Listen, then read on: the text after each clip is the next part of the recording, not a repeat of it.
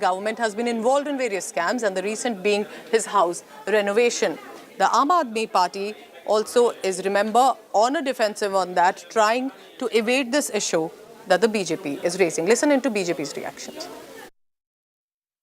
केजरीवाल ने लूट की खुली छूट जहां अपने विधायक और मंत्रियों को दी है, वहीं पर केजरीवाल ने अपना कोविड के समय जहां लोगों को एक बेड नहीं मिलता था अस्पताल में, वहां अपना 45 करोड़ रुपए का शीश महल बनाया है, जहां करोड़ों रुपए के पर्दे, 10-10 लाख रुपए का टेलीविजन।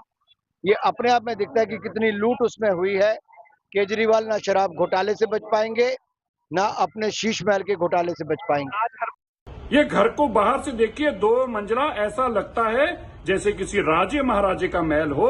अब तो ये फोटोग्राफ भी, अरविंद केजरीवाल जी, अब तो आपके घर की फोटो भी हैं। क्या अब भी आप ये झूठ बोलेंगे कि आप छोटे मकान में रहते हैं, 2 कमरे के झुग्गी में रहते हैं? कम से कम अब अरविंद केजरीवाल जी को ये सारी फोटो बाहर आने के बाद अखलाकी तौर पर, मॉरली उनके पास राइट नहीं है मुख्यमंत्री कुर्सी रहने पर। झूठा मुख्यमंत्री, झूठे एफिडेविट वाला मुख्यमंत्री, बेईमान मुख्यमंत्री, लोगों को ठगने वाला मुख्यमंत्री। अरविंद केजरीवाल जी, आपने एफिडेविट दिया था, आप तुरंत अपनी कुर्सी से इस्तीफा दीजिए और उस एफिडेविट पे आप कायम रहिए जो आपने दिया था।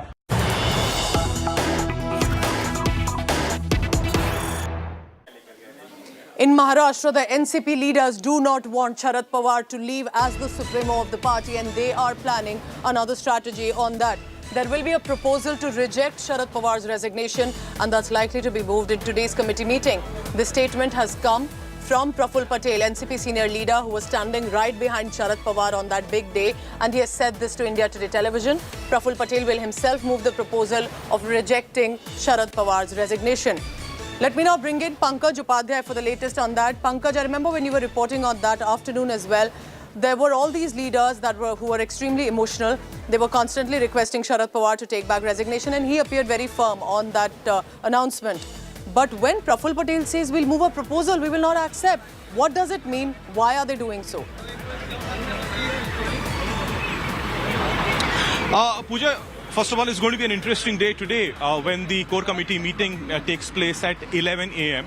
and the likes of Supriya Sule, Ajit Pawar, Chhagan Bhujbal, Praful Patel, Jayant Patil, PC Chako, and all these people who are a part of the core committee are going to meet today. Praful Patel, who was very emotional on that very day as well, has maintained that today at 11 a.m. at the core committee meets, and the proposal is going to be moved to reject the resignation of Sharad Pawar. But it really remains to be seen when that proposal is moved, how Sharad Pawar is going to react because, his camp has already cited his ill health, his health concerns, and at the same time also remember what is the position of Ajit Pawar, who, by the way, commands a handsome support of the MLAs within the NCP. So it's going to be a very interesting day. While Ajit Pawar clearly, as it was seen from day one, wishes that there should be a change of guard now, and so that they can go ahead and plan for their next move. And as Sharad Pawar himself has said, the time has now come that the new generation needs to take over and also go ahead with the decision that it intends to take.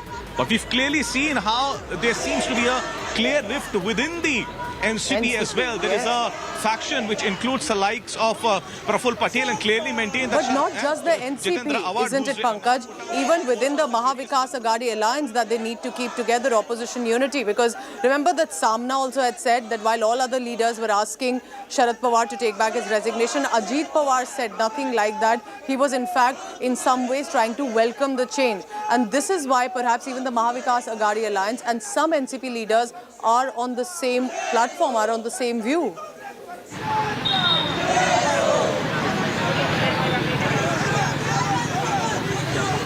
Pankaj, if you can hear me, go ahead. So this clearly appears that this is as much about the NCP as much about the Mahavikas Aghadi.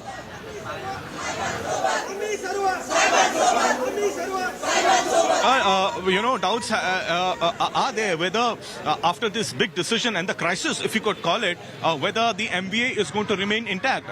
The former Chief Minister of Maharashtra, Uddhav Thackeray, yesterday asserted that irrespective of what decision is taken by the NCP, there's going to be no change as far as the unity and integrity of the MBA is concerned. But let's not forget, in the last week of April itself, Sharad Pawar had said, that he cannot say whether the MBA MVA is going to fight together in the Assembly or the Lok Sabha polls. A lot needs to be decided. Mere desire is not enough. However, later he had clarified, that his statement was misinterpreted. But in his autobiography itself, he has raised question marks on the credibility of Uddhav Thackeray as a leader. He's raised question marks on the Congress party as well. Especially, he hinted in a very hard stance. He said that the Congress party, remembers its national level party status only when it is dealing with smaller parties, and when it comes to the question of giving importance to other parties, the Congress party does not behave in a fashion that it should be. So, with all these remarks coming into place and the tussle that we are seeing nearly on a daily basis between Sanjay Raut, Nana Patole, that is between the Uddhav Sena and the Congress party, it really remains to be seen whether this alliance, after all, is going to work out for many Pankaj, weeks are we looking at a election within the NCP, or do you think these are going to be the two names, possibly Ajit Pawar, Supriya Sule, who will be at the helm of affairs? Probably that is one of the reasons that other netas are still speculating about whose supervision under who they will have to work. Pooja, I think there are two things which I can share right now. Sure. One, with whatever the dramatic scenes that we've seen over the days in Mumbai, one, Sharad Pawar has clearly asserted his authority in the party and has clearly signaled who's the real boss. But the fact remains, on the other hand, Ajit Pawar also claims the support of majority of the MLAs within the NCP, and they are firmly standing behind Ajit Pawar, and they want him to be the president of the party. Yes, there are likes of Chhagan Bhujbal who say that since Supriya Sule is mostly concentrated in Delhi, she should be heading the affairs of the party and that she should be given the post. But there are many within the NCP here, the supporters of Ajit Pawar, who clearly say that Ajit Pawar will be a better administrator. We also have the names of Praful Patel and Jayant Patil, who've been loyalists of Sharad Pawar, that are doing the rounds. Their names are also floating. So right now, it's very difficult to say as to what sort of deliberations are going on within the NCP. But yes, as you rightly pointed out, many people say that perhaps Supriya Sule could be given the national charge, and Ajit Pawar could be given the charge of the state, since he is more interested in the state politics. But you never know. This Sharad proposal, Pawar, over the past couple of days, with the kind of support he is getting, Pankaj, so my another question would be this dramatic developments that we are looking at, this proposal by Praful Patel to say that we will reject Sharad Pawar's resignation. Is it different from the committee meeting that is happening, where about these 18 leaders have come forth together to deliberate on the next course? So after Sharad Pawar made the grand announcement that he's resigning as the president of the party, we saw the drama that unfolded. And then he had said that a core committee has been formed, which has all the senior leaders of the NCP in it. That core committee is going to sit and deliberate and decide as to what the final decision is really going to be. Importantly, yesterday when Sharad Pawar met his workers outside the YB Chauhan Center, he said that he needs to be given a day or two. The core committee is going to meet and a final call then is going to be taken. So right now it's Pooja. Right, very now interesting. It's very difficult. It's not clear as of now. Really and importantly, will the cadre and the leaders be able to convince Sharad Pawar to rethink on his decision? Thank you so much, Pankaj Upadhyay, for this elaborate explanation on what's going on in Maharashtra. Remember, Sharad Pawar is one of the senior most strongest leaders of the opposition parties. He's been now pushed to say that he will at least rethink on his decision. Will he? Is he just trying to pacify the protesters, or he may actually stay as the supremo of the NCP? It's not just about the NCP, it's about the Mahavikas Aghadi alliance surviving as well. Take a look at this report about how Maharashtra politics is witnessing this mega Maha churning.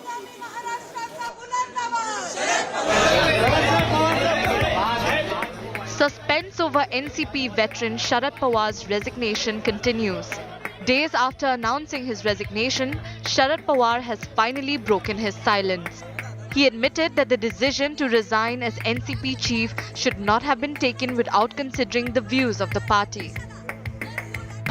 जे काही सगळ्यांची भावना आहे ती नजरेसमोर ठेवून बाहेरून आलेल्या सहकार्याला विश्वासात घेऊन अंतिम निर्णय हा येत्या 1 ते 2 दिवसामध्ये करण्याची भूमिका घेऊ पण ती घेत असताना कार्यकर्त्याच्या मनाची जी भावना आहे ती दुर्लक्षित केली जाणार नाही.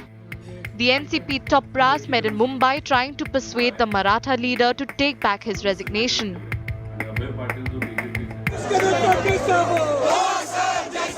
Meanwhile, NCP workers held a protest in Mumbai to put pressure on the party founder. Pawar's decision has also led to a flux within the NCP. Many have quit party posts, including Jitendra Awad. मध्ये अस्वस्थता आहे की पवार साहेबांनी करायला नको. तर लोकशाहीचे संकेत बहुसंख्याक जेव्हा एखादी गोष्ट सांगतो नेत्याच्या ती मनाच्या विरोधात असली तरी नेत्यांनी दोन पावलं मागे गेलं पाहिजे असं साहेबांचं मत आहे. Pawar's resignation also spells trouble for the Maharashtra Vikas Aghadi. Shiv Sena UBT chief Uddhav Thackeray has called Pawar's resignation the NCP's internal affair.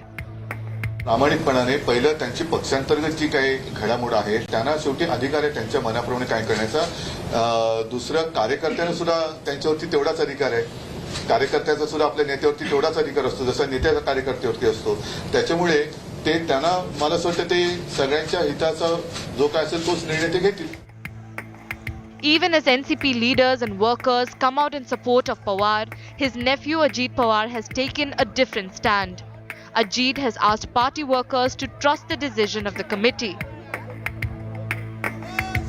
NCP sources tell India Today the final decision on Pawar's resignation will come on Friday. If Pawar insists on quitting, sources say his daughter Supriya Sule could lead the party at the national level and nephew Ajit Pawar at the state level. Bureau Report, India Today. Well, that's all for the domestic politics. But after a very short break, I'll take you to Goa, where the SCO meeting is on. And that's about foreign and international level of politics that's playing out. Because remember, there is India, that is the host of this SCO meeting. And Pakistan's Foreign Minister Bilawal Bhutto Zardari is here. There were pleasantries exchanged, but there will be no bilateral. We get you the latest on that after a very short break.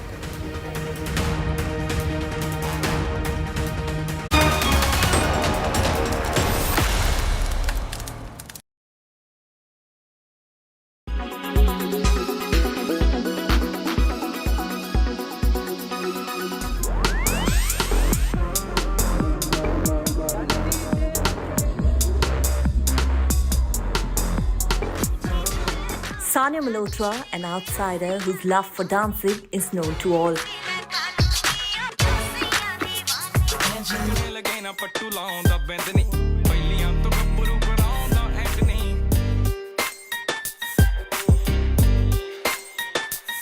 Someone who dreamt of becoming an actor and has achieved it.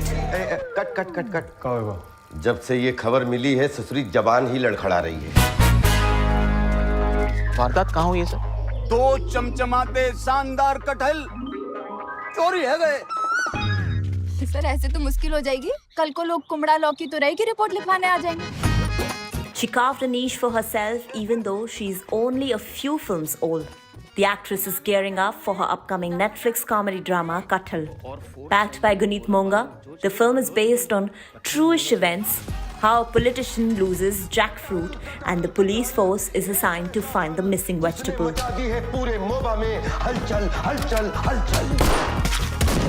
Sania plays the cop for the very first time in this Yashovardhan Mishra directorial. The Delhi University girl, however, entered the world of showbiz with a blockbuster hit alongside Aamir Khan in Dangal. क्यों मारा? मैंने ना मारा था. जितना बबीता ने मारा है.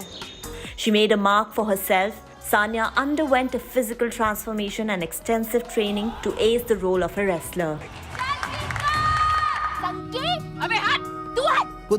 Post Dangal, she starred in Pataka alongside Radhika Madan. The two actresses essayed the role of sisters who cannot stand each other but are a total mess when separated. Pataka also starred Sunil Grover. Mummy pregnant है मेरी. Mummy मतलब तेरी mummy? ये तो क्या तेरी mummy? She's what? She then went on to be a part of one of the most progressive movies of this generation, Badhai Ho, alongside Ayushmann Khurrana. Mummy pregnant होती ना फिर देखता हूँ मैं। मेरी मम्मी प्रेग्नेंट होती तो और भी बड़ी प्रॉब्लम होती यार। देखा? पापा नहीं है ना मेरे।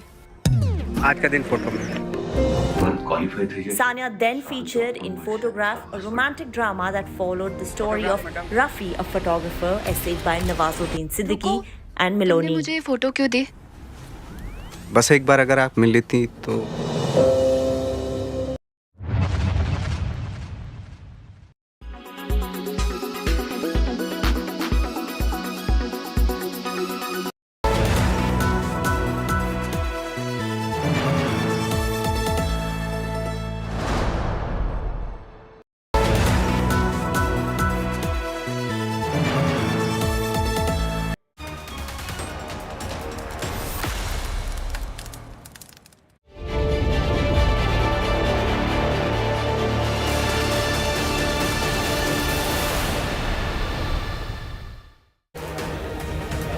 Today is a big day with regard to the Shanghai Cooperation Organization meeting. The summit is in July, but this is setting the stage for it. India is the host of the SCO meeting today. We are talking about at least 8 foreign ministers currently in Goa at the Taj Exotica, where this meeting has started. Today is the main itinerary.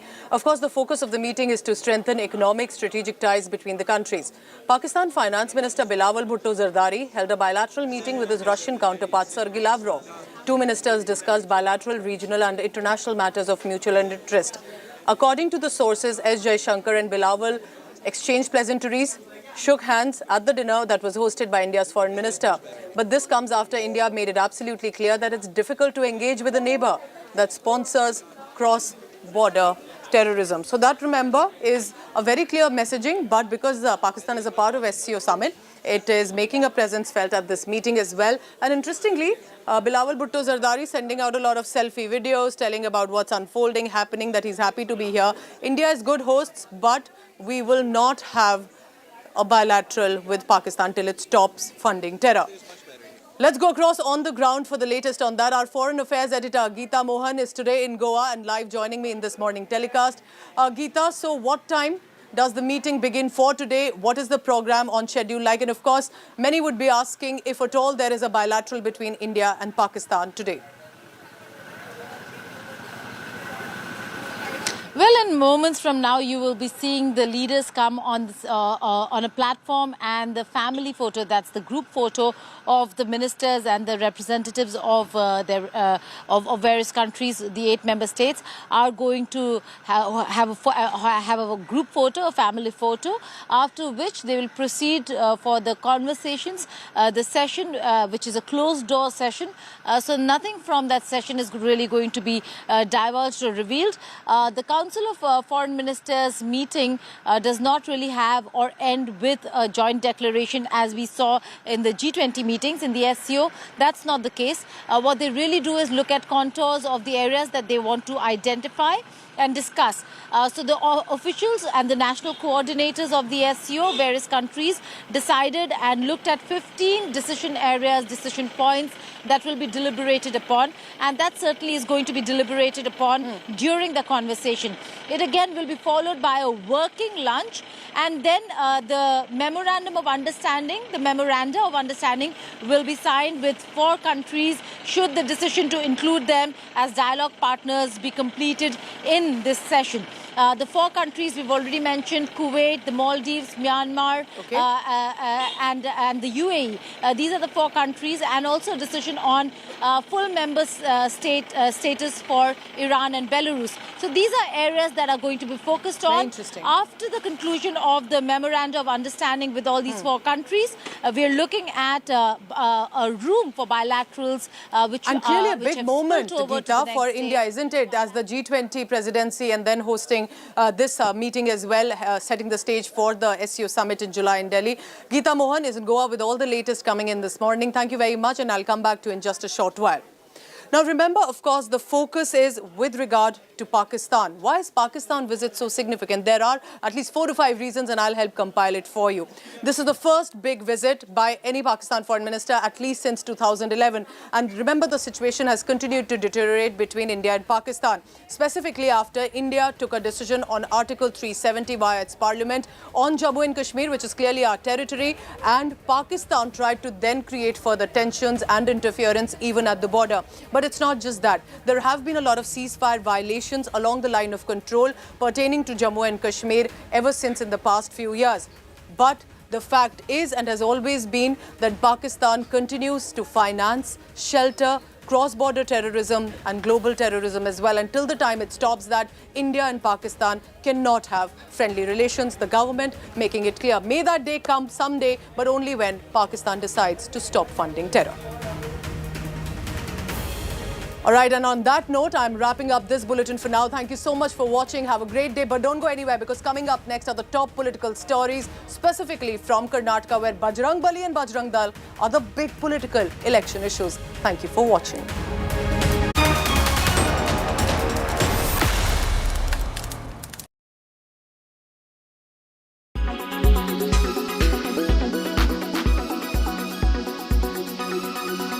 We recently saw the skills of ChatGPT extend to creative skills as well.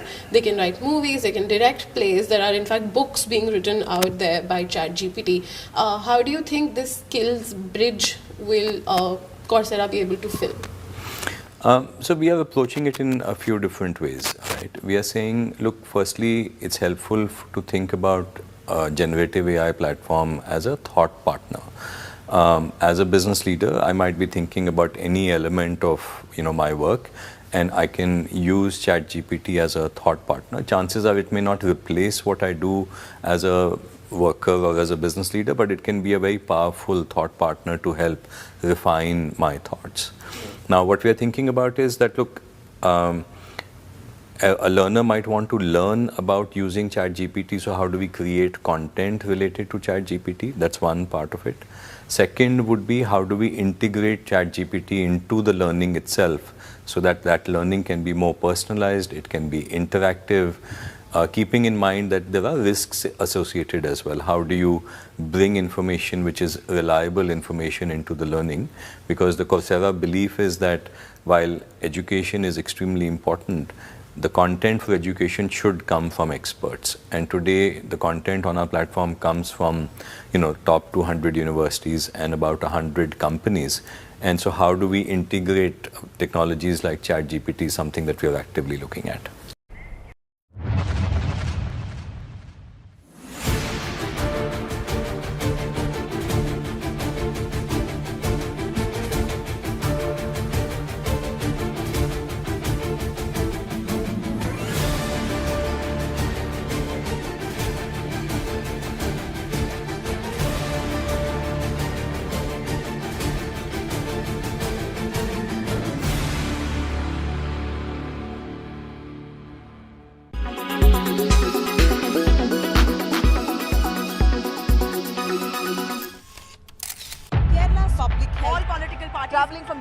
Armed with facts, she takes the news by its horns. Do you think the future of these students are not hampered? Fierce, bold and direct, setting the tone for the biggest stories from every corner and every angle. Expect nothing but the unfiltered truth. News first, niceties later. Watch me, Nabila Jamal, on India Today. Make your media plan smarter with India Today Live TV on your connected devices. Amplify your brand with 100 million smart internet viewers. To advertise, mail us at sales@aajtak.com.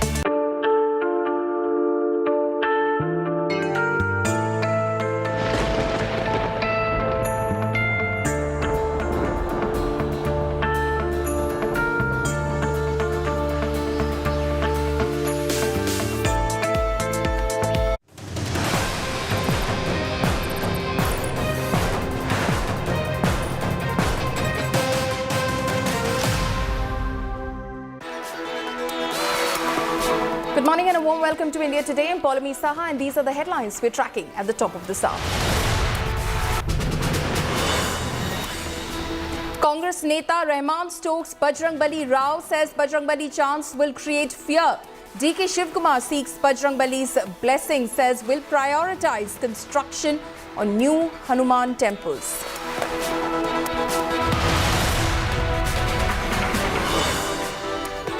Delhi CM House face-off gets bigger. BJP tweets sprawling Chief Minister House images, brands Kejriwal as Beiman CM. Plans protests outside Kejriwal home today.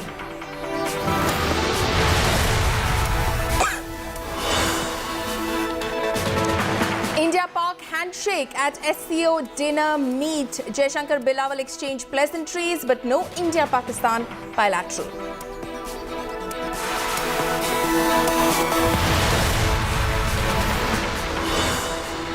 Suspense over Sharad Pawar's next move. NCP panel meet to discuss Pawar's resignation. Proposal to reject Pawar's resignation in meet.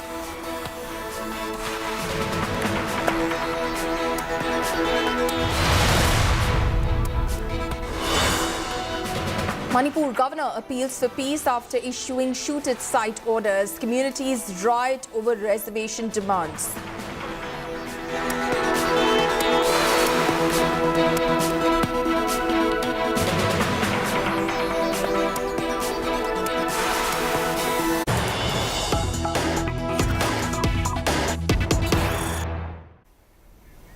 Okay, we're cutting across live to Goa right now, where the Shanghai Cooperation Organization is meeting today. As you can see, External Affairs Minister S. Jaishankar is in fact standing by at the meeting venue. He is to be shortly joined by his counterparts from the SCO countries. This is of course extremely important in terms of India's position in the global order, because this is the year when India is of course president of the SCO, has assumed presidency of the G20 as well. Remember, yesterday External Affairs Minister S. Jaishankar held bilateral meetings with his Russian counterpart Sergei Lavrov, as well as his Chinese counterpart as well.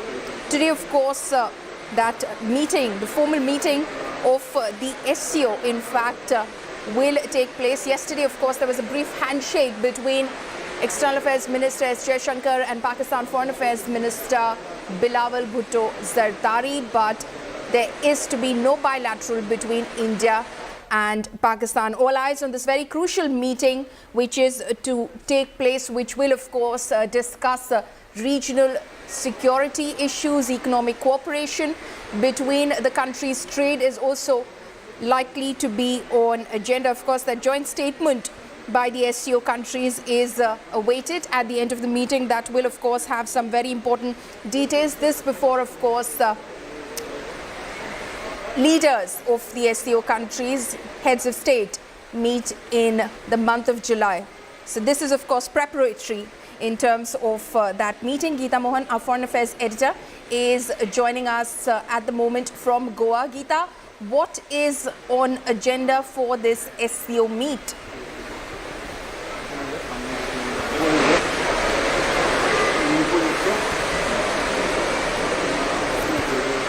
There are 15 decision areas, decision points that will be deliberated upon after the family photo, and when the session begins. It's a closed-door meeting, and one of the important key areas is about membership and inclusion of dialogue partners. 4 dialogue partners, Kuwait, Myanmar, UAE, and the Maldives, will see inclusion in the SCO as dialogue partners, and memoranda of understanding with these countries would be signed should the deliberations go according to plan. The other conversation would be about Belarus and Iran being included as permanent members, and that decision will be finalized when the summit-level meeting takes place in July. There are many other areas, Paulami, that will be touched upon, particularly to do with connectivity and trade within the SCO region amongst these countries. the currency exchange, wherein mutual trade in local currency is something that is being discussed. It is not finalized. There is a lot of work that needs to be done, but one that certainly will circumvent the sanctions that Russia has been put under by the West. So these are areas that will be discussed amongst the nations, amongst the states.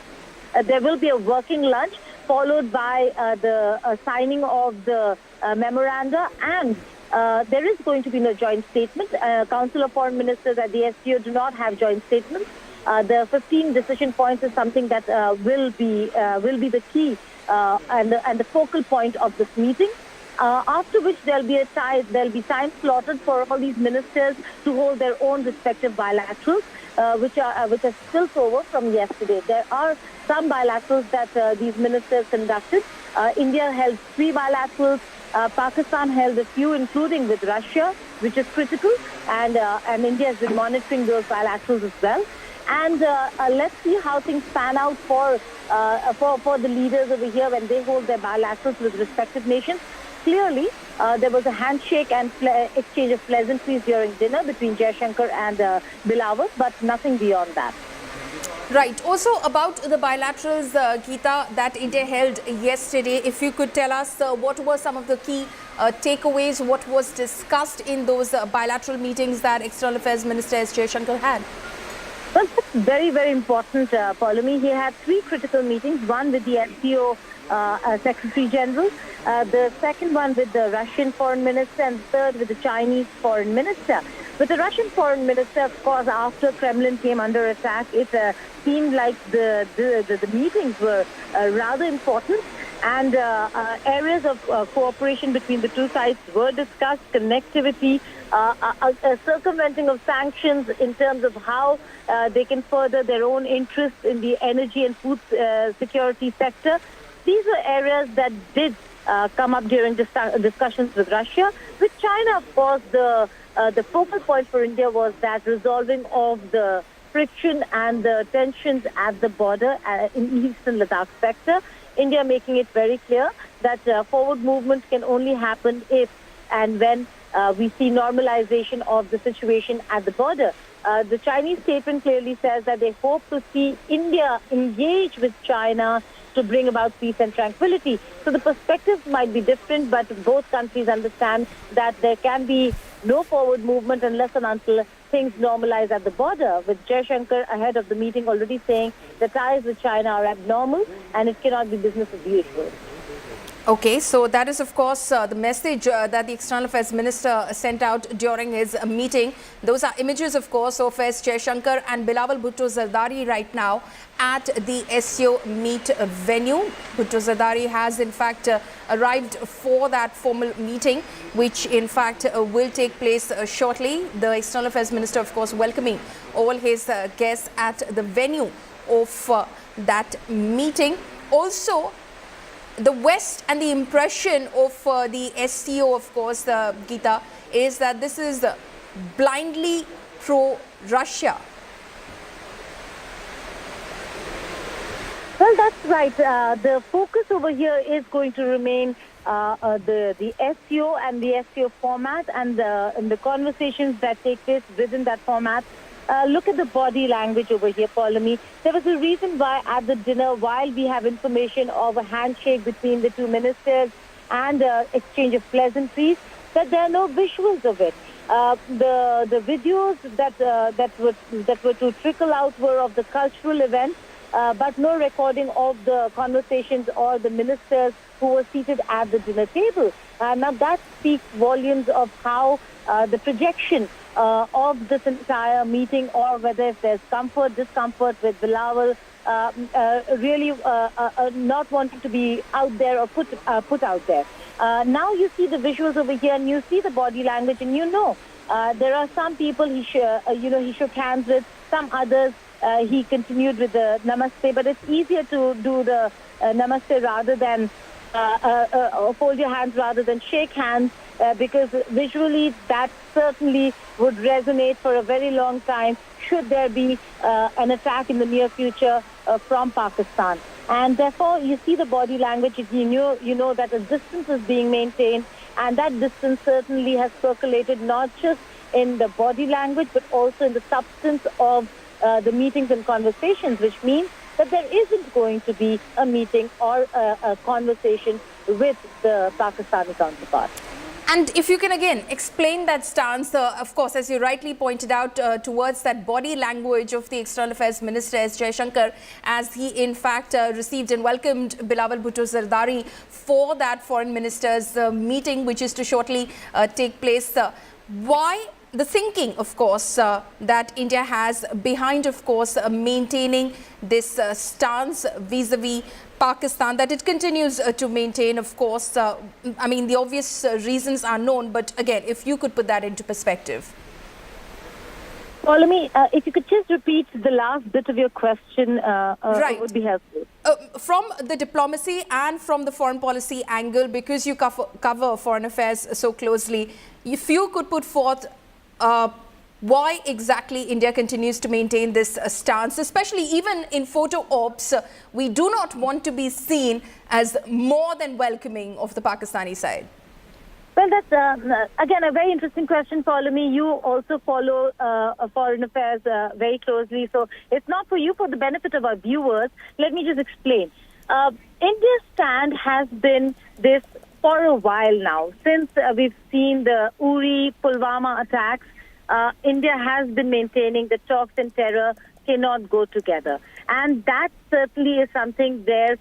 We've not seen forward movement, be it prosecution and conviction of terrorists. Now we know that the foreign ministers, whether it is Bilawal or Hina Rabbani Khar, keep talking about and harping about Hafiz Saeed being in jail and having been convicted. But please go through the conviction and see what is he convicted for. He's been convicted for, in terror parlance, it would be petty crime. It is just for a minor terror financing case and not for the Mumbai terror attacks.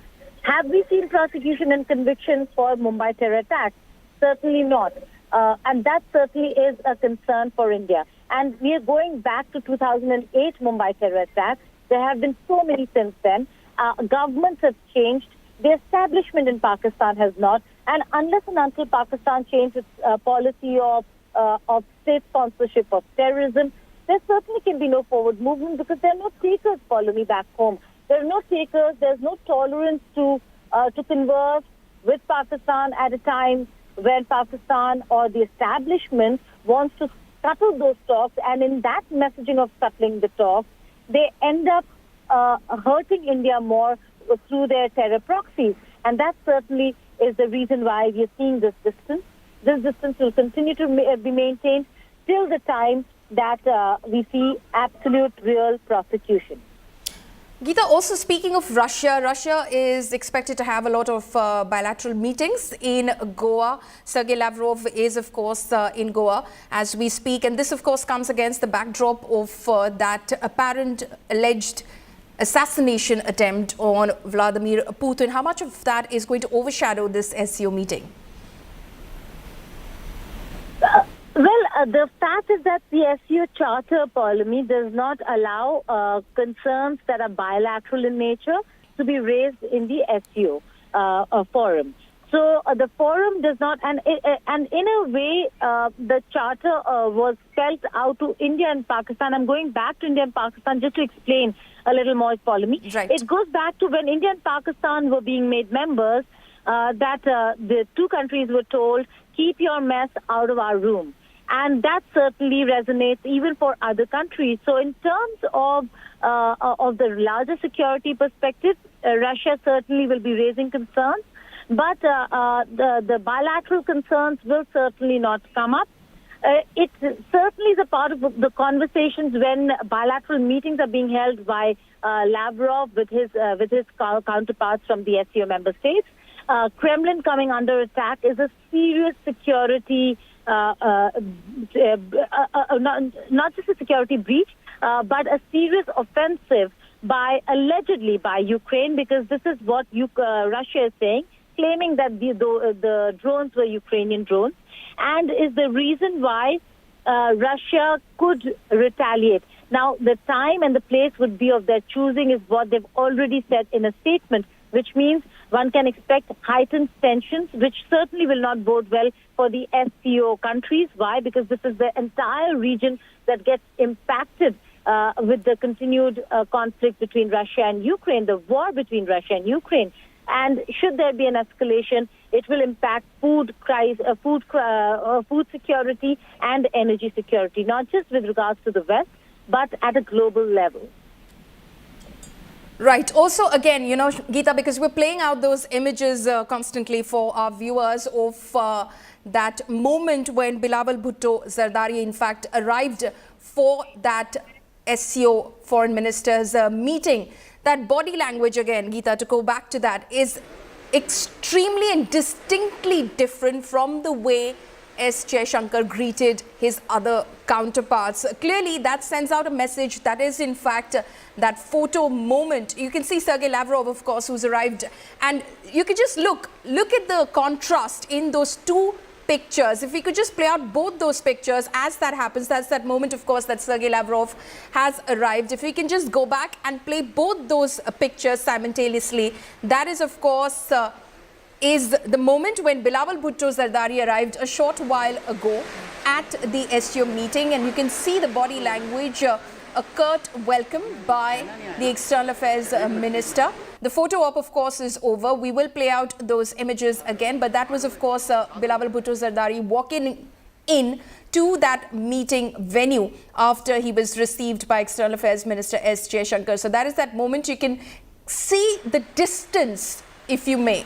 Not the physical distance, but you can see the distance of the hearts and minds between the two sides as the External Affairs Minister performs his duty as a host and welcomes Bilawal Bhutto Zardari. And as Geeta was pointing out, there are no pictures of that handshake that took place at the dinner yesterday that the External Affairs Minister hosted for all the 8 countries who are, of course, part of the Shanghai Cooperation Organization. And just a short while ago, when the Russian Foreign Minister Geeta arrived, Sergei Lavrov, it was so much more warmer. There were smiles involved, and the External Affairs Minister looked much more at ease welcoming Sergei Lavrov as opposed to Bilawal Bhutto Zardari. Well, absolutely. And unexpected lines, Polemy, the camaraderie, the friendship, the relations that not just India and Russia share, but particularly Jaishankar and Lavrov. They've had several meetings, they've met on several occasions, and now with India standing by Russia at a critical juncture, you can see the warmth and the body language exudes certainly the kind of ties India and Russia have, and also can see the way forward when it comes to these two countries. But when it comes to Pakistan, like we were just discussing, it is a very, very tough relationship. In fact, there is no relationship at this point in time. It's reached the lowest, it's reached its nadir. So we are looking at whether there can be any indication of forward movement. There are 3 very important meetings in the SCO: Council of Foreign Ministers, heads of state, heads of government. So a lot of questions were being asked whether if it was really needed for Bilawal Bhutto to attend the SCO in person, while Khwaja Asif, the Chief Justice of Pakistan, and the other ministers in various other formats attended the SCO meetings virtually. The fact is that this foreign ministers meeting decides the 15 or the areas that will be discussed and paves the way for the summit level meeting. Does it pave the way for a prime ministerial visit from Pakistan is the big question. With the kind of atmosphere we see between India and Pakistan, it looks very difficult for any sort of engagement. But for Pakistan, attending the SCO is bigger than whether if it is happening in India or outside of India. And that's the reason why Bilawal is in Goa and is attending the SCO, where critical decisions are going to take place. Also, the bilateral meetings on the sidelines are critical. Although the Chinese foreign minister will be traveling to Islamabad around the same time that Bilawal leaves for Islamabad for a trilateral in Islamabad with Afghanistan, it's the Russian bilateral that was critical, and that took place in Goa. So these multilaterals are places where countries can hold their bilateral meetings as well, and Pakistan did not want to miss that. When it comes to India-Pakistan, I do not think the focus or focal point for Pakistan or for India is the other country. Right. Also, Bilawal definitely over there trying to send out a message, especially earlier as well, Geeta, as you've been reporting, there was speculation whether Bilawal Bhutto Zardari or his deputy Hina Rabbani car would in fact reach Goa. Those images, of course, earlier, just see those images of Sergei Lavrov and how he was received by S. Jaishankar, all smiles, chatting, there's some banter going on, and then of course Sergei Lavrov moves into the meeting venue. But look at those images of Bilawal Bhutto when he was received by the External Affairs Minister, much more cold. And you can see the warmth on the right-hand side of your screens. On the left-hand side of your screens, you can see those images of Bilawal Bhutto. On the right-hand side, you can see those images of Sergei Lavrov and how he was received by the External Affairs Minister. A drastic difference over there. Geeta, just to go back to the question that I was asking you, Bilawal Bhutto also is trying to position this meeting and himself vis-a-vis the meeting in a certain way. The video messages that he's been recording before leaving for Goa, after landing in Goa, saying that, this is because of my commitment to the charter of the SCO, and I look forward to constructive discussions with my counterparts from quote-unquote friendly countries as well. So Pakistan trying to send out a message over there, but it only takes External Affairs Minister Jaishankar and his body language to make it very clear where India stands. Well, absolutely. You can see the body language. You can make out the difference, the stark difference between not just the Lavrov. Look at Jaishankar's response to all the other member states, whether it is Kazakhstan, Tajikistan. You're looking at all these foreign ministers and the warmth and cordiality with which he's received them. A brief conversation as well with Sergei Lavrov, but with Bhutto. Although you see Bhutto with a smile and trying to be warm, but Jaishankar knows the optics. These optics are going to be very difficult to explain. Should he have done anything more than what he did, and should there be an incident, then these visuals will play out, and it certainly would not look good. So India also explaining that as member of the SCO is the only reason why Pakistan was invited and is here in India. There's no other reason why India really needs to engage Pakistan. Also remember, we are around mid of 2023. The entire country will be on election mode in India. And should there be an incident where there already have been not so long ago in Kashmir, the optics of engaging Pakistan, who has been held responsible for that attack as well, is certainly not going to go down well. There is no tolerance anymore in India amongst the public to see these visuals when you have corresponding visuals of attacks from across the border. Right, Geeta, as you rightly pointed out, it's not just Sergei Lavrov and how he was received. All the foreign ministers of the other member states, aside from Pakistan, just look at those images of how S. Jaishankar, External Affairs Minister, receives each one of them and contrast that with the image of S. Jaishankar receiving and welcoming Bilawal Bhutto Zardari for that SCO meet. It's dramatically different.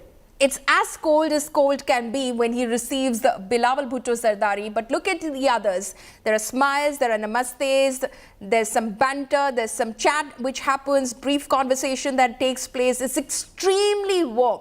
So if you look at the left-hand side of your screens, the two images over there, it's extremely warm. There's warmth exuding from those images. But if you look at the right-hand side of your screen right now, the extreme right, no handshakes, no smiles, barely half a smile over there, a curt namaste, and then of course, showing him the way towards the meeting venue.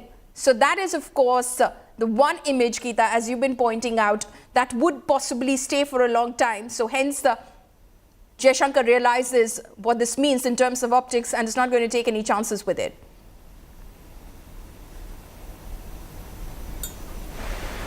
Geeta? Follow me, I couldn't hear your question at all.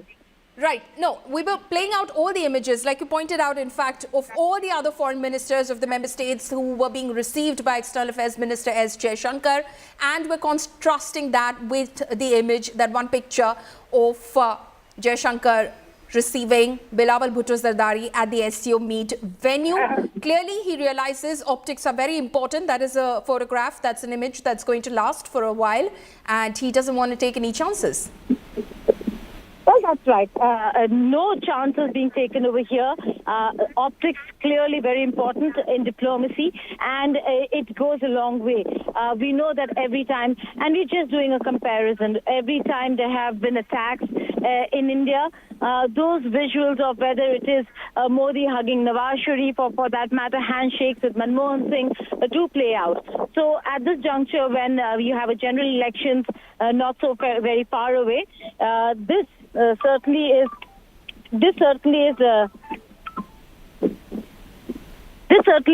a very important meeting, and Jaishankar trying to be very careful with what needs to be done, what needs to be said.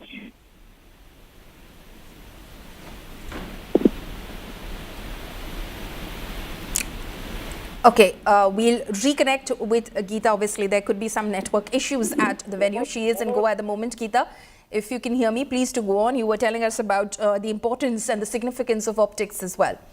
Well, right. The importance of the optics in diplomacy, in dealing with countries is rather important. And Paulami, you can see that with the visuals over here, Secretary General of the SCO, Secretary General Ming, being received by Jaishankar, a very, very warm welcome. You see the Central Asian countries' foreign ministers being received by Jaishankar, again, very warm and cordial indeed. And then you see the External Affairs Minister receiving Bilawal Bhutto Zardari, smiling, but he, at a distance. Bilawal Bhutto being himself, not just smile, but also the warm, greetings that he gave. But at the end of the day, both the countries know that there can be no conversation. And also remember, Bilawal Bhutto is also growing to be a politician in the manner in which the statements that he's been making in the recent past, Paulami, clearly shows that there is a political agenda to drive home as well. And that political agenda is being driven with the kind of statements that he's made in New York, some very harsh statements with regards to some very harsh statements with regards to the kind of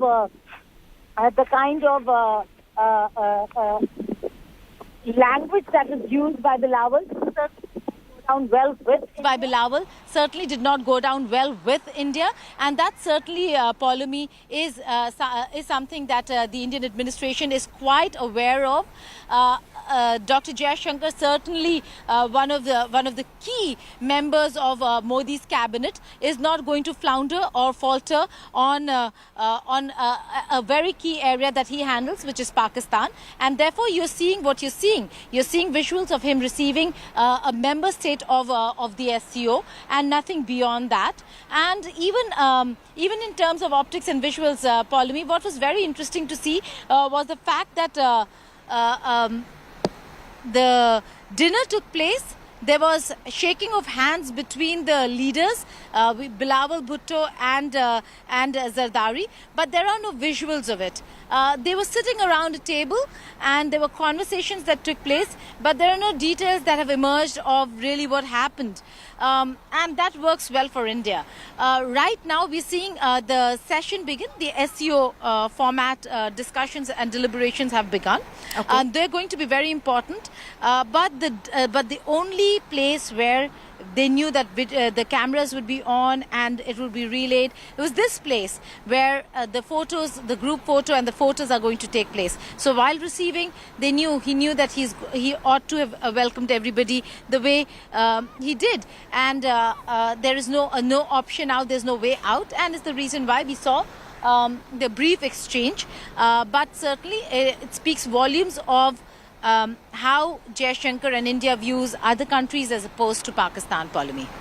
Right. Geeta Mohan, of course, they are giving us some perspective as to the stance that India has maintained vis-a-vis Pakistan. No bilateral meeting with Pakistan, while India has had a bilateral meeting with China, with Russia only yesterday. And you can see those images, those photos on your screens right now, viewers, speak for themselves. You do not need words sometimes when a photo itself will convey 1,000 words. You can see how External Affairs Minister greets his other counterparts from member states of the SCO. And then you can see that image of that very cold namaste to Bilawal Bhutto Zardari, the Pakistani foreign minister, as he arrives at the SCO meet venue. We're slipping into a very short break. Stay tuned. News and updates will continue on the other side.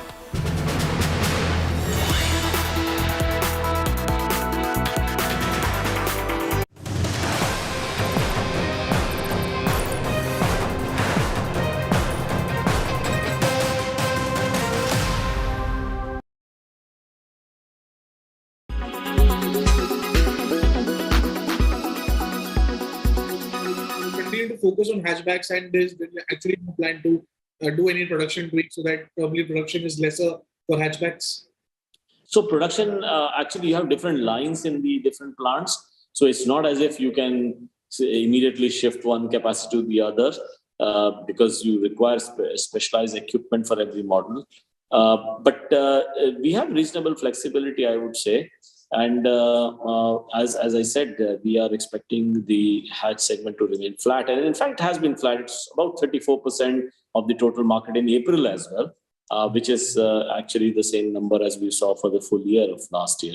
However, SUVs have gone up in this month, about 47% share of the total pie of the passenger vehicle industry against about 43.5 for the whole year 22-23.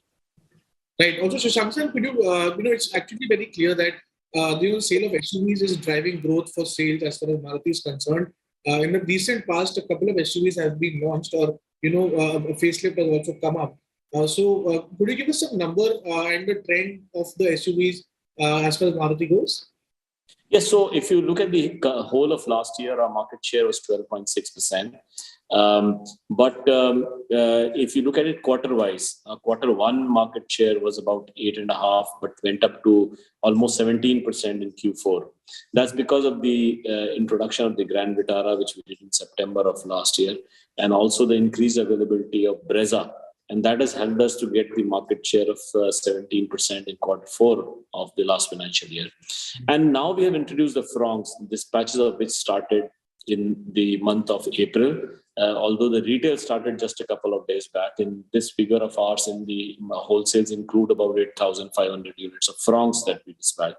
And now our targeted market share for the SUVs is about 25%. From 12.5%, we are targeting to double it to 25.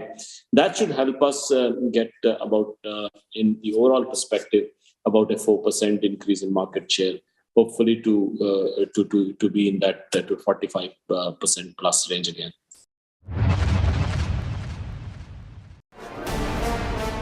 Ponniyin Selvan Part 1 ended on a cliffhanger, charting Arul Morivarman's journey to become the Chola Empire's greatest ruler.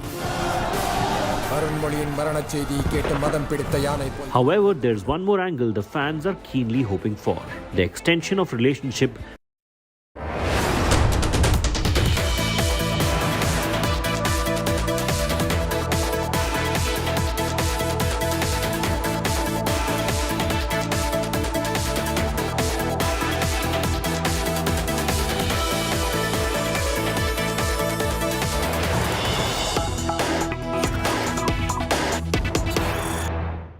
pandemic and geopolitical upheavals.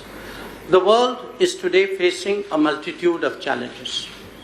These events have disrupted global supply chains, leading to serious impact on the supply of energy, food, and fertilizers, and cascading effects on developing nations. These crises have also exposed a credibility and trust deficit in the ability of global institutions to manage challenges in a timely and efficient manner. These challenges, however, are also an opportunity for member states of the SCO to collaborate and address them collectively. With more than 40% of the world's population within the SCO, our collective decisions will surely have a global impact. Excellencies, while the world was engaged in facing COVID and its consequences, the menace of terrorism continues unabated. Taking our eyes off this menace would be detrimental to our security interests.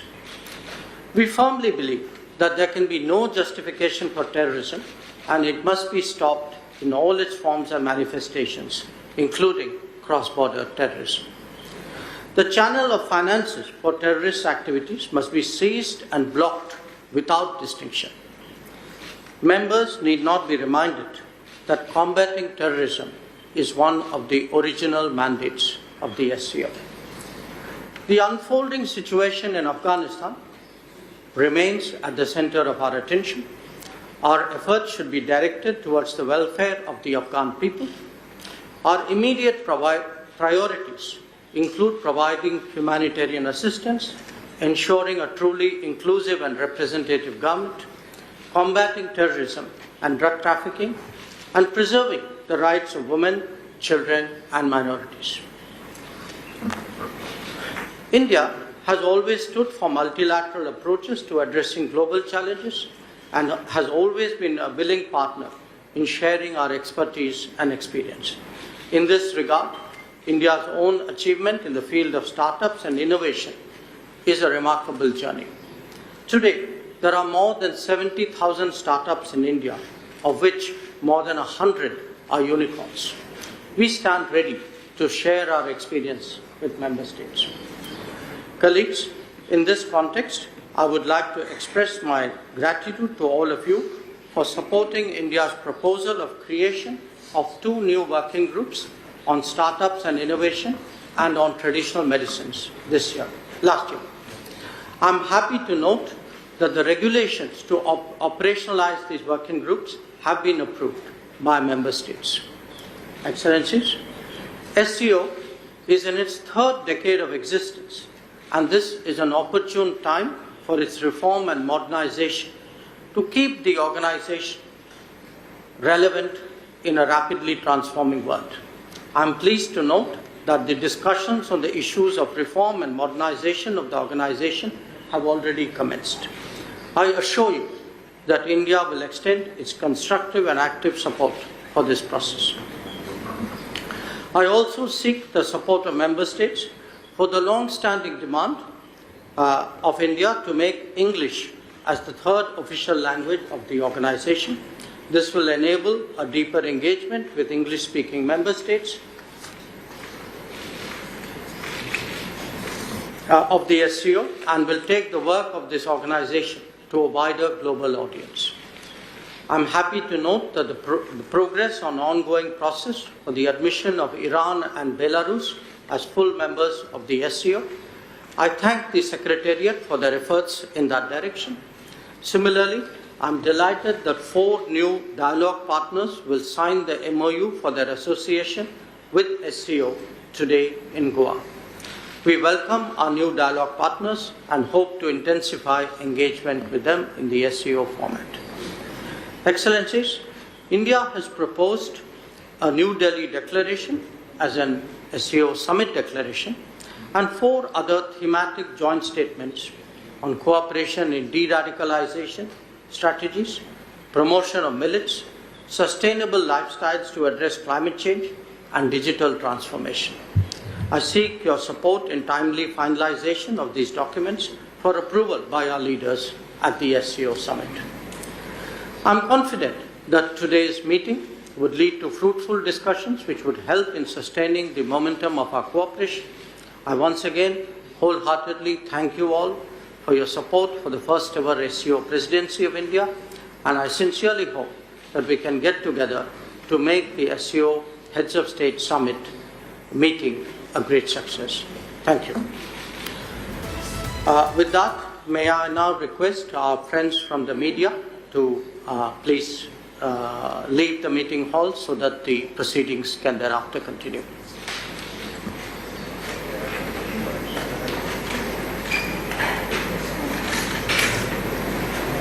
Those were the opening remarks that External Affairs Minister S. Jaishankar just made. He has spoken tough on terror. He's minced no words. He said that there is no justification for terror and there is no place for terrorism. So making it absolutely clear, while Pakistan, of course, sits in the very same room. Listen in again to what the External Affairs Minister said. While the world was engaged in facing COVID and its consequences, the menace of terrorism continues unabated. Taking our eyes off this menace would be detrimental to our security interests. We firmly believe that there can be no justification for terrorism and it must be stopped in all its forms and manifestations, including cross-border terrorism. The channel of finances for terrorist activities must be seized and blocked without distinction. Members need not be reminded that combating terrorism is one of the original mandates of the SCO. Geeta Mohan, our Foreign Affairs editor, is joining us live from Goa. Geeta, you heard what the External Affairs Minister said over there, not mincing words at all on the subject of terrorism, seizing of terror funds as well that he spoke about, and of course reminding the members that that was one of the original agendas of the SCO. This while Pakistan Foreign Minister Bilawal Bhutto Zardari was in the same room, Geeta. Well, that's right. The fact that he's not named Pakistan but spoke about cross-border terrorism clearly shows the agenda for India is clear. That SCO has a huge format, a very important format, and that is the SCO RATS, which is the regional architecture for to fight terrorism. And that structure certainly is very important. And under that structure, terrorism is discussed. Cross-border terrorism is an area that India has been raising over and over again. But because bilateral issues cannot be raised, there was no naming of any country, but India raised the issue and concerns regarding terrorism. So much so, Polemy, that the External Affairs Minister went on and said that while the world was fighting COVID, terrorism continued, the menace of terrorism continued unabated, and which included cross-border terrorism. And the moment he says cross-border terrorism, it means Pakistan. Without naming Pakistan, the Indian administration just slammed Bilawal Bhutto Zardari and his country in Goa on Indian soil at the SCO forum. Geeta, stay on with us. Let's listen in to what the External Affairs Minister just said. A very, very strong message that he sent out on terrorism without naming Pakistan, but for anyone present in that room, it was very clear who it was directed at. Listen in. While the world was engaged in facing COVID and its consequences, the menace of terrorism continues unabated. Taking our eyes off this menace would be detrimental to our security interests. We firmly believe that there can be no justification for terrorism and it must be stopped in all its forms and manifestations, including cross-border terrorism. The channel of finances for terrorist activities must be seized and blocked without distinction. Members need not be reminded that combating terrorism is one of the original mandates of the SCO. This is, of course, what the External Affairs Minister just said, that the members of the SCO should not forget that combating terrorism was one of the original mandates of the SCO. Geeta Mohan, our Foreign Affairs editor, is still live with us. Geeta, again, to put things into perspective, how do you see this statement that the External Affairs Minister has just made? Just a short while ago, there was that photo op. We saw that very cold shoulder that, in fact, we saw the External Affairs Minister give Bilawal Bhutto Zardari. Sushant Sareen is joining us over the phone line. Geeta, just hold on. Mr. Sareen, the message is very clear. First, the body language, the physical distance, the cold shoulder, the half namaste smile that was in fact given by the External Affairs Minister S. Jaishankar as he received Bilawal Bhutto Zardari at the meet venue. And then, of course, that very strong message in his opening remarks saying, let me remind the members of the SCO that one of the original mandates of this forum was to combat terrorism. Unfortunately, when the world was battling COVID-19, the menace of terrorism continued. Yeah, that's so. I think what Dr. Jaishankar said in his speech is exactly what should have been highlighted, because the primary purpose of SCO came into existence after the 9/11 attack. The primary focus was security. And then, of course, SCO has expanded into a whole lot of other fields. But I think what India is trying to do is bring the focus back on the original platform on which SCO was formed, which was to combat terrorism, which was to enhance security in the region. And if Dr. Jaishankar is pointing all these things out, then I think he's sticking to the charter of the SCO, and he is exhorting all the SCO member states to refocus on the primary purpose for of this organization. Everything else will follow, but you cannot dilute the issue of security, of terrorism, and of course the new challenges which are emerging in this particular field. Of course, it is also a clear signal to at least two of the member states when you're talking about security, whether it's terrorism, it's Pakistan, whether it's conventional security issues, border issues and stuff like that, it's China. So I think in his own very nuanced way, Dr. Jaishankar has delivered the message that should have been delivered. And of course, the welcome, which was pretty frosty, at least to Bilawal Bhutto. Although I think again, Dr. Jaishankar was very correct. He wasn't shaking hands with any of the dignitaries. It was a namaste for everybody. But then it was much more warmer, sir. It was much more warmer. There was some chat. There was a little banter that went on with the other foreign ministers of the member states, but not with Bilawal Bhutto Zardari. Exactly. That's exactly what I'm saying. So what I'm saying is that, look, it wasn't that he singled out Bilawal Bhutto by not shaking his hand. It was the same thing with everybody. But from the body language, you could see, the distance, the frostiness, the very perfunctory welcome which was given. There was none of the warmth, but he was absolutely correct, in his dealing. So I think, given the kind of experience that Dr. Jaishankar has in diplomacy, I think he displayed his experience to the hilt with the way he welcomed all the people, and it was very clear where there is frostiness, where there is coldness, and where there is an element of warmth. So if you look at how he dealt with the Chinese foreign minister, you could again see a kind of a slight amount of distance, a lack of warmth. But when it was the Russian, it was a completely different ball game. So I think those messages are pretty clear for anybody who wants to see them. But again, nobody can really point anything out as being amiss, simply because it was the same treatment in some ways, technically, to everybody. So I think he played his cards extremely well. Okay. Mr. Sareen, thank you so much for speaking to India Today. Gaurav Sawant is also joining us over the phone line right now. So that is what Sushant Sareen says, that Dr. Jaishankar played his cards very well. The message is loud and clear, and is probably ringing in that venue meeting, where the meeting is in fact taking place right now, Gaurav, because the message has been delivered. The message is not just in India's interest, but it's in regional interest. Pakistan's cross-border terrorism poses a challenge to this entire region. India, of course, is the biggest victim of Pakistan's state-sponsored radical Islamist terror, but Afghanistan has complained of Pakistan terror.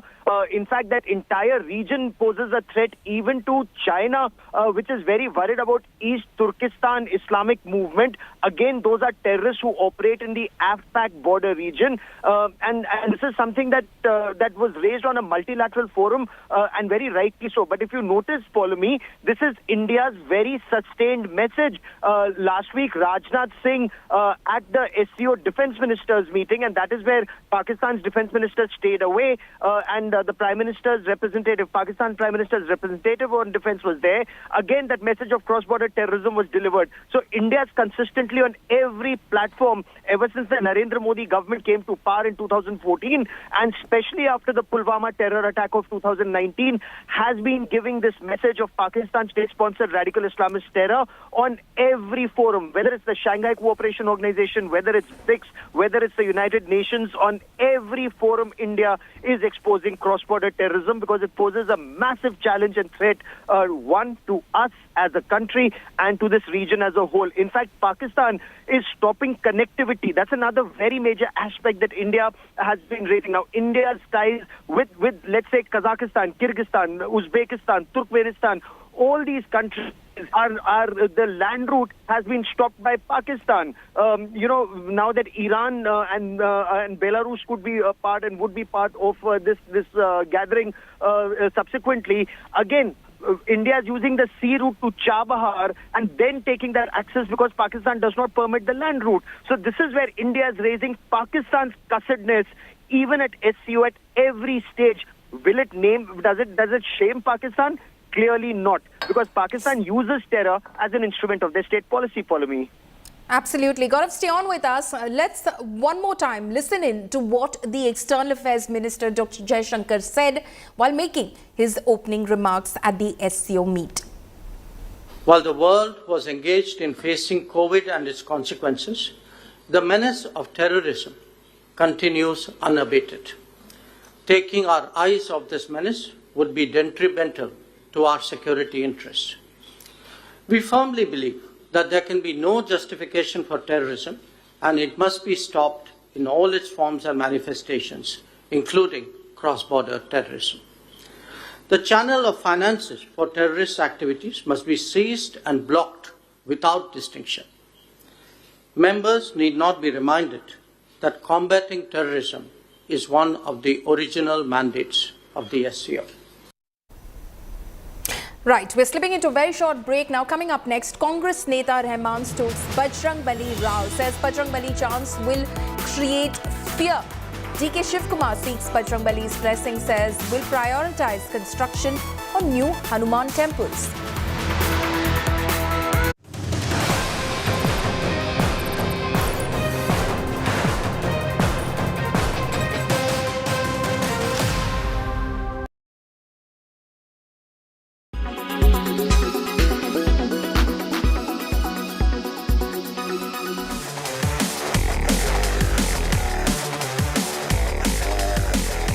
If it's fashion, you can expect the Kardashian-Jenner sisters dropping some major style bombs on the red carpet.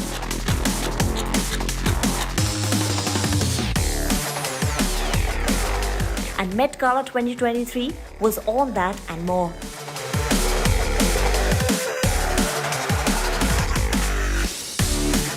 Kim Kardashian fit rightly into her Schiaparelli all-pearl outfit with a huge cape.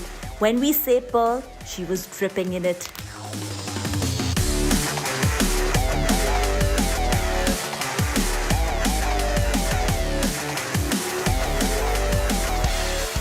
Kim Kardashian paired her look with a choker neckpiece, dainty rings and a matching pair of heels.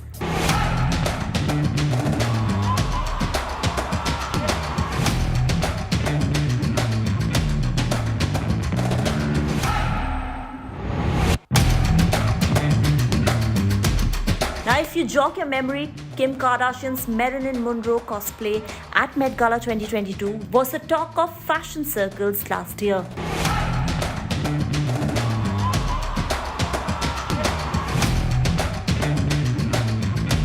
The television personality was trolled for ruining an iconic outfit which the late American sensation had worn for President Kennedy's birthday.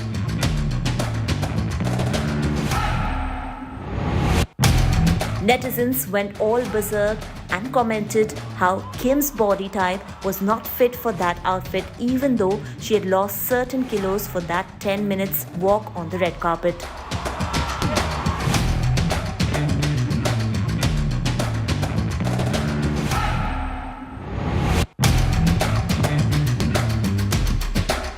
However, this time the outfit was meant for her. Prior to her appearance at the fashion's biggest night, Kardashian had even dropped in at Karl Lagerfeld's office to get inspired for her outfit. She even posed along with Karl's cat. And for the unversed, the designer who brought revolution with his vision in the world of fashion, and Met Gala 2023 paid tribute to his legacy.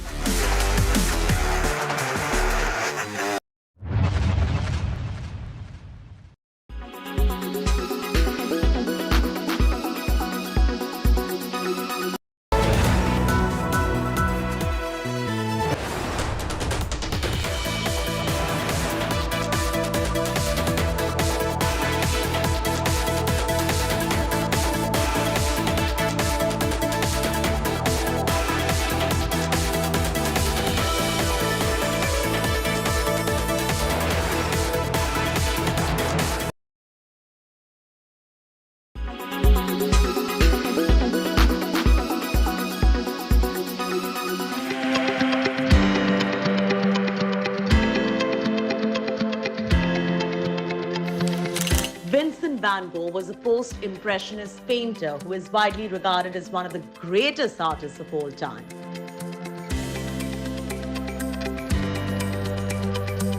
His unique style and use of bold colors have left an indelible mark in the art world.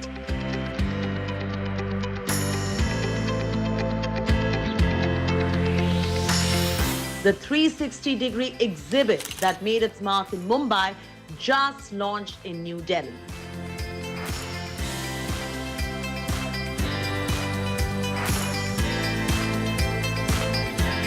As immersive art gains ground in India, this 360-degree exhibit is all of that and so much more.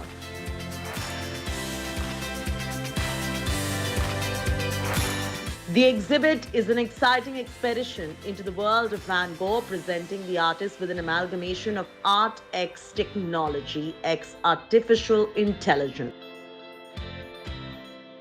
The hypnotic adventure is a clash between art and technology, wherein the ultra-modern projection worked out by the audiovisual designer is an ode to art. It is a mesmerizing artistic affair. Van Gogh's art was deeply influenced by his own personal experiences, such as his struggles with mental illness and his love of nature. He, in fact, has created over 2,000 artworks, including some of the most recognizable paintings in the world, like the Starry Nights and Sunflowers. The 360-degree panorama on a larger-than-life screen, a complementing musical bed, and a mixture of different fields of art is currently on display in the national capital. Van Gogh's art continues to inspire artists and art lovers alike, even over a century after his death. This exhibition aims to showcase the incredible legacy of a true master using artificial intelligence in a multimedia format. With Riya Modi, Lifestyle Bureau, India Today.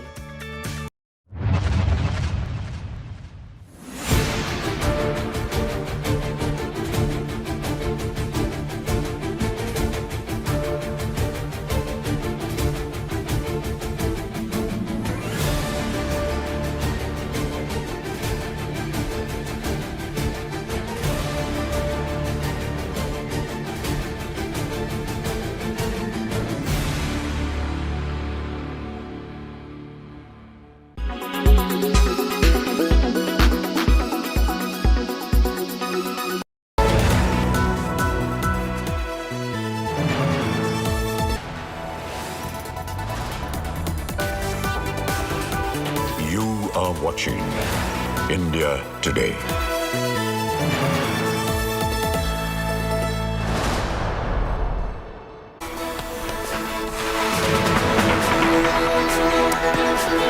Good morning and a warm welcome to India Today. I'm Paulami Saha and these are the headlines we're tracking at the top of the sun.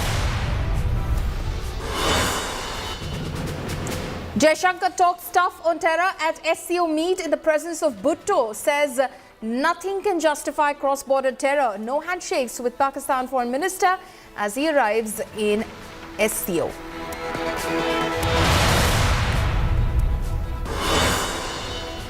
Suspense over Sharad Pawar's next move. NCP panel meet to discuss Pawar's resignation. Proposal to reject Pawar's resignation at the meet.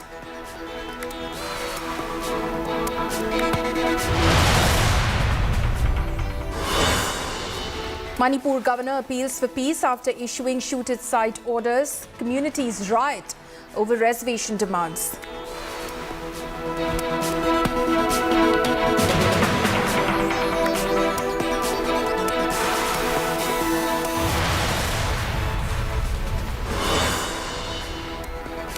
US President Biden congratulates Ajay Banga on becoming World Bank president, says will address global challenges together.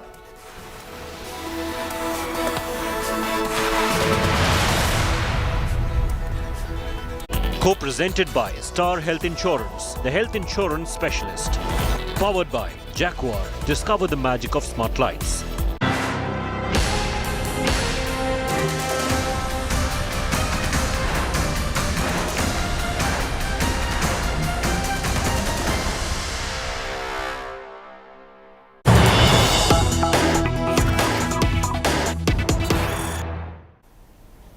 News coming in right now after a series of protests by the BJP in the form of Hanuman Chalisa recitals across the state. Now the Congress workers are countering by performing puja at Hanuman Temple in Bengaluru. So the war over Bajrangdal and the Congress's promise to ban the right-wing outfit if it were to come to power in Karnataka has escalated. BJP earlier was protesting while performing and reciting the Hanuman Chalisa. Now Congress is praying and is performing pujas at Hanuman temples. Sagai Raj is joining us this moment. Sagai, tell us how the Congress is hoping to counter the BJP's campaign that a promised ban on the Bajrang Dal is an insult to Bajrang Bali.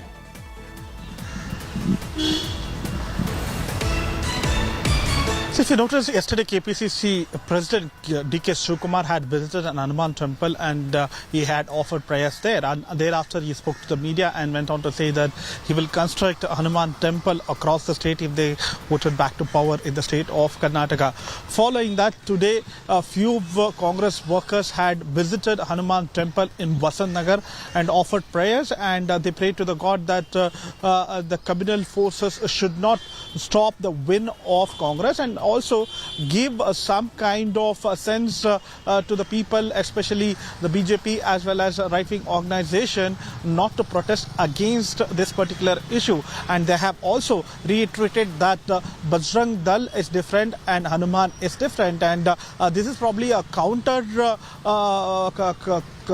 from the Congress, but it is not that effective as much as BJP, which has done across the state when they did budget of Hanuman Chalisa in the state of Karnataka. Sagai, thank you so much for joining us with all of those details. Now, it's the final leg of the high-velocity Karnataka campaign, but the showdown over the Congress proposed ban on Bajrang Dal continues to escalate. Bajrang Dal workers held protests and chanted the Hanuman Chalisa across the poll-bound state from Bengaluru to Mysuru to Hubballi in retort against the Congress's manifesto proposal. Congress appears to have doubled down on its poll promise, with Karnataka State Chief D.K. Shivakumar seen offering prayers at a Hanuman temple on Thursday and even vowing to build more Hanuman temples in the state. Not just him, even Veerappa Moily has now claimed that the Congress never said it would ban the Bajrang Dal, and that further clarification on the Congress's poll promise will soon be doled out. सीधी बात है भाई, अगर इस देश के अंदर कोई ये कह दे कि हम बजरंग दल के ऊपर बैन लगाएंगे तो कौन सहन करेगा? ऐसा कौन सा देश विरोधी कार्य बजरंग दल ने किया है बताइए, एक कार्य बताइए। जो देश के हित में बात करते, देश के लिए लड़ते, उनको बैन करेंगे तो देशभक्तों को बैन करेंगे, इसका मतलब आप देशद्रोहियों का साथ देंगे। Just for votes, look at what they are doing here. Just for votes, they are stooping so low that they are comparing Bajrang Dal with hoodlums of Bajrang Dal with Bajrang Bali. It's a habit of insulting the devotees of Lord Hanuman. Hindustan की जनता कांग्रेस का हिंदू विरोधी चेहरा जान चुकी है और ये तुष्टीकरण की राजनीति जो कांग्रेस करती है इसका मुंह तोड़ जवाब भी मिलेगा। दूसरा, बजरंग बली का अपमान नहीं सहेगा हिंदुस्तान और मोदी जी को मौत का सौदागर कहना, बिच्छू कहना, जहरीला सांप कहना, नाली का कीड़ा कहना और मोदी तेरी कब्र खोदेगी, इस तरह की भाषा का प्रयोग देश के प्रधानमंत्री के खिलाफ जनता ने पहले भी मुंह तोड़ जवाब दिया और वोट की चोट कर्नाटक की जनता भी देगी और कांग्रेस को फिर बाहर ही रखेगी और भारतीय जनता पार्टी की फिर। अब आप देखो ये कौन सा सेकुलरिज्म है कि कल देश के वजीर आजम प्रधानमंत्री मोदी कह रहे हैं कि जब आप वोट डालेंगे तो बजरंग बली का नारा मार के वोट डालना। आप बोलो ये कौन सा सेकुलरिज्म है? बोलो आप। अगर मैं आज खड़े होकर तकरीर में बोला पूरे कर्नाटका के गरीबों और मजलूमों तुम 10 तारीख को वोट डालने जाएंगे तो पहले अल्लाह अकबर का नारा लगा के बटन दबाओ, तो ये पूरे मीडिया वाले बोलेंगे ओ ओवैसी उधर लेके चले गया। तुम्हारे पप्पा बोले तो कुछ नहीं बोलेंगे।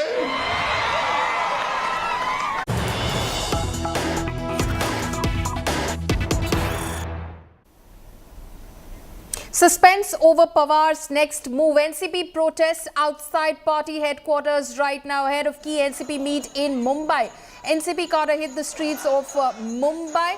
As you can see in those images that we're getting to you from outside the Nationalist Congress Party's headquarters in Mumbai, where the committee, which was announced by Sharad Pawar on the day that he announced that he'll be stepping down as president of the NCP, that committee is meeting at 11 a.m. this morning. Shortly, that meeting is expected to begin.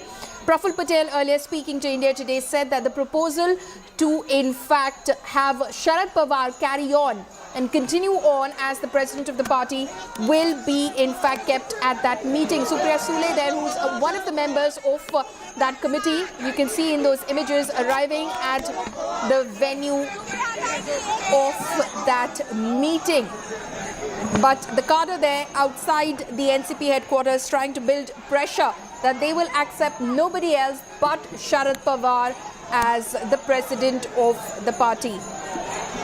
Ritwik Bhalekar is joining us at the moment from Mumbai. Ritwik, we're seeing those pictures of several NCP cadres and party workers who've gathered outside the Mumbai headquarters of the party in order to build pressure on the committee that they should name no one else but Sharad Pawar as the president of the party.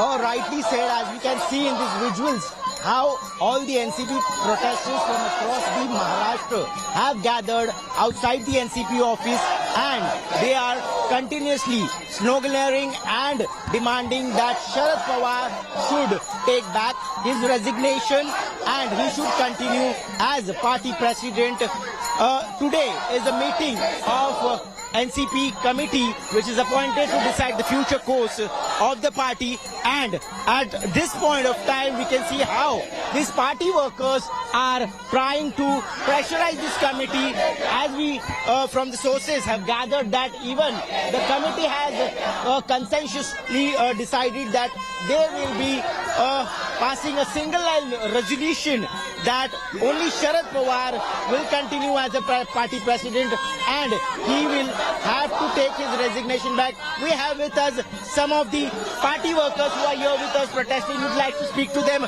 क्या मांग है आपकी, और शरद पवार अगर नहीं मानते तो आगे कोई और चेहरा जो है वो स्वीकार किया जाएगा या नहीं? नहीं स्वीकार किया नहीं जाएगा। हम लोग पवार साहब को 3 दिन से हम लोग इधर भूख आंदोलन पे बैठने वाले थे, लेकिन पवार साहब ने हमको ग्वाही दी है कि हम तुम्हारे मन में जो है वो रिजल्ट देंगे, तब तक हम हटेंगे नहीं पीछे।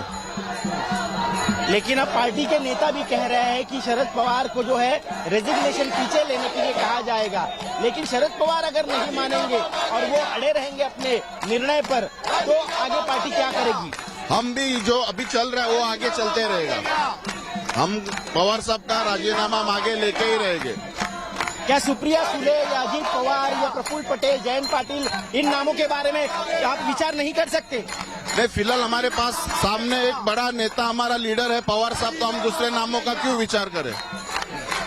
महिलाएं भी है, there are some female party workers who I'd like to speak to. मुझे बताइए, सुप्रिया सुले अगर सामने आती है नेतृत्व के तौर पर, तो क्या आप एक महिला कार्यकर्ता है, आप नहीं चाहते कि महिला प्रेसिडेंट बने? डेफिनेटली महिला प्रेसिडेंट बननी चाहिए, लेकिन हर एक साहब का और हमारा रिश्ता, मराठी में कहावत है, आजोबा नातीचं नातं, वैसा मराठी में कहावत है कि आजोबाचं नाती का रिश्ता, तो साहब का और हमारा रिश्ता राजनीति में ऐसा है, हम साहब की उंगली पकड़ के राजनीति सीखना चाहिए। हमें प्राउड होगा कि सुप्रिया ताई अध्यक्ष बने, लेकिन हमें ये सबसे ज्यादा अच्छा लगेगा कि साहब अध्यक्ष फिर से बने। So all we can hear is they want Mr. Pawar to be continued as the party president, and we can see the high voltage drama and emotions pouring here right in front of NCP office in Mumbai.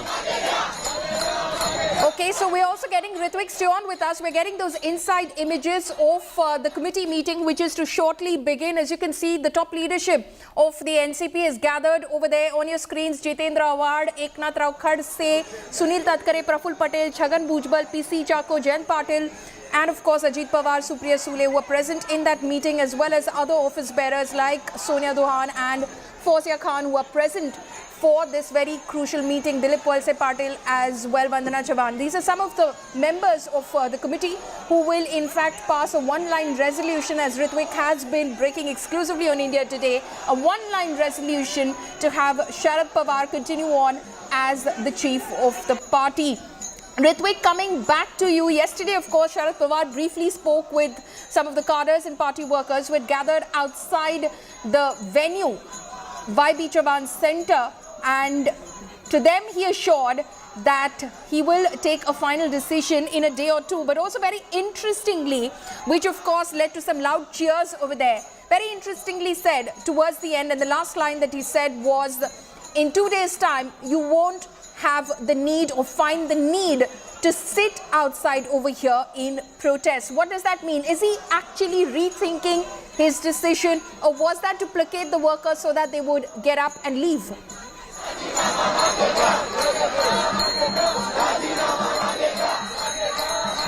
See, the pressure has been mounting since last 48 hours.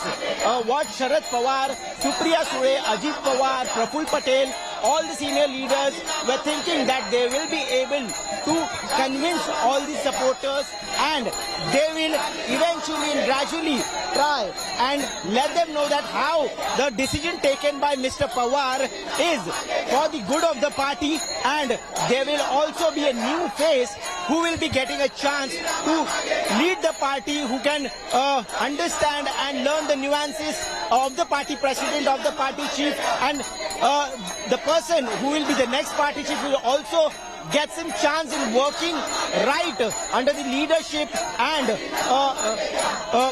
with the guidance of Mr. Pawar. But what we can see right now, and the sense we are getting, is that the decision is not just well taken by the supporters, and they are just not ready to accept the fact that Mr. Pawar will not be the party president anymore. So here we can see since last more than 48 hours now, only one slogan which we can hear from here is ki Rajinama Magega, which means that Pawar should take back his resignation.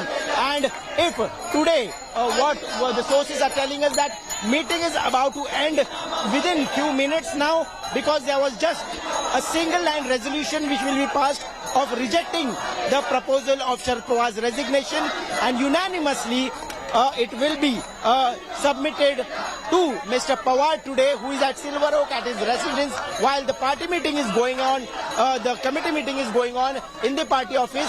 In a while, at 11:30 p.m. is what being told, Ajit Pawar and Praful Patel will be addressing a press conference, and they will be announcing the decision taken by the committee. Okay, so Ritwik Bhalekar there, of course, bringing us that breaking piece of update from the NCP meeting. That NCP meeting, you can see those committee visuals on your screens right now. The committee members present in that room, they in fact have passed a single line resolution where they want Sharad Pawar to continue on as the party chief. Praful Patel and Ajit Pawar will be addressing a press conference at 11:30 a.m. So shortly, they will be announcing that decision. Meanwhile, of course, cadres and party workers have gathered outside the NCP office and are raising slogans asking Mr. Pawar to withdraw his resignation. Also, of course, allies have been reaching out to Mr. Pawar, Ritvik, Rahul Gandhi, Stalin, calling Mr. Pawar and asking him to rethink his decision, withdraw his resignation. Ritvik.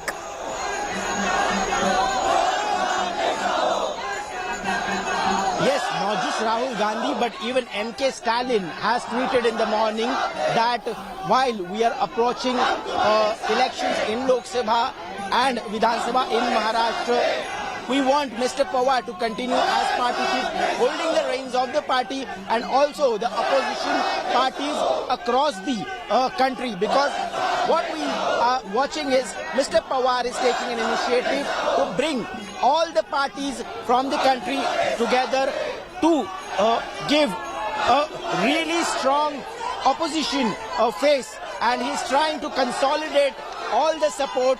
As we all know that he enjoys the links and the contacts across the party line. All the leaders are in good terms with him, and in that sense, every party leader from across the country is trying to call and persuade him, trying to talk to him.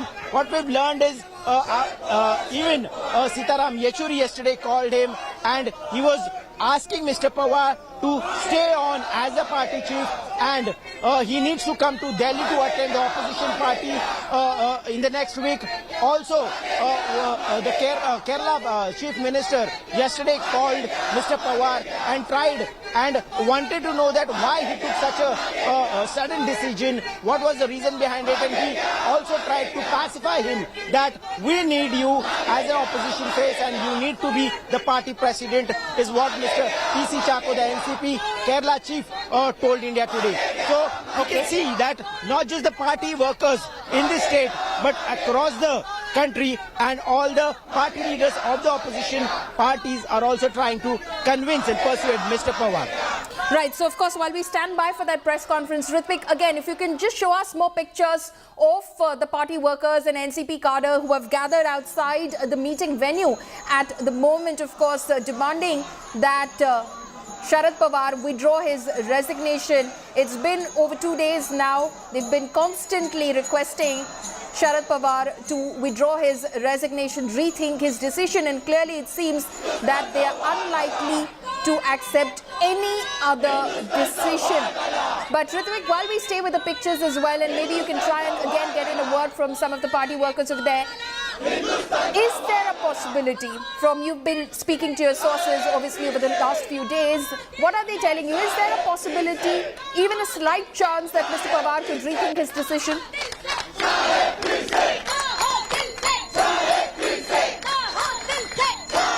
Yes, absolutely.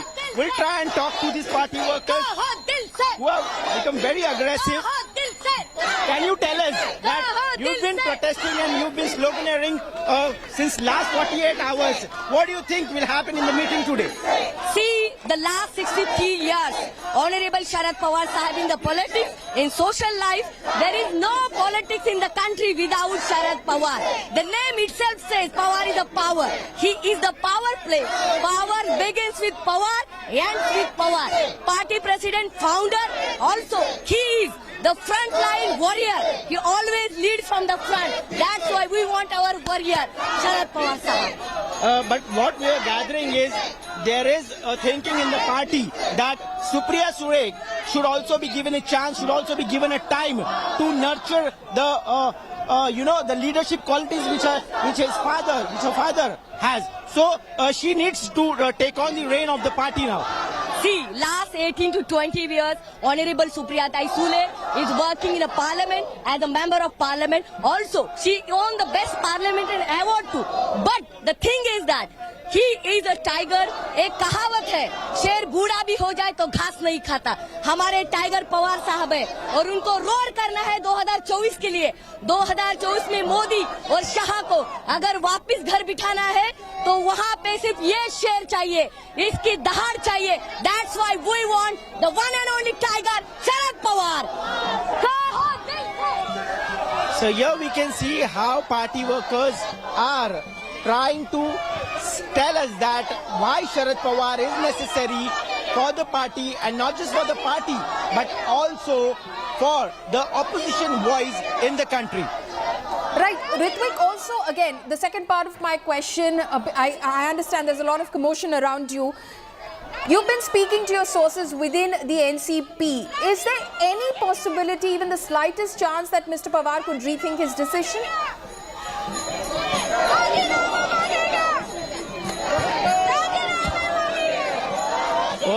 What we are gathering from yesterday is that Mr. Pawar, who himself came down and had a dialogue with all these protesters who were protesting at YB Chavan Center, where Pawar was sitting for whole day.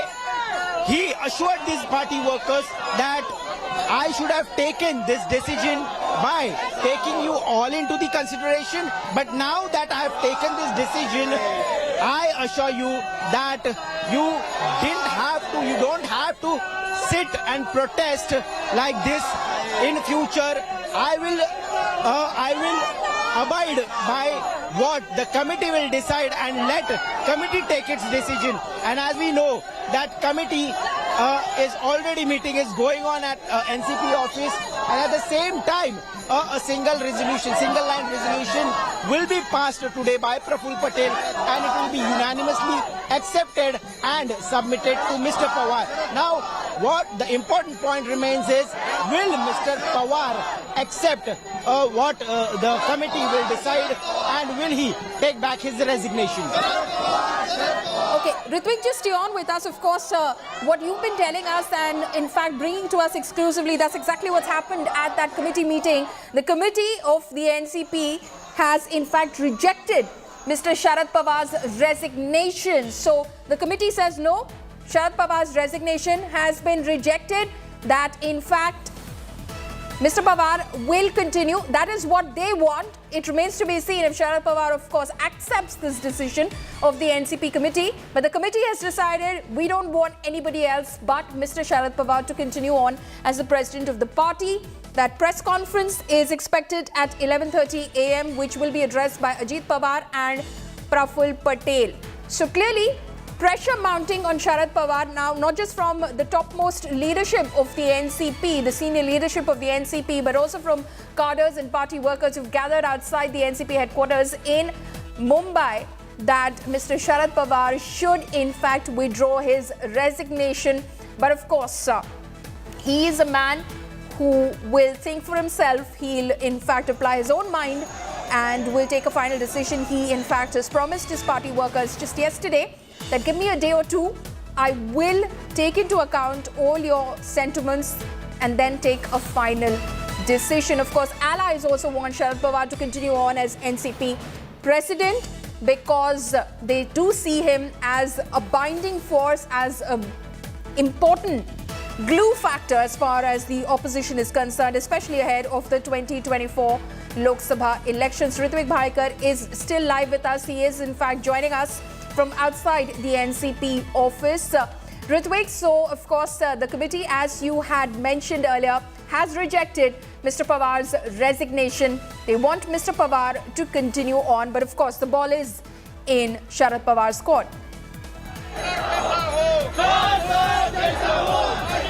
Okay, we'll try and reconnect with my colleague Ritwik Bhaikar. He of course is standing by for that press conference that is to happen in moments from now, when Ajit Pawar and Praful Patel will in fact communicate that decision which the committee has taken, that they reject Sharad Pawar's resignation. Remember, in a very surprise announcement that Sharad Pawar made on the occasion of launching his autobiography, the second part of his autobiography, on the 2nd of May, he said that he is stepping down as president of the NCP after serving as the president for 23 years since the formation of the party in 1999. Mr. Pawar, of course, said that this was a decision that he's taken on his own. He did not consult anyone. So even the senior leadership of the party was completely taken aback and in shock as that announcement came in full public view on stage. And of course, it led to a lot of emotional scenes and high drama at that meeting venue. And since then, party workers have just camped outside the NCP office in Mumbai, demanding that Sharad Pawar withdraw his resignation. They do not want to see anybody else in the position of president of the NCP. There are suggestions, of course, that Mr. Pawar continue on as president, probably appoint a working president if he feels that he wants to pass on the baton, he wants to nurture a young leadership for the party, but he should carry on in the position of the president because nobody else will be accepted in that position, is what the cadres, the party workers and the senior leadership has said. There are several resignations also that came in order to put pressure on Mr. Sharad Pawar. Ritwik Bhaikar is joining us at the moment. Ritwik, of course, is standing by for that press conference, which is to take place very shortly. But as you've been reporting, Ritwik, that decision has been taken by the committee. No, we do not accept Sharad Pawar's resignation. He has to continue on as president. Of course, the ball is in Mr. Pawar's court. Will he accept that decision, Ritwik?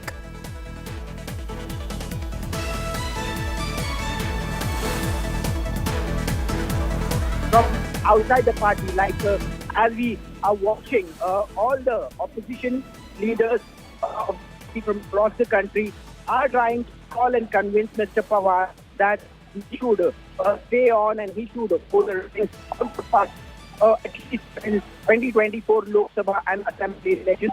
So now the committee, which was formed to decide the future course of the party, has already rejected the resignation given by Sharad Pawar, and now this resolution will be sent to Mr. Pawar. And what Mr. Pawar yesterday told the protesting party workers at YB Chavan Center was that whatever the decision will be taken by committee members, he will accept it. Now we need to see, and it is very important and very crucial to see if Mr. Pawar accepts this decision given by the committee, or he suggests any other alternative. If he proposes a name of Supriya Sure or maybe Ajit Pawar as a working president who can assist him as a party chief, because looking at the limitations of his age, and he also told while in the resignation that Mr. Pawar is no longer want to be associated with the daily routine of the party. Ritwik, also, what has been the sense within the Mahavikas Aghadi since Mr. Pawar announced his resignation? We do understand that reactions have been coming in from the allies, which include the Uddhav Thackeray faction of the Shiv Sena and the Congress. While on the face of it, they're saying that this is the NCP's internal decision, it won't impact the alliance as such. What are they telling you otherwise? Well, just the Maharashtra State President of Congress, Nana Patel, said that they are watching closely what Mr. Pawar will decide. But at the same time, they are also saying that even if Pawar proposes some other name, or if he doesn't want to continue the party chief, it is not going to impact at a larger scale on Mahavikas Aghadi in Maharashtra or other parties who are in alliance. So it is remains to be seen, because Uddhav Thackeray has yet not officially given any reaction. He has also said that I have not personally spoken to Mr. Pawar after his resignation, but we need to see, because that's an internal party issue which they need to resolve, and they have all the right to do so. So they are in a wait and watch role right now, and what we can gather is now only Mr. Pawar can take a final call. Interesting, you do point out, Ritwik, that Uddhav Thackeray has not spoken to Sharad Pawar yet, even though the Congress has reached out. Rahul Gandhi has spoken to Mr. Pawar. Is this because Mr. Pawar was very critical of Uddhav Thackeray's decision to step down as the Chief Minister with little fight last year?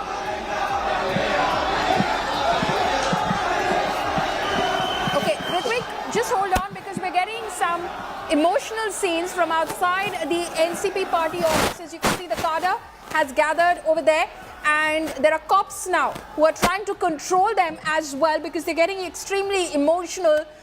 Some reports also suggest that maybe they're trying to harm themselves as well. So they're extremely emotional. This has been because some of them even wrote letters in blood and brought them to Sharad Pawar yesterday. So to prevent any sort of escalation of the situation, any sort of untoward incident, right now, as you can see, the Mumbai police has been brought in to, of course, hold back the party workers, not let them enter the party office as well, because the top leadership, the senior leadership of the party is present inside the office right now. The meeting of that committee is over, of course, and they've decided that they do not want to see anybody else but Mr. Pawar in the post of president of the NCP. They've rejected his resignation, which he announced very publicly on the 2nd of May. But you can see, very emotional, very aggressive, building as much pressure as they can on Sharad Pawar and the NCP, in fact, to ensure that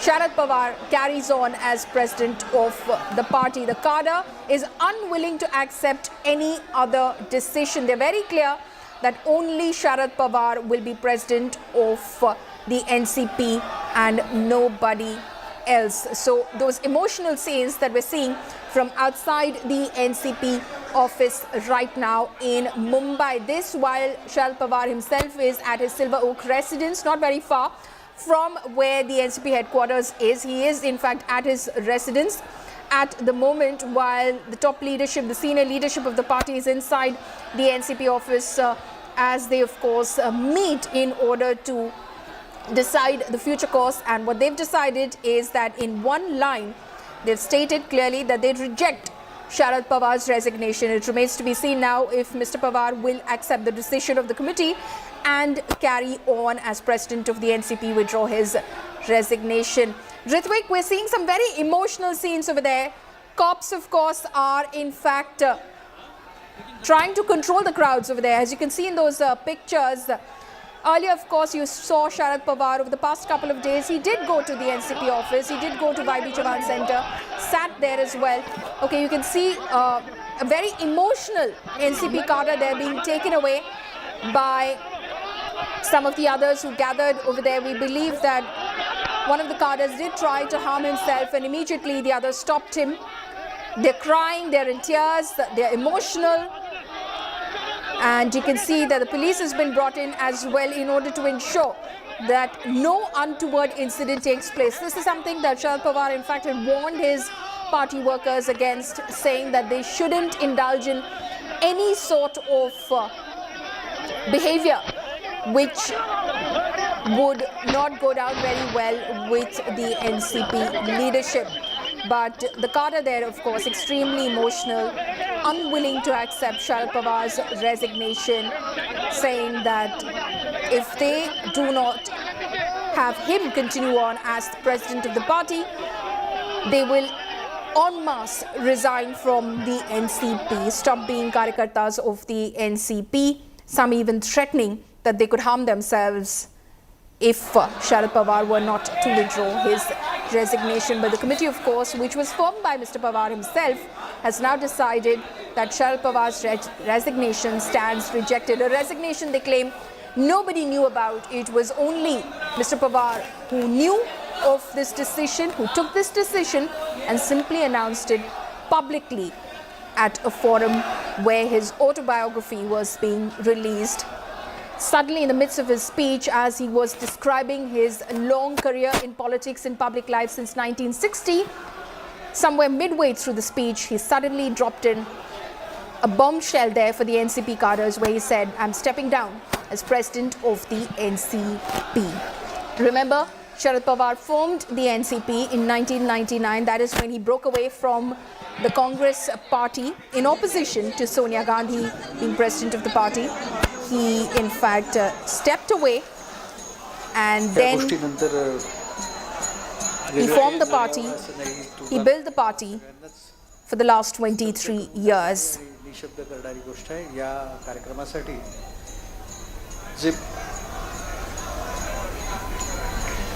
My colleague Mustafa Sheikh is now joining me live from the NCP office. Mustafa, we are seeing some very emotional scenes. We even saw a cadre being taken away by his colleagues and other party workers, and even the police was present over there. What happened, Mustafa?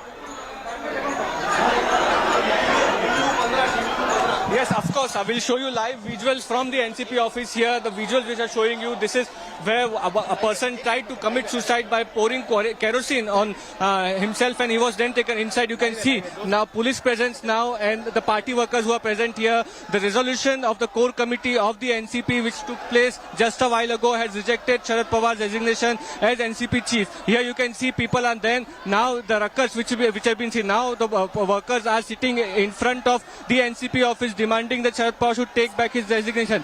The resolution has been rejected. What happens next is something we are closely watching. Who will be the next NCP president?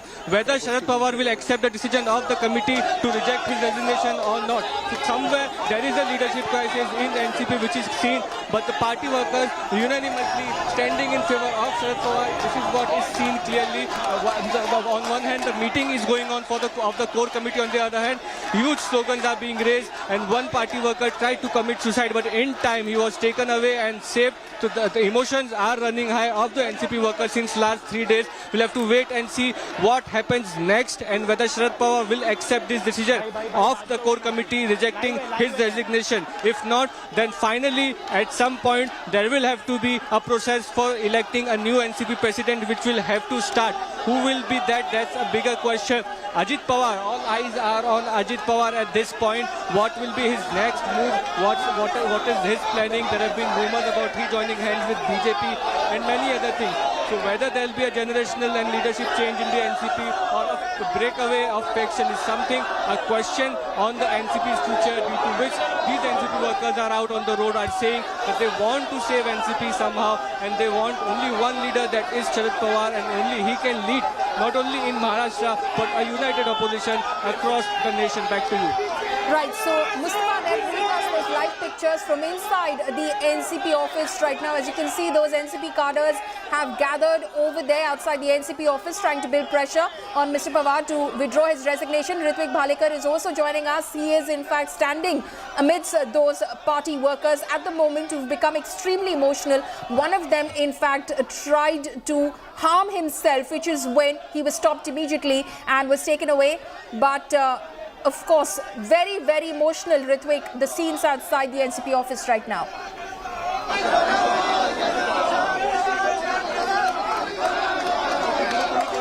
Yes, there's a very emotional outpour here. What we can see is, and just a while ago, a party worker tried to pour kerosene on him and tried to douse him, which was stopped at the right time by the police and other party workers. All they are demanding continuously is that they want now Mr. Pawar to reconsider and rethink about their resignation and continue as party president till coming election at least. He should give it a thought is what they are trying to tell. They cannot see any other party leader in his post, or rather they are also demanding that they might create some post called working president who will work under the leadership and the guidance of Mr. Pawar as a party chief. But they are just not willing to accept the fact that Mr. Pawar is retiring from the post of party president. So they're not going to accept that decision. Sharad Pawar, of course, will have to finally decide what he wants to do, because the committee has rejected his resignation. They will be shortly announcing that formally as well. So maybe that cadre over there on the ground may feel some sense of relief that the committee has rejected the resignation of Mr. Sharad Pawar. But again, at the end of the day, the decision hinges on Sharad Pawar himself. Majid Memon, former member of the NCP, now with the TMC, is joining us over the phone line. The NCP, of course, this is an internal matter, Mr. Memon, you will say, as far as the NCP is concerned. But how important is it for the opposition that Mr. Pawar continue on as NCP president? Well, you see, we are watching that the meeting of the senior leaders was going on just a little while ago in the party head office, while Sharad Pawar himself has kept him put at his residence, which is a little away. But then it appears that the decision taken by the committee is that Sharad Pawar should be made to withdraw his resignation and continue to hold the office of the chief of NCP. Now, outside NCP, it certainly is going to have an impact on MBA first, Maharashtra Vikas Aghadi, and Maharashtra politics. Certainly, Sharad Pawar is a giant, and once he takes such a major decision of relinquishing his position after serving NCP for almost quarter of a century, then definitely it would have impact on Maharashtra politics as well as on NDA. But in addition, it is also going to have a mild impact on the efforts of unification of all opposition parties for 2024 preparation. So if Sharad Pawar agrees to withdraw his resignation at this delicate juncture, I think it would be in the interest of non-BJP political parties all over the country. Right. When, of course, Mr. Pawar announced his resignation, Mr. Memon, did it come as a shock to you, or had you, in your interactions in the past, learned that maybe he was looking to pass on the baton?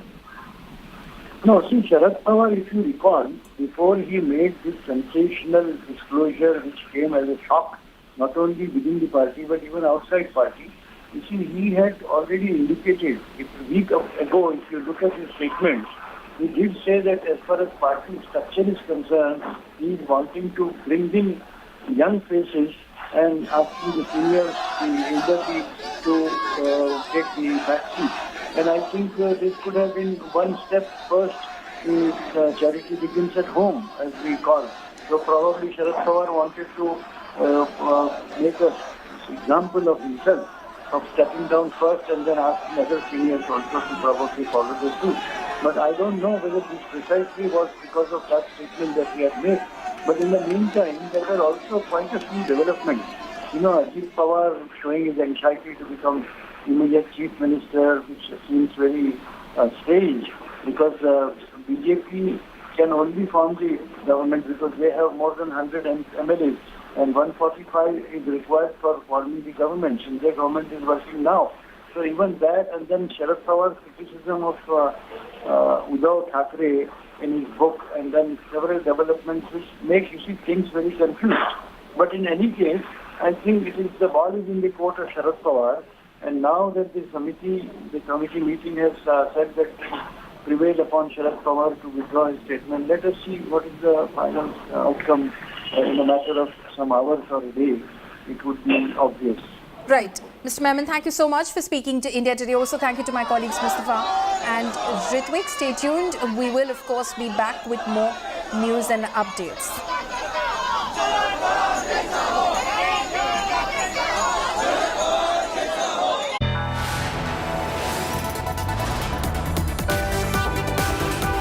You are watching India Today.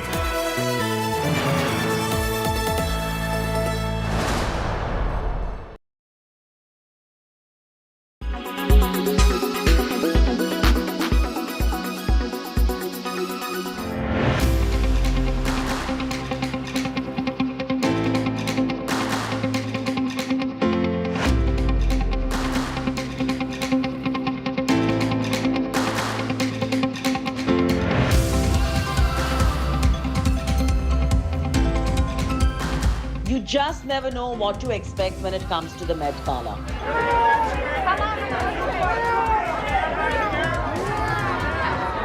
From Lil Nas X to Doja Cat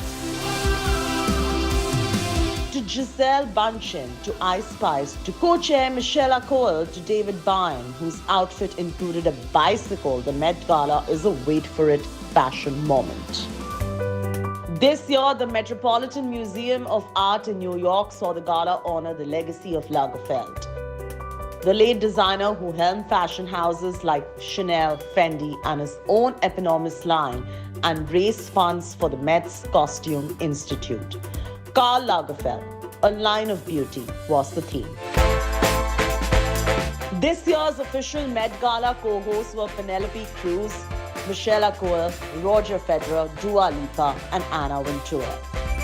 Florence Pugh had a buzz cut and towering feathered headpiece on the Met, flanked by Valentino head Pier Paolo Piccioli. Jared Leto arrived to the red carpet dressed like the oversized mascot version of Lagerfeld's beloved cat, Chapette.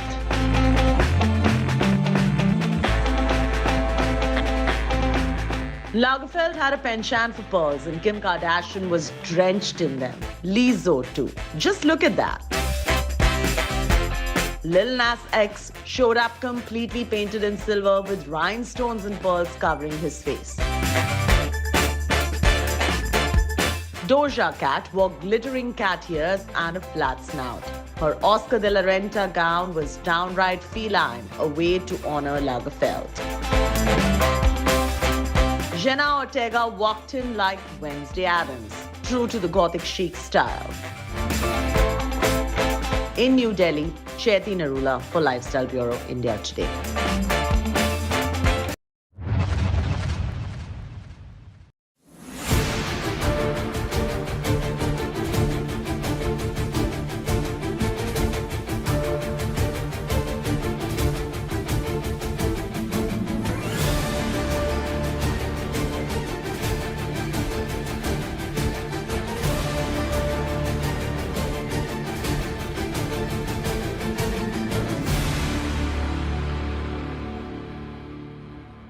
Air quality today. In Delhi, 164. In Mumbai, 53. In Kolkata, 82. In Bangalore, 59. In Chennai, 31. In Hyderabad, 51.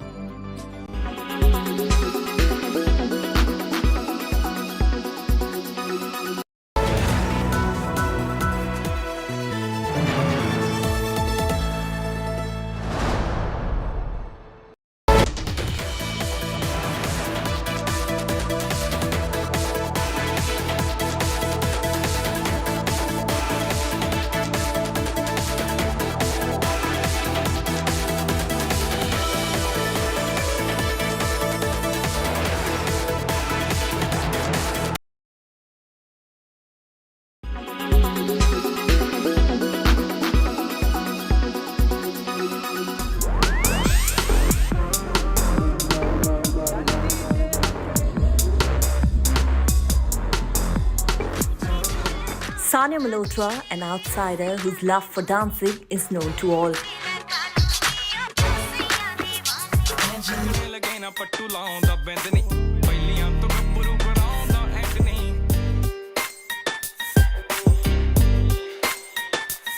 Someone who dreamt of becoming an actor and has achieved it. Cut जब से ये खबर मिली है ससुरी जबान ही लड़खड़ा रही है। वारदात कहाँ हुई है सर? दो चमचमाते शानदार कटहल चोरी है गए। सर ऐसे तो मुश्किल हो जाएगी, कल को लोग कुमड़ा लौकी तो रहेगी रिपोर्ट लिखवाने आ जाएंगे। She carved a niche for herself even though she's only a few films old. The actress is gearing up for her upcoming Netflix comedy drama Kattal. Backed by Guneet Monga, the film is based on true-ish events. You are watching India Today.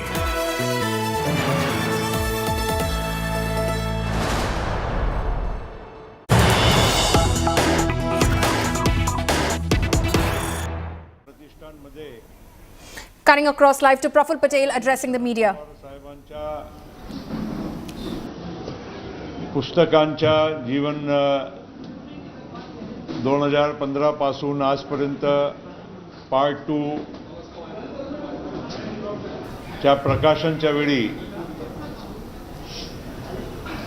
आदरणीय शरद पवार साहेबांनी At the time of his autobiography त्यांच्या भाषणात inauguration, अचानक Sharad Pawar suddenly, during his speech, एक अतिशय महत्त्वाची सूचना केली होती announced a very important की मी आज decision दिवसापासून that he was stepping down Rashtravadi Congress as president of the NCP पक्षाचा राजीनामा देत आहे. on the day. आणि त्याच दिवशी त्यांनी On that same day, पुढील कारवाईसाठी राष्ट्रवादी काँग्रेस पक्षाच्या for further course of action, अध्यक्षाची जबाबदारी कोणावर सोपावी he announced a committee त्यासाठी एक समितीच्या गठन सुद्धा त्यांनी सुचवला होता. आणि that will look into माझा नाव filling त्यामध्ये up पहिलं असल्यामुळे the आणि मी vacancy पक्षाच्या of the राष्ट्रीय post of उपाध्यक्ष president. असल्यामुळे My name being या the first समिती on that committee list and me निमंत्रक being म्हणून vice president of the NCP, मला ती जबाबदारी त्यांनी त्यांच्या भाषणात दिली होती. he gave me that responsibility. त्या दिवशी खरोखर त्यांच्या भाषणात जे काही त्यांनी उद्गार व्यक्त केले Whatever he expressed during his speech on that day, स्तब्ध झालो. we were stunned listening to it. आम्हाला अजिबात कल्पना नव्हती We had no idea की आदरणीय पवार साहेब असा निर्णय त्या कार्यक्रमामध्ये जाहीर करतील. that he would take such a decision. आपण सगळे बऱ्याचपैकी तिथे होते. Most of you were there. आणि जे काही चव्हाण सेंटरच्या हॉलमध्ये दृश्य आपण पाहिले, And the scenes that you witnessed at the YB Chavan Center, सगळ्यांची भावना the sentiments that were being expressed, सगळ्यांनी व्यक्त करण्याचा पण त्या दिवशी प्रयत्न केला. everyone tried to express those sentiments before Mr. Pawar. आणि चव्हाण सेंटरच्या कार्यक्रमानंतरही Right after the program, माझ्यासारखे अनेक पक्षाचे ज्येष्ठ मान्यवर many of us senior leaders of the यांनी party पवार साहेबांची भेट घेतली. met with Mr. Sharad एकदा नाही, Pawar, वारंवार घेतली. met him multiple times in fact, आणि आम्ही त्यांना सारखी विनंती त्या And constantly दिवसापासून करत राहिलो. requested him since that day Saheb, that sir, आज देशाला, राज्याला आणि पक्षाला that the country, तुमची फार मोठी the जरूरत state आहे. and the party needs you now. आणि या पक्षाचा नाव आणि आधारस्तंभ फक्त तुम्ही आणि You are the तुम्हीच आहात. foundation of this party. Sharad Pawar साहेब, आज आपल्या सगळ्यांना माहीत आहे की या देशामध्ये, राज्यातच नव्हे पण देशामध्ये एक फार सन्मानित नेता आहे. He is an extremely respected leader across the country. आणि His त्यांचा experience, व्याप या देशाच्या प्रत्येक तुम्हाला राज्यामध्ये तुम्हाला सुद्धा दिसत आहे. and his influence परवा आम्ही can पंजाबला be गेलो होतो seen बादल across साहेबांच्या states. We'd gone recently अंत्येष्टीसाठी. to pay last respects to Prakash Singh Badal in Punjab. साहेबांना ज्या पद्धतीनं पंजाबचे शेतकरी जे काही तिथे बादल साहेबांना श्रद्धांजलीसाठी आले होते, ते म्हणत होते Punjab's farmers पंजाब met कधी तुमच्या शेतकऱ्यांच्यासाठी केलेल्या कामाला विसरू शकत नाही. Mr. Pawar and told him वेगवेगळ्या ठिकाणी that the work that he's done for farmers, that can't be forgotten. त्यांच्याबद्दल Across states, you'll meet with such examples about Mr. Pawar's influence. 2-3 दिवसामध्ये अनेक मान्यवर, या देशाचे दिग्गज नेते सुद्धा Many top leaders of the country over the last few days सुप्रियाताई किंवा माझ्यापर्यंत have reached त्यांनी out आपली भावना व्यक्त करण्याचंही काम केलं. to Mr. Pawar, आणि Supriya Sule, even me, महाराष्ट्रामध्ये and expressed their sentiments. राष्ट्रवादी काँग्रेस पक्षाचा सर्व कार्यकर्त्यांची भावना जिल्ह्यामध्ये गावागावामध्ये आपल्याच माध्यमातून आम्हाला सगळ्यांना दिसायला मिळाली. We're seeing over the media the sentiments of NCP cadres from across the state's districts. मान्यवरांचाही या महाराष्ट्रामध्ये आणि देशामध्ये पवार साहेबांनी या सक्रिय पदावरून सोडू नये आणि जाऊ नये असा मत व्यक्त केलं. Everyone has expressed the view that he shouldn't be stepping down. आमच्या कार्यकर्त्यांची तीव्र भावना या मागील 2-3 दिवसामध्ये आपल्या सगळ्यांना बघायला मिळालेली आहे. You've seen the sentiments of all our party workers. आज जितके लोक बाहेर आहे हे तर ठीक आहे, पण अख्खा महाराष्ट्रामध्ये देशामध्ये जिथे जिथे राष्ट्रवादी काँग्रेस पक्षाचा कार्यकर्ता आज आहे तो खरोखर त्यांच्या मनामध्ये वेदना आहे, दुःख आहे, there is sadness and hurt, नाराजी सुद्धा आहे. and या भावनाच्या they're upset. आम्ही नजरअंदाज आम्ही करू शकत नाही. We can't ignore that. साहेबांनी जे काही निर्णय त्यांनी घेतला, परत मी म्हणतो की त्यांनी आम्हाला कोणाला विश्वासात न घेतला आणि whatever decision Mr. Sharad Pawar took, he did not take us into confidence. आज जी जबाबदारी एक कमिटीवर त्यांनी दिली होती त्याची बैठक आम्ही बोलवली. We had a meeting of the committee त्यांनी जाहीर केलं, पण today after he gave us the responsibility. या कमिटीमध्ये आहे जे या राज्यातले बाहेरचे पण आहे. त्याशिवाय सुद्धा आम्ही 2-3 दिवसापासून त्यांना सतत दररोज भेटत होतो आणि त्यांना विनंती करायचं काम सुद्धा करत होतो. We've been requesting Mr. Pawar over the last few days constantly. या बैठकीमध्ये Today the committee in its meeting एक ठराव आम्ही पारित केला आहे, has passed a resolution, आणि सर्वानुमते आम्ही पारित केला आहे. and it's a unanimous resolution. ठराव मी आपल्या समक्ष वाचून दाखवतो आणि I'll read out the resolution for you. जे मी तुमच्या समक्ष वाचून दाखवणार आहे त्याच्यानंतर आम्ही ही भावना हे ठराव घेऊन After this, पवार साहेबांना भेटायचा प्रयत्न करू. we will take this resolution and try to meet Mr. Pawar. प्रत्यक्षपणे सुद्धा आम्ही And in person, या आमच्या प्रस्तावाच्या बद्दल आणि सर्वानुमते जे आम्ही पारित केल्या प्रस्तावाच्या बद्दल आम्ही त्यांना भेटून विनंती करायचं काम we'll request him. On the basis of this आहे की राष्ट्रवादी resolution, Congress the resolution says, राष्ट्रीय अध्यक्ष देशाचे नेते आदरणीय खासदार शरदचंद्रजी पवार साहेब यांनी राष्ट्रीय अध्यक्ष पदाचा राजीनामा देण्याचा मनोदय व्यक्त केला होता. Mr. Pawar expressed his desire to step down as president of the party. Pawar साहेबांचा राजीनामा एकमतानं नामंजूर करण्यात येत We असून unanimously reject the resignation. सर्वानुमते पक्षाध्यक्षपदी कायम राहावे We अशी विनंती करण्यात येत आहे. decide याचा अर्थ unanimously that we will request him to carry on as president of the party. सर्वांची भावना सामूहिक आणि सर्वानुमते हीच आहे की पवार साहेबांनी This is our unanimous decision.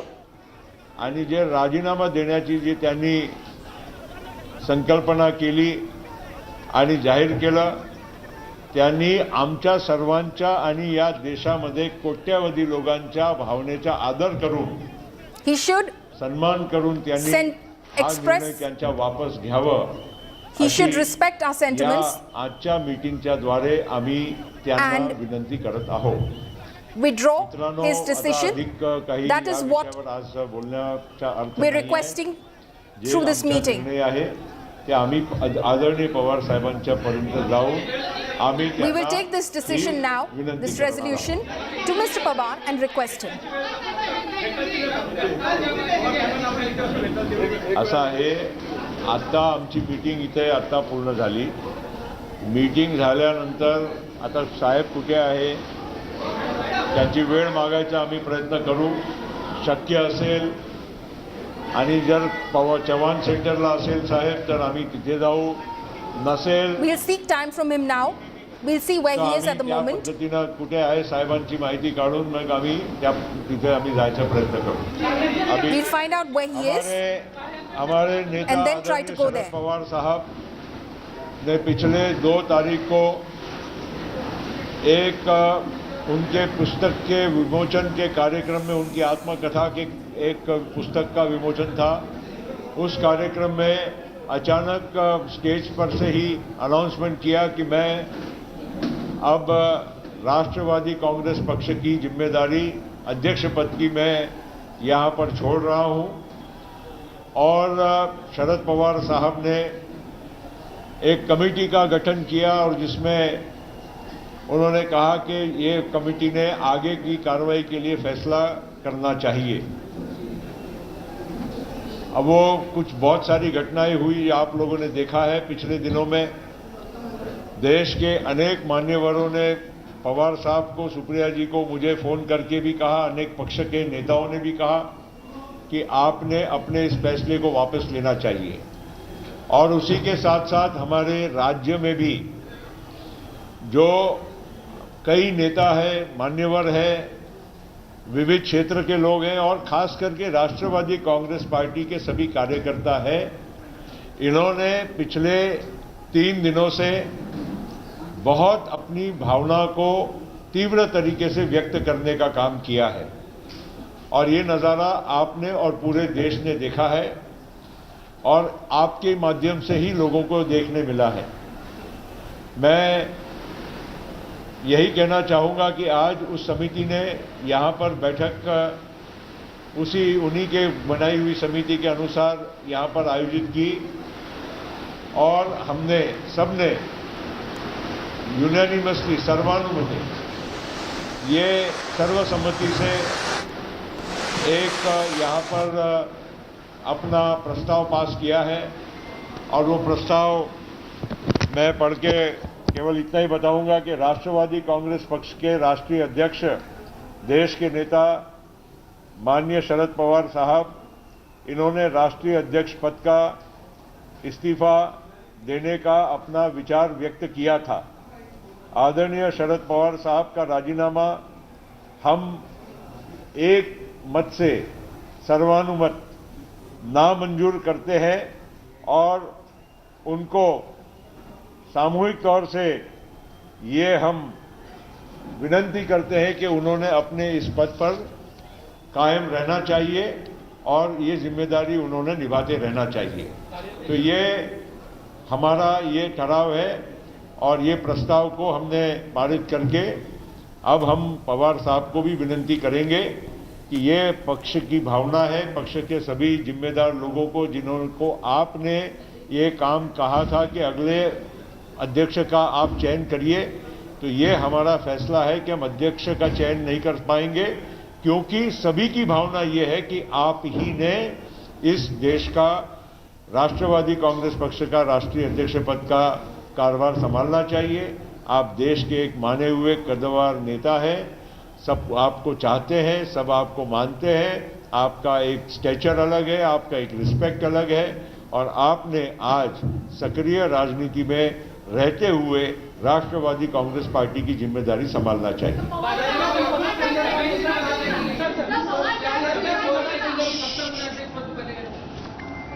हमने कोई मर्यादा तो नहीं रखी है ना, हम चाहते हैं और अभी पिछले ही साल पवार साहब को राष्ट्रीय अध्यक्ष पद के लिए हमने फिर से हमारी राष्ट्रीय बैठक में हमने दिल्ली में उनको चुना हुआ है।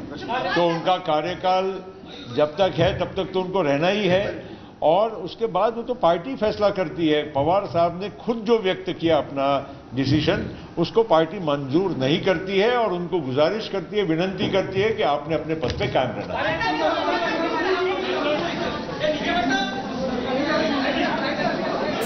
The decision which the committee, which was in fact announced by Sharad Pawar, has now taken that they reject the resignation which was in fact offered by Sharad Pawar. He in fact announced that he was stepping down as president of the party on the 2nd of May. The committee has rejected that decision and they want him to carry on as president of the party. They will be taking this resolution now to Mr. Sharad Pawar. Sahil Joshi, our Mumbai bureau chief, is joining us live at the moment. Sahil, of course, is going to give us a perspective on this. But before that, just to bring you some scenes from outside the NCP office, Ritwik Bhalekar is joining us. Ritwik, we believe that celebrations have broken out outside the NCP office after the committee has decided to reject Mr. Pawar's resignation. Take back his and hope the decision which is still on stage. Yes, absolutely. Here we can see the firecrackers are being burned and all the segment. Here you can see of the party workers who were protesting for last 48 hours are now celebrating. Our committee has announced its decision of rejecting the resignation of Mr. Pawar. Here are some party workers who would like to speak and have a sense of how they are feeling right now. Feeling quite good. Feeling as if what the disturbance of Maharashtra is now somewhere stopped. And we all are very happy, very overwhelmed, quite excited. Everyone was aware. Carter says that they're very overwhelmed and excited. Finally, a decision that they hope will, in fact, pressurize Mr. Pawar to withdraw his resignation. Sahil Joshi, of course, is joining us from Mumbai on this. Sahil, how likely is Mr. Sharad Pawar to abide by the committee's decision? Well, Sharad Pawar, in full probability that he's going to abide by this decision, because, you know, the way he announced his decision, it was very clear that he did not consult his party party leaders, and specifically the people were completely shocked. I mean, Paulmi, you have covered Parliament, you have covered NCP when you were in Bombay as well. You know how much close Praful Patel is to Sharad Pawar. He's like Man Friday of Sharad Pawar. Most of the important decisions of the party, even in his career, were taken after discussing with Praful Patel. But even Praful Patel did not have any idea about Sharad Pawar's decision of offering the resignation, and he was also completely shocked. Now what has happened is that he wanted to understand whether he actually, the party cadre, the party leadership actually wants him to continue as the leader of the party, which, the taste of it, which he got on the same day when everybody gathered on the stage and started asking him to continue. What impacted more is the various calls which Praful Patel was mentioning a while back in the press conference, is the call by the various leaders, maybe Akhilesh Yadav, be it Piniyari Vijayan, be it Nitish Kumar, Rahul Gandhi, Farooq Abdullah. All these leaders started calling Supriya Sule or Praful Patel, or even some of them spoke to Sharad Pawar directly and requesting him to continue as the party chief at least till the time the Lok Sabha elections are happening, because for next 1 year at least, so that the unity of opposition unity can be stitched, because there is no other leader of the stature of Sharad Pawar in the opposition rank, and his experience can be utilized for that. That is what various leaders were telling Supriya Sule, and that actually have impacted him in a way. The other thing which can be clearly seen is that originally when this committee was formed, as Praful Patel was specifically mentioning, that in the written speech, Sharad Pawar had made it very clear that this committee has been appointed to elect his successor, to elect the next president of NCP, but that did not happen. So that's a big shift from the original position, and that is the reason why I believe that Sharad Pawar eventually will agree to their decision with some kind of a disclaimer that, okay, this is a temporary retreat, I will continue with my decision. He was elected as a national president just 8 months back when the NCP met in Delhi for in their national committee, that it was decided that Sharad Pawar will be the next leader, president for the next 3 years. Now, what impacted Sharad Pawar also is that the national status of the NCP was snatched by the Election Commission just few days back, and that is also what played an important role in this particular decision. Also, there were rumors, there were stories about that how the NCP MLAs are trying to pressurize Sharad Pawar that he should have actually allied with the BJP, so that in Maharashtra at least there should have been there could have been a government with the BJP, the MLAs could have got the funds, and they could have been ministers and etc. That also has kind of impacted Sharad Pawar, and now by doing this, he has ensured that his leadership has been underlined by all the leaders, all the fractions, all the MLAs, the party rank and file. That is what the message he wanted to send, which I think he has managed to send very clearly, and that is why it looks like that he will accept the decision taken by this particular committee, with a disclaimer that okay, this is not a final decision. Maybe after a year or so, I will continue. I will step down as the president of NCP, and eventually you will have to elect a new successor in the party. So that is bound to happen in near future. That is bound to happen, is what Sahil says. He says, of course, because he's covered Maharashtra politics for so long, his understanding, of course, is that Sharad Pawar will abide by the decision that the committee has taken. Sahil, thank you so much for joining us. Going back across to Ritvik Bhalekar, who continues to bring us those scenes from outside the NCP office at the moment in Mumbai. We can see those grand celebrations that seem to have begun. Those cadres who were in fact protesting outside the NCP office for the past few days, finally they seem to be relieved that the committee has decided, a committee which was basically formed, Ritvik, to in fact decide on a timeline for an election to fill up the vacancy for the post of president of the NCP. Now that committee has decided, the same committee which Mr. Pawar proposed, that we do not accept your resignation. Big relief for the NCP cadres.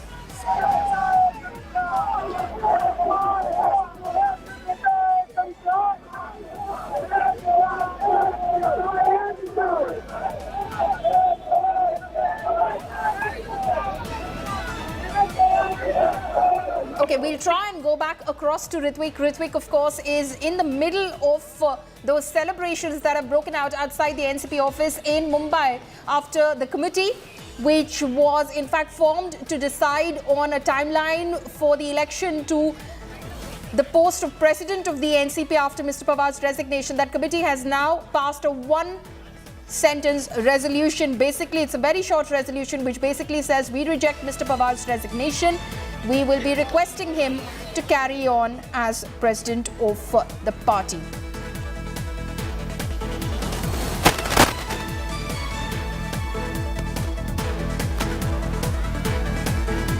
ये कहा जा रहा है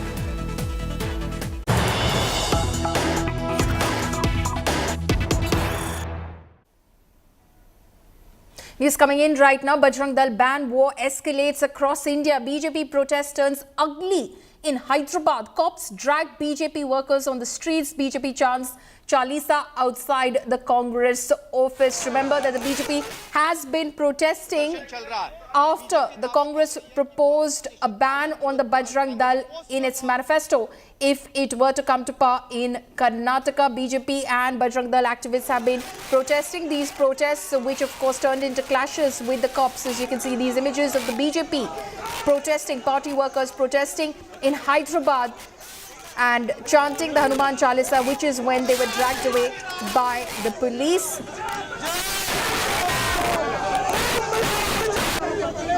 You can see the sloganeering, which in fact continues as BJP party workers who were protesting the Congress's proposal to ban Bajrang Dal in Karnataka if it were to come to power. They are being dragged away by the police in Hyderabad. We'll try and get a live report from the ground as to what exactly happened on the ground as this protest was taking place. BJP has been protesting across the country. Abdul Bashir is joining us over the phone line right now from Hyderabad. Abdul, we can see images of those BJP party workers who are being dragged away by the cops from the streets. Tell us what happened. See, after the Karnataka Congress has announced that it is going to ban Bajrang Dal, the right-wing organization, if it comes to power in Karnataka, after that the Bajrang Dal activists recently had marched in to seize the Congress office in Hyderabad, the state Congress office in Hyderabad yesterday, and today the BJP workers have announced that they are going to chant Hanuman Chalisa right in front of the Congress office, after which the police have beefed up the security. But yet the BJP activists and workers are approaching in huge numbers towards the Congress office to chant Hanuman Chalisa. They are immediately being detained by the police and taken to nearest police station. The demand of the BJP is that the Congress takes back its statement on banning Bajrang Dal. Over to you. Okay, so that is of course the BJP demanding that the Congress in fact withdraw its proposal to ban the Bajrang Dal as it is promised in its manifesto ahead of the Karnataka Assembly elections. This of course Abdul, is turning out to be a major flashpoint between the Congress and the BJP, because what the BJP has said that this is tantamount to insulting Lord Hanuman when you say that you'll ban the Bajrang Dal.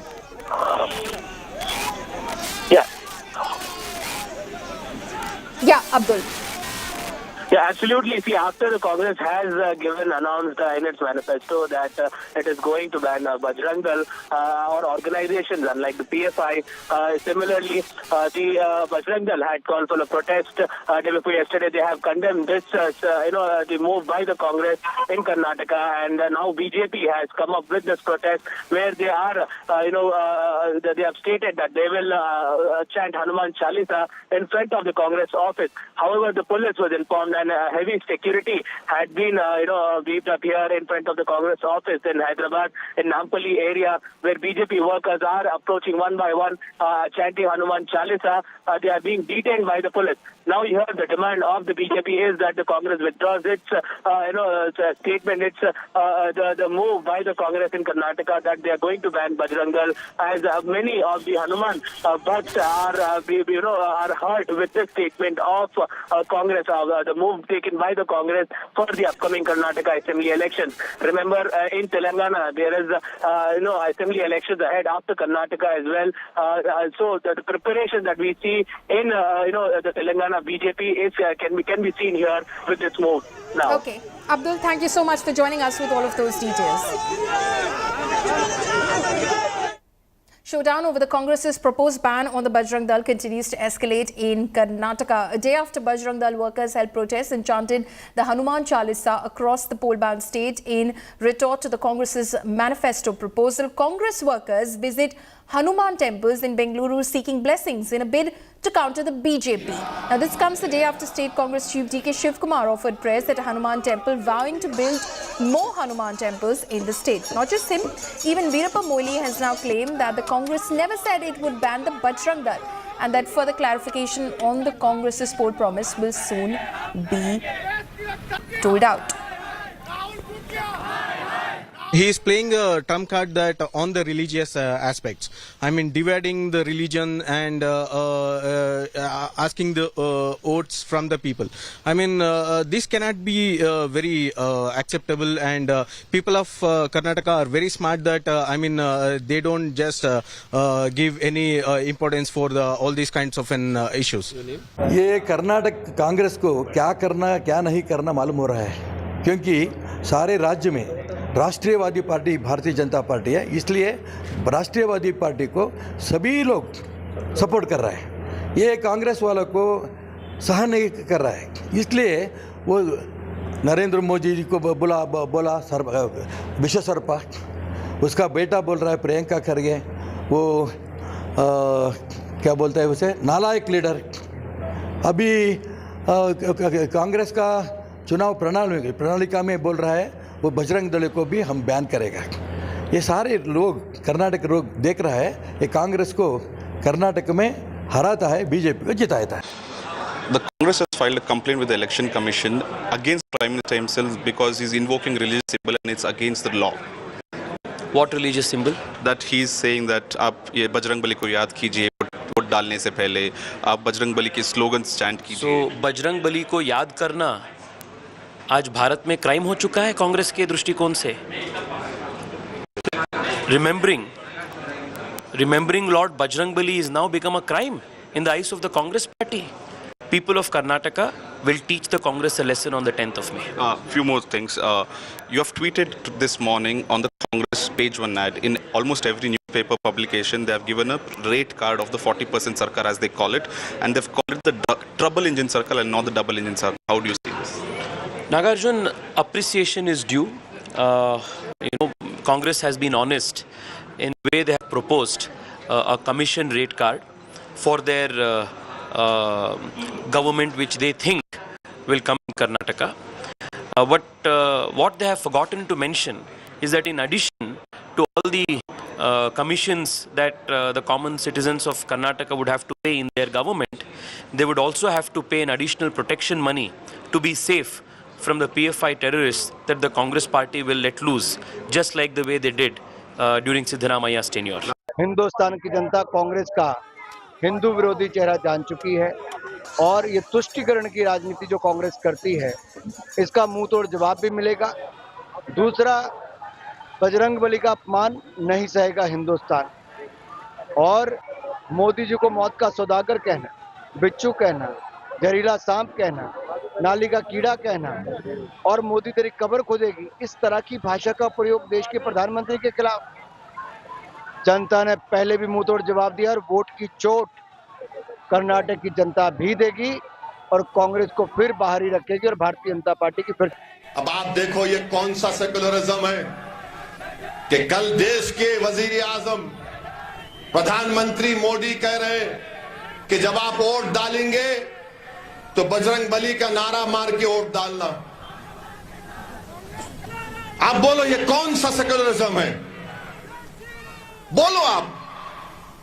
अगर मैं आज खड़े होकर तकरीर में बोला पूरे कर्नाटका के गरीबों और मजलूमों तुम 10 तारीख को वोट डालने जाएंगे तो पहले अल्लाह अकबर का नारा लगा के बटन दबाओ, तो भी पूरे मीडिया वाले बोलेंगे ओ ओवैसी उधर लेके चले गया। तुम्हारे पप्पा बोले तो कुछ नहीं बोलेंगे। My colleague Sagai Raj is now joining me live from Bengaluru. So, Sagai, the counter now that the Congress has come up with, where it is organizing pujas, DK Shivkumar is visiting Hanuman temples, does this mean that the Congress is facing some amount of flack on the ground for its proposal to ban the Bajrang Dal if it were to come to power? Yes, they are facing flack on the ground, but the Congress had anticipated this kind of protest from a right-wing organization. And if you notice that what we learned from the Congress sources is that anyways the Bajrang Dal activists are already campaigning for BJP, and this won't make any kind of difference. But there is a huge hue and cry by BJP workers as well as pro-Hindu activists, VHP activists, RSS activists, everybody joining together and protesting against this particular proposal which has been made by Congress, that if they voted back to power, they will ban Bajrang Dal. So we need to wait and watch how far it will have an impact on Congress, because there is already a prediction which has been done by several media organizations stating that Congress might get a majority in the state of Karnataka. Few things, especially the personal attacks on Prime Minister as well as proposing Bajrang Dal ban in the manifesto might be a major drawback for Congress, but still Congress believe that they have edge over BJP in the state. Okay, Sagai, thank you so much for joining us with those details. Now, with less than a week left for Karnataka Assembly elections, Hanuman politics has peaked in the state. From BJP protesting against the proposed Bajrang Dal ban by the Congress to Congress leaders trying to damage control by visiting Hanuman temples. Here's a ground report from my colleague Nabila Jamal.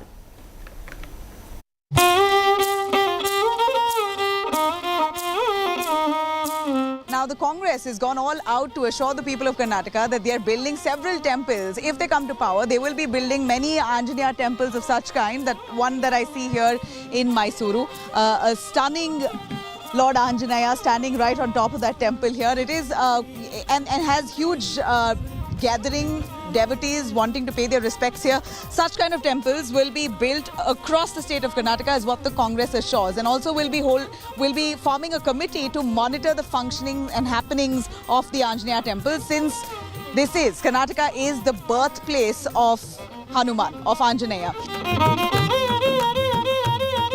Politicians referring to God, saying you are insulting God, you know, you're always trying to poke at people's emotions.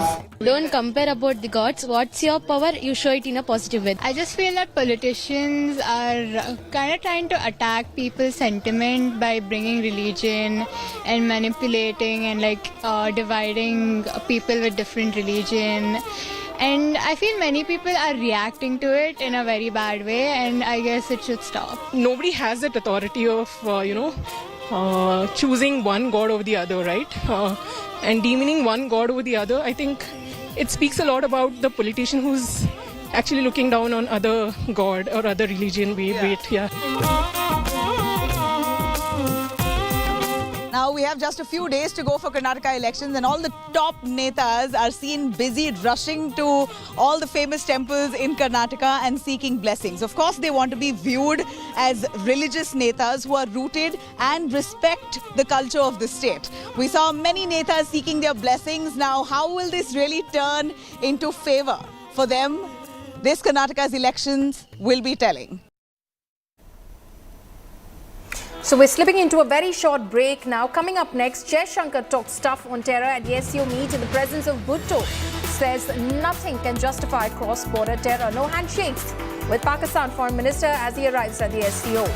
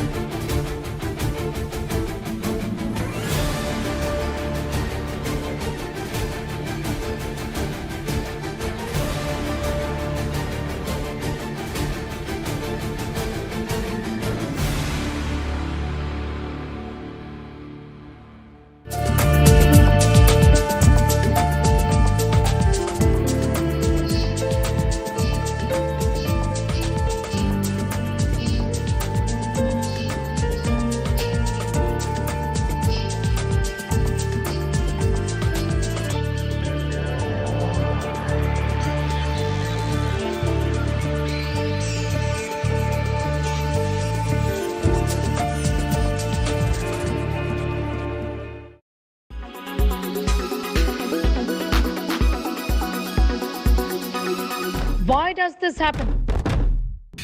Let me tell you the science behind it.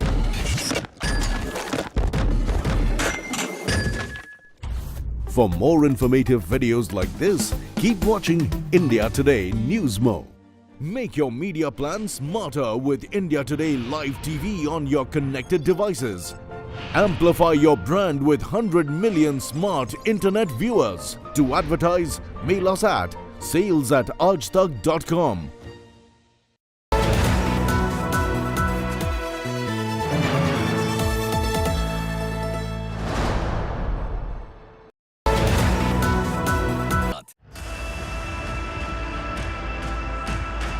Amidst Karnataka's poisonous snake politics,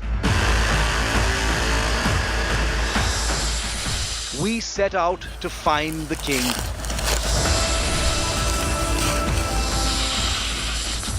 Welcome to Agumbe, the land of the king. In search of India's national reptile.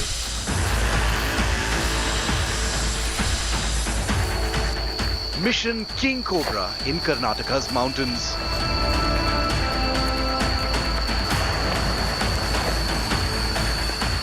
A heart-stopping encounter with reptile royalty. The return of the king.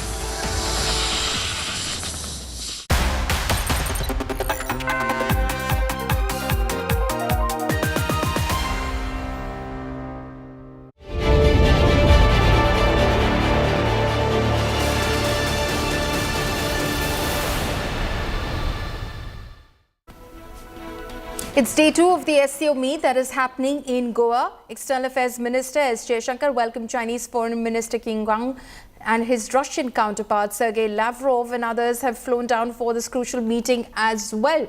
Jaishankar welcomed Pakistan Foreign Minister Bilawal Bhutto Zardari as well, but it was evidently cold with him. While Jaishankar had light moments and some chit-chat with the other counterparts, he didn't do any handshake with Bilawal Bhutto. They stood together very briefly for a photo op, and then Jaishankar showed him the way into the venue. Now, this comes after India made it clear that it is difficult to engage with a neighbor that sponsors cross-border terrorism. External Affairs Minister S. Jaishankar also, in his address to the SCO Foreign Ministers meet, said that combating terrorism is one of the mandates of the SCO. He reiterated that cross-border terrorism and terror funding must stop. While the world was engaged in facing COVID and its consequences, the menace of terrorism continues unabated. Taking our eyes off this menace would be detrimental to our security interests. We firmly believe that there can be no justification for terrorism, and it must be stopped in all its forms and manifestations, including cross-border terrorism. The channel of finances for terrorist activities must be seized and blocked without distinction. Members need not be reminded that combating terrorism is one of the original mandates of the SCO. I think what Dr. Jaishankar said in his speech is exactly what should have been highlighted, because the primary purpose of SCO came into existence after the 9/11 attack. The primary focus was security. And then, of course, SCO has expanded into a whole lot of other fields. But I think what India is trying to do is bring the focus back on the original platform on which SCO was formed, which was to combat terrorism, which was to enhance security in the region. And if Dr. Jaishankar is pointing all these things out, then I think he's sticking to the charter of the SCO. And he is exhorting all the SCO member states to refocus on the primary purpose for of this organization. Everything else will follow, but you cannot dilute the issue of security, of terrorism, and of course the new challenges which are emerging in this particular field. My colleagues Geeta Mohan and Gaurav Sawant are joining me live at the moment. Geeta is at the venue of that SCO Foreign Ministers meet. Geeta, of course, the big takeaway this morning from that photo op and subsequently the opening remarks by External Affairs Minister S. Jaishankar were that he was sending out a very strong message to Pakistan.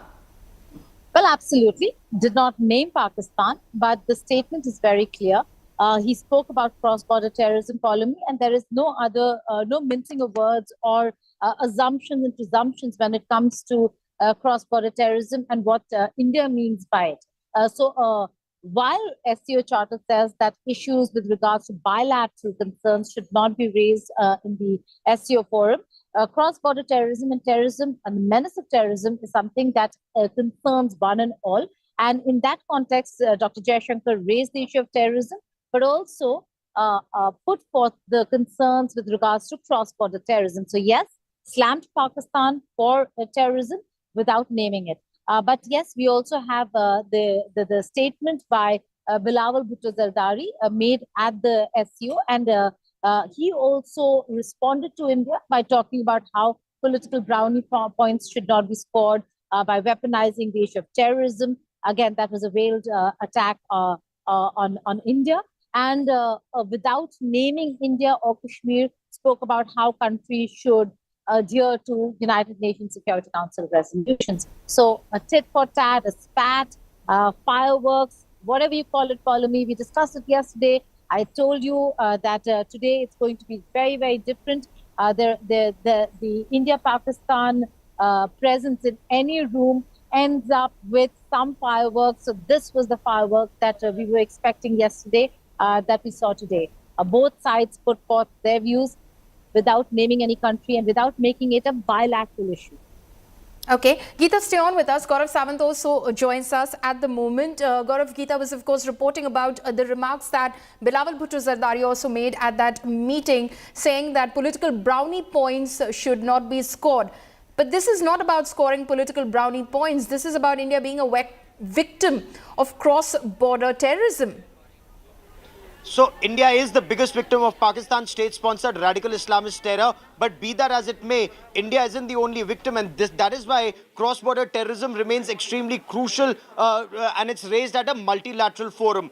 India has repeatedly told the world, don't worry about us, we'll deal with Pakistan effectively, and Balakot showed the way. But when it comes to other countries, remember, Pakistan is notorious for spreading terror in Afghanistan. Even the Taliban, sponsored by Pakistan, has called out Pakistan for spreading terror. But that AFPAC region, China is very concerned about the East Turkestan Islamic movement that China considers terrorists. They operate out of that same region, and China is very worried that its border with Xinjiang, with this AFPAC region, especially the Afghanistan portion, could lead to a major crisis for China. But that's one point. Point two, Bilawal Bhutto Zardari in Pakistan is known as the intern foreign minister. He's supposed to be interning under his own Minister of State, Hina Rabbani Khan. And why? Because he's factually inaccurate when he talks about adhering to the United Nations Security Council resolution. Incidentally, Pakistan is not adhering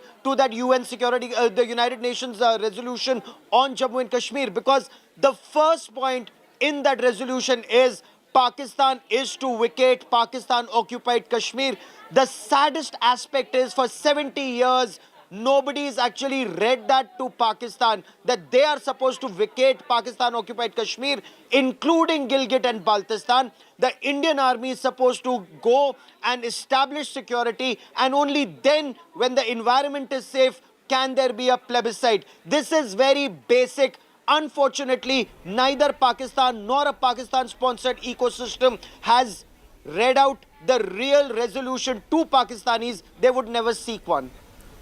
Geeta, coming back across to you, of course, the frostiness that was there for everyone to see at that photo of that took place when S. Jaishankar, of course, was welcoming his guests and foreign ministers of the member states for the SCO meeting. When can there be, because you follow diplomacy, when can there be a thaw in relations? If you could just put that into perspective for our viewers. Well, for India, it all began, the dipping of ties began with the Mumbai 2008 Mumbai terror attacks. And since then, we've seen no incremental gains when it comes to ties with Pakistan. And therefore, the real challenge for Pakistan will be to challenge the establishment and ensure prosecution and conviction of Hafiz Saeed. Now, we do know that now when we mention Hafiz Saeed, Masood Azhar, and the other terrorists, Lakhvi and so on and so forth, Pakistan's response is always, are they roaming around freely? Are they in the streets of Pakistan? No, they're in jail. But nobody is asking Pakistan what is it that they're in jail for. If you look at the things that they've done, they've gone for the smallest of crimes, a small case of terror financing. The prosecution and conviction is not for 26/11 Mumbai terror attacks. It's not for all the major terror attacks that Lashkar-e-Taiba and the Jaish-e-Mohammed have conducted within Indian territory. It is very, very, it's cosmetic. It's to show the world that they're acting against terror. It was to show the world that they have acted to get off the grey list, the FATF grey list. And that's what happened. But at the end of the day, India would want real action on the ground. And unless and until that happens, unless and until the terror factories are shut down in Pakistan and we see some real conviction of these terrorists for the crimes they committed against India, I don't see a forward movement or any momentum on the positive front when it comes to India-Pakistan ties. Follow me also at a time when there is zero tolerance within India for any sort of engagement with Pakistan if Pakistan is not going to give up on or act on terrorism and these terrorist networks. It's going to be an election year soon. It will be untenable, unjustifiable, inexplicable for this dispensation to really tell the public and the people as to why they were shaking hands, why they were hugging, why the meetings were taking place, why is there a resumption. So I don't see a resumption, at least not till 2024, or for that matter, if they want it before, not till we see some real conviction on the ground in Pakistan. Right. Gaurav, coming back across to you, India, of course, has been reiterating this, and Dr. S. Jaishankar has been on various multilateral fora, global forum. He has been constantly exposing Pakistan. He, of course, again mentioned the channel of funds, which he says needs to be blocked, needs to be seized, which is, of course, directed towards terror activities. How much success have we had in terms of getting that message across out to the world that this needs to be stopped and start somewhere? The funds need to be stopped, for instance. So there is no desire on the part of Pakistan to crack down on terror. As Geeta very rightly pointed out, Hafiz Saeed may have been convicted for some sham charges, but not for 26/11. But where Pakistani diplomats lie through their teeth, and unfortunately they are not called out enough, is the fact that when they say that Hafiz Saeed is not roaming around freely, that's a white lie. Hafiz Saeed is roaming around freely. Just last couple of weeks, he was converting Hindus to Islam in Sindh. This is incidentally exactly where Bilawal Bhutto Zardari comes from. So Hafiz Saeed is not in jail. That Maulana of terror, Masood Azhar, he's not in jail. Pakistan has not even jailed them. Well, they may have been jailed symbolically, that their homes were converted into jail. A jail would be where a convict is sent behind bars, maybe like Kot Lakpat jail or Adiala jail. But in Pakistan, these terrorists actually end up fathering children while they are in jail. They also enjoy conjugal rights, and DGISI goes and meets them in jail. So that is exactly why Pakistan's action on terror is a sham. That's point one. Point two, Dr. Jaishankar has repeatedly raised raising of funds by these terrorist organizations, because even as late as last week, there are reports from inside Pakistan that both Jaish-e-Mohammed and Lashkar-e-Taiba were raising funds in the name of floods in Pakistan. So these terrorist organizations, even now, despite Pakistan having been twice on the FATF grey list and of course getting out of it because of political compulsions of various nations, Pakistan continues to ensure that these terrorist organizations continue to function because they use them as a strategic asset against India, and yet some want to mount pressure on India to engage with Pakistan. And from whatever we've seen from Dr. Jaishankar's body language or the National Security Advisor Ajit Doval or Prime Minister Narendra Modi, that clearly is not happening till the time Pakistan takes real action on terror. Right. Gaurav Sawant and Geeta Mohan, thank you so much for joining us with your perspective and analysis of what's happening at the SCO meet. Shifting focus now, the situation continues to remain tense in Manipur. Manipur governor has appealed for peace to be maintained in the state. The army and Assam Rifles continue to stage flag marches in sensitive areas. Internet services remain suspended. Also, Section 144 is in place to prevent any disturbance of peace and public order. Many shops and houses were vandalized and gutted in arson. forcing affected families to flee to Assam.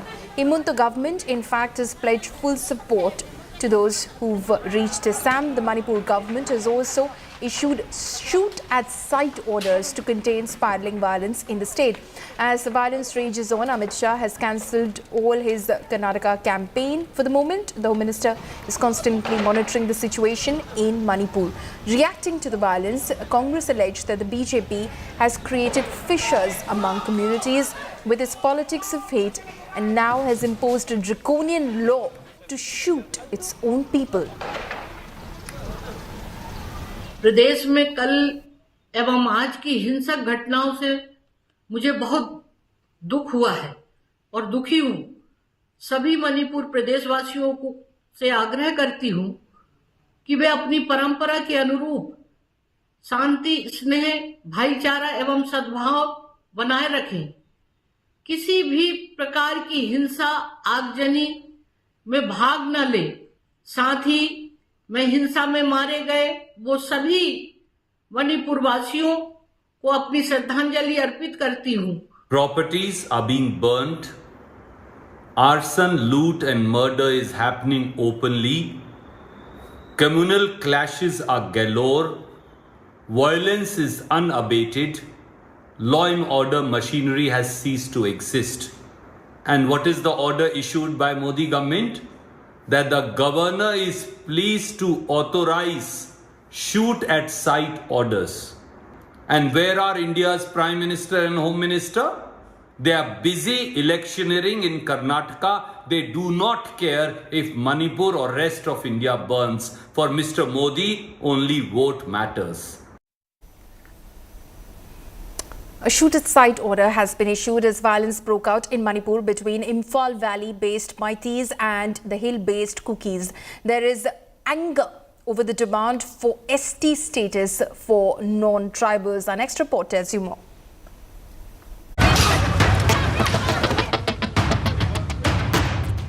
Homes set on fire.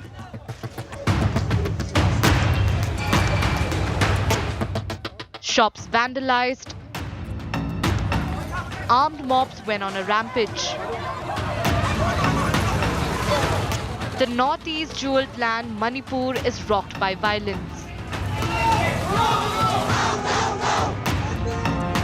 The unrest broke out during a protest march on Wednesday. Thousands of tribal people opposed the demand by the state's Meitei community for the scheduled tribe status. The protesters feared such a categorization for the Meiteis will cut into the share of benefits reserved for tribal communities. Curfews imposed, mobile internet services suspended, and the army carried out flag marches in violence-hit areas. Manipur Chief Minister N. Biren Singh appealed for calm as he blamed the violence on misunderstanding between communities. These accidents are a result of prevailing misunderstanding between two sections of our society. The state government is seized of the developments and taking all steps to control the law and order situation. In this hour, I appeal to one and all to maintain peace and harmony in your respective areas. Union Home Minister Amit Shah spoke to the Manipur Chief Minister and promised full central assistance to restore peace in the northeastern state. Security forces, meanwhile, evacuated thousands of people caught in the violence. Of Manipur's 16 districts, the Meitei Hindu community dominates 5. The hill districts dominated mostly by Christian, Naga and Kuki tribes. On April 20th, the Manipur High Court directed the state government to consider within 4 weeks the request of the Meitei community to be included in the scheduled tribes list. Violence spiraled during the protest march by the Kukis against any move to categorize the Meiteis as a scheduled tribe on Wednesday. On Thursday, the state governor issued an order to shoot protesters in extreme cases where warnings and reasonable force do not work. Bureau Report, India Today. Politics escalates over lavish refurbishments of Delhi Chief Minister's residence. The BJP continues its indefinite agitation against the 45 crore rupees allegedly spent on Delhi Chief Minister Kejriwal's house renovation. The BJP has also released new posters portraying Kejriwal as Sultan and dubbing his residence as Raj Mahal. Releasing the first images of the Kejriwal house, the BJP alleged that Delhi Chief Minister's official residence interior decoration includes artistic work, decorative pillars, curtains worth 8 lakh rupees. Also flooring with imported white Dior pearl marble imported from Vietnam that has cost 1.5 crore rupees. Raising questions over the 45 crore renovation, Union Minister Anurag Thakur launched a scathing attack on Arvind Kejriwal, alleging him of giving opportunity to his ministers and MLAs to loot during COVID when people didn't get hospital beds. The Delhi BJP is doing everything possible to attack the Aam Aadmi Party and Chief Minister Arvind Kejriwal over the expenditure on Arvind Kejriwal's 6 Flagstaff mark. So there's a dharna going on near the CM's residence, which is an indefinite dharna by the BJP, and there's a poster war going on as well by the BJP. Every day new posters are being released by the BJP attacking the Aam Aadmi Party and Chief Minister Arvind Kejriwal. BJP is upping the ante against Arvind Kejriwal and is saying that this dharna will continue, and this dharna has reached the 5th day at near the CM's residence. शायद ऐसे ही लोगों के लिए वह पंक्ति लिखी गई है कि विद्युत की इस चकाचौंध में देख दीप की लौ रोती है, अरे हृदय को थाम महल के लिए झोपड़ी बलि होती है। कि यहां पर विषय सिर्फ आरोप लगाने का नहीं है, विषय सिर्फ उनका असली चेहरा दिखाने का नहीं है, विषय सिर्फ कटाक्ष का नहीं है, विषय उस दर्द का भी है, उस धोखे का भी है जो दिल्ली की जनता ने अनुभव किया है। क्योंकि दिल्ली की जनता ने एक विश्वास किया था उन बातों के ऊपर। My colleague Milan Sharma is now joining us live from outside Arvind Kejriwal's residence. Milan, bring us a ground report. We believe that the BJP is on an indefinite agitation against the 45 crore rupees that Arvind Kejriwal has allegedly spent refurbishing his official residence. Well, that's right, Paulami. We are at the spot where the indefinite agitation is taking place. However, this is a cordoned area near Arvind Kejriwal's residence. Of course, the Delhi Chief Minister's security being kept in mind. This protest is happening a few meters or kilometers away from his official residence, that is under the scanner. And the new posters that have now been put up, Paulami, are Raj Mahal, the movie produced by Arvind Kejriwal. And what the BJP is insinuating is that he is a sultan that has not given access to the common man to his home, which is now under the scanner for the alleged money that's being spent, about 45 crore rupees for a renovation, the imported marbles, the curtains, the furnishing, the consultancy that was hired also to furnish his home. And what the BJP has been demanding through these protests, Paulami, is that Kejriwal step down as Delhi Chief Minister. We have Shazia Ilmi and other top members of the BJP. We're also expecting Meenakshi Lekhi to come here. Just a while ago, Shehzad Poonawala was also here. But of course, BJP on the offensive against Arvind Kejriwal. Meanwhile, the Aam Aadmi Party does not really talk or refuses to respond to these allegations. And the LG has also taken cognizance of the matter and has asked for a report on these renovations on Delhi CM's Flagstaff home. Okay. Milan, thank you so much for bringing us that live update from the BJP agitation outside Arvind Kejriwal's residence. That's a wrap on this bulletin. For all the latest news and updates, you can log on to indiatoday.in. You can also download the India Today app. Thanks for watching.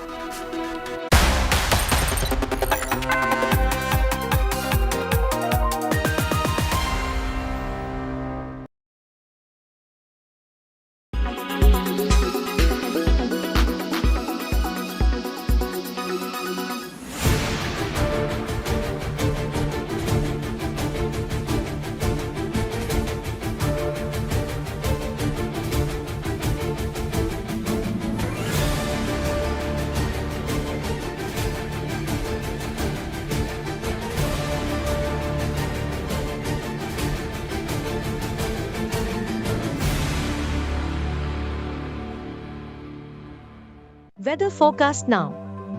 Delhi, maximum 36 and minimum 23 degrees. Mumbai, maximum 30 and minimum 27 degrees. Kolkata, maximum 38 and minimum 24 degrees. Bangalore, maximum 28 and minimum 21 degrees. Chennai, maximum 32 and minimum 27 degrees. Hyderabad, maximum 30 and minimum 24 degrees.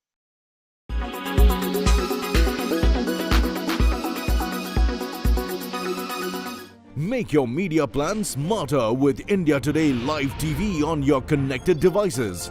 Amplify your brand with 100 million smart internet viewers. To advertise, mail us at sales@aajtak.com.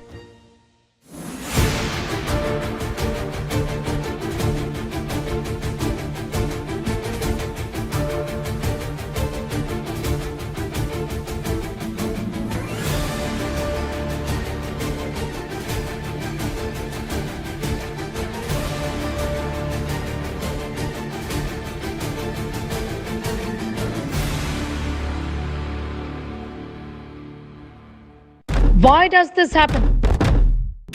Let me tell you the science behind it.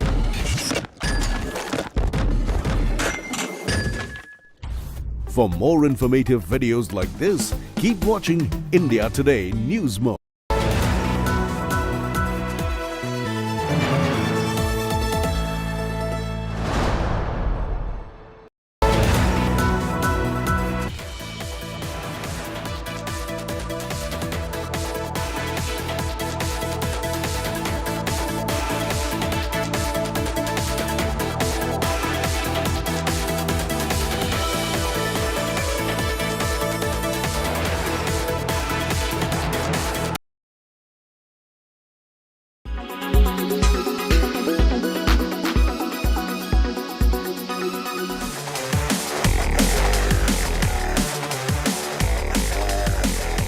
If it's fashion, you can expect the Kardashian-Jenner sisters dropping some major style bombs on the red carpet.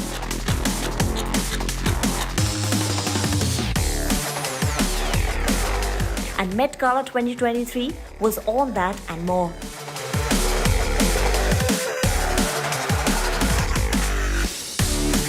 Kim Kardashian fit rightly into her Schiaparelli all-pearl outfit with a huge cape. When we say pearl, she was dripping in it.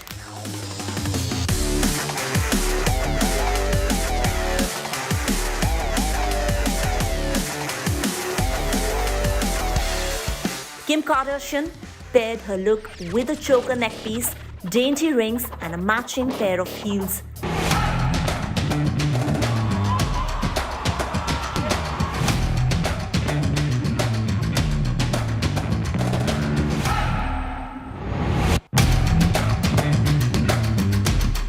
If you jog your memory, Kim Kardashian's Marilyn Monroe cosplay at Met Gala 2022 was the talk of fashion circles last year.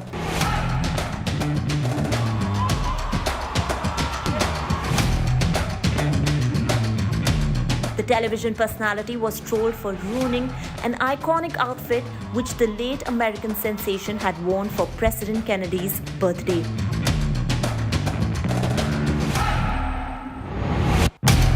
Netizens went all berserk and commented how Kim's body type was not fit for that outfit even though she had lost certain kilos for that 10 minutes walk on the red carpet.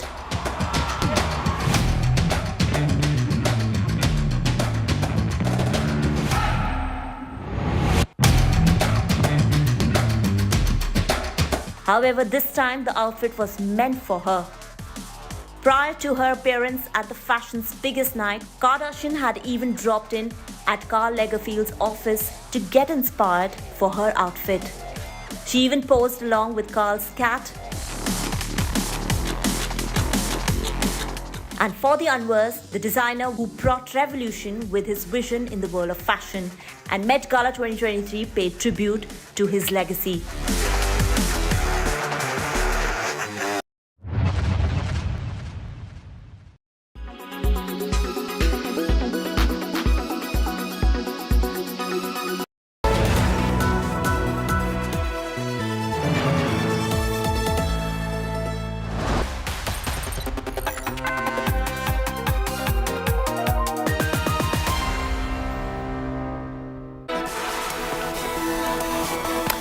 A very good afternoon. You're watching India Today. I'm Akshita Nandagopal, getting you a roundup of all the top stories. Let's begin with the latest headlines that we're tracking in this edition of Lunch Break.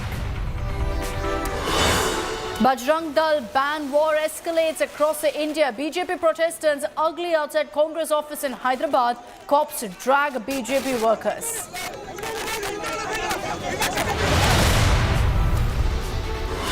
Pawar resignation rejected by NCP committee. NCP leaders request Pawar to reconsider his decision. Jaishankar talks tough on terror at the SCO meet in the presence of Pakistan Foreign Minister Bilawal Bhutto. Says nothing can justify cross-border terror. No handshakes with the Pakistan Foreign Minister as he arrives for the SCO meet. The channel of finances for terrorist activities must be seized and blocked without distinction. Members need not be reminded that combating terrorism is one of the original mandates of the SCO. Manipur governor appeals for peace after issuing shoot-at-sight orders. Communities riot over reservation demands. US President Biden congratulates Ajay Banga on becoming World Bank president. Says we'll address global challenges together.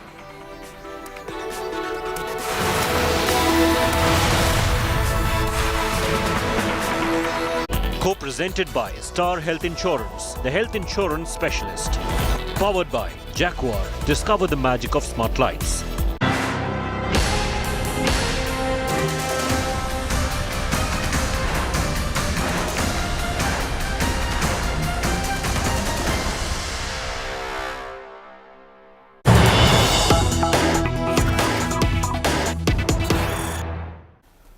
And let's begin with an India Today exclusive news break from Karnataka. Smriti Irani has lashed out at the Congress over the Bajrang Dal ban promise. Speaking to India Today, Smriti Irani has reiterated the BJP stand that there is no comparison between the Bajrang Dal and terror outfit PFI. Smriti has also questioned the Congress, asking if the Grand Old Party believes that Hindus are terrorists. Let's play out for you that exclusive conversation with Union Minister Smriti Irani. Congress यही कह रही है कि हमने अपने manifesto में Bajrang Dal ban करने की बात कही थी पीएफआई के साथ, लेकिन भारतीय जनता पार्टी जो है इसमें बजरंग बली ले आई। पीएफआई एक ऐसा संगठन है जो राष्ट्र विरोधी है।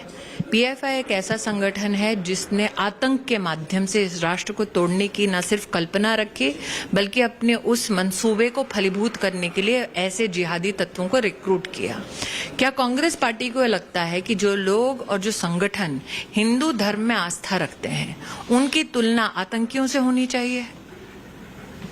लेकिन वो ये कह रहे हैं कि हमने तो बजरंग दल की बात की। आप कहती हूँ, क्या कांग्रेस पार्टी की ये मान्यता है कि जो आतंकी गिरोह हैं उनकी समानता हिंदू धर्म में विश्वास करने वाले हिंदुओं से होनी चाहिए?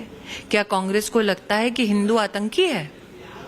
एक सवाल वो ये भी कह रहे हैं, खासकर रणदीप सुरजेवाला, वो कह रहे हैं कि हनुमान की बात करते हैं लेकिन उनको हनुमान चालीसा तक नहीं है। सुरजेवाला जी जो सबको चालीसा सिखाने की कोशिश कर रहे हैं, उनसे मेरा आग्रह है कि उनके ट्वीट में हनुमान जी की उन्होंने जो स्पेलिंग लिखी है पहले वो सीख के दुरुस्त कर लें।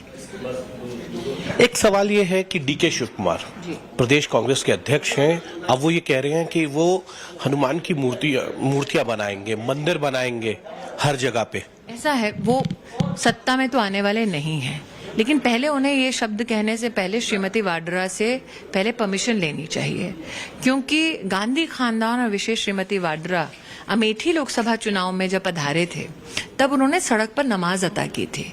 अब हम सब जानते हैं कि जो इस्लाम धर्म में मानते हैं वो मूर्ति पूजक नहीं हो सकते, मंदिरों का निर्माण नहीं करा सकते। तो पहले वो वाड्रा खानदान से, गांधी खानदान से अनुमति ले दें, फिर इस प्रकार की कोई ना कोई घोषणा करें, ये मेरा उनसे आग्रह है। लेकिन पुनः बड़ी विनम्रता से कहना चाहती हूँ कि वो मुख्यमंत्री नहीं बनने वाले, ना उनकी सरकार आने वाली है। And the showdown over Congress's proposed ban on the Bajrang Dal in Karnataka continues to snowball. BJP workers held a massive protest in several parts of the country, including in Hyderabad, where they were seen staging a protest outside the Congress office. BJP workers who gathered in large numbers chanted Hanuman Chalisa before being detained by the police. In a bid to counter the BJP, Congress workers have also started their own version of this protest, visiting Hanuman temples in Bengaluru and seeking the blessings of the Lord. This comes a day after State Congress Chief D.K. Shivkumar offered prayers at a Hanuman temple, vowing to build more Anjaneya temples in the state. Congress MLA Veerappa Moily has claimed that the Congress never said it would ban the Bajrang Dal and that further clarification on the Congress's poll promise will soon be doled out. The Congress has filed a complaint with the Election Commission against Prime Minister himself because he's invoking religious symbol and it's against the law. What religious symbol? That he's saying that आप ये बजरंग बली को याद कीजिए vote डालने से पहले आप बजरंग बली के स्लोगन्स चैंट कीजिए. So बजरंग बली को याद करना आज भारत में क्राइम हो चुका है कांग्रेस के दृष्टिकोण से. Remembering Lord Bajrang Bali is now become a crime in the eyes of the Congress party. People of Karnataka will teach the Congress a lesson on the 10th of May. Few more things. You have tweeted this morning on the Congress page one ad. In almost every newspaper publication, they have given a rate card of the 40% Sarkar, as they call it, and they've called it the trouble engine circle and not the double engine circle. How do you see this? Nagarjun, appreciation is due. Congress has been honest in the way they have proposed a commission rate card for their government which they think will come in Karnataka. What they have forgotten to mention is that in addition to all the commissions that the common citizens of Karnataka would have to pay in their government, they would also have to pay an additional protection money to be safe from the PFI terrorists that the Congress party will let loose, just like the way they did during Siddaramaya's tenure. ये कर्नाटक कांग्रेस को क्या करना क्या नहीं करना मालूम हो रहा है, क्योंकि सारे राज्य में राष्ट्रीयवादी पार्टी भारतीय जनता पार्टी है, इसलिए राष्ट्रीयवादी पार्टी को सभी लोग सपोर्ट कर रहा है. ये कांग्रेस वालों को सहन नहीं कर रहा है, इसलिए वो नरेंद्र मोदी जी को बोला विश्व सर्पा, उसका बेटा बोल रहा है प्रियंका खरगे, वो क्या बोलता है उसे नालायक लीडर. अभी कांग्रेस का चुनाव प्रणालिका में बोल रहा है वो बजरंग दल को भी हम बैन करेगा. ये सारे लोग कर्नाटक लोग देख रहा है ये कांग्रेस को कर्नाटक में हराता है, बीजेपी को जिताता है. Sir, is there a feeling amongst Congress leaders that possibly the promise that they made with respect to Bajrang Dal was, an unnecessary ammunition that they had given to the BJP? No, not at all. Not at all. That's something which those who understand very clearly. In fact, people who the devotees of Hanumanji are very hurt with the way the BJP has responded to this. Did the Congress somewhere miscalculate the whole Bajrang Dal ban promise? Because it has given the much needed ammunition to the BJP. No ammunition, it's only hype. People are worried about their lives, their livelihoods and all that. And this is just BJP because they have nothing else to talk about now. They're trying to use this like how they try to use hijab, halal, Savarkar and Tipu. And then after that, some statement made by Khargeji. All that because they have their government is completely. People have lost total faith in that government. So now, because they have nothing else to do, they are trying to catch hold of this and trying to whip up passion in the name of Lord Hanuman, which I think people are actually now are feeling disgusted by their behavior. Because you talk about Bajrang Dal as Bajrang Dal, that is a different issue. Why you want to bring Lord Hanuman into this? Why you want to sing Hanuman Chalisa? What is that connection? So these people are getting disgusted. So in fact, it is going to be helping us. The way they are behaving is helping us. But the Congress leaders, for example, D.K. Shivkumar says if Congress is voted to power, they'll build Anjaneya temples in the state. Veerappa Moily's statements, and now Jagdish Shettar saying that the state has no power to ban Bajrang Dal. It's only the central government. Is there somewhere? It's not a power to ban. We can definitely recommend. Whether it is PFI, Bajrang Dal, any outfits, no state has got the power to ban. Mr. Jagdish Shettar is correct. But definitely a state report will be needed. And we will also look into the whole aspect of the activities and send a report. अब आप देखो ये कौन सा secularism है कि कल देश के वजीर आजम प्रधानमंत्री मोदी कह रहे हैं कि जब आप वोट डालेंगे तो बजरंग बली का नारा मार के वोट डालना। आप बोलो ये कौन सा सेकुलरिज्म है? बोलो आप। अगर मैं आज खड़े होकर तकरीर में बोला पूरे कर्नाटका के गरीबों और मजलूमों तुम 10 तारीख को वोट डालने जाएंगे तो पहले अल्लाह अकबर का नारा लगा के बटन दबाओ, तो ये पूरे मीडिया वाले बोलेंगे ओ ओवैसी उधर लेके चले गया। तुम्हारे पप्पा बोले तो कुछ नहीं बोलेंगे। Let's take this across to Sagar Raj, who's joining us live from Bengaluru with more details on the story and how really the politics has escalated right now. Sagar, in view of the BJP going all out on this issue, is there an attempted climb down by the Congress on this, on the claim that they will ban Bajrangdal and now this politics over Bajrang Bali?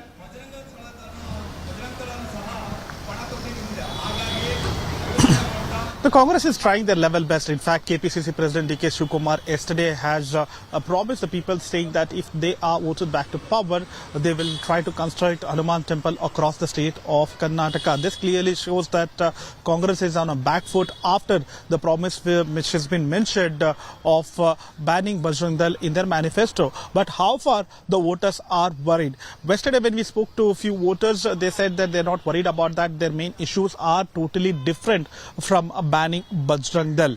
But in the places like coastal Karnataka and northern Karnataka, there is an impact of this particular banning on Bajrangdal. But Congress is trying to do a damage control on this. But Congress has anticipated that there might be some kind of repercussion from this particular organization, but they have never thought that this will go to this extent, that there might be protest where BJP might term this as an attack on Hindus. All right, Sagai, thanks for getting us those details.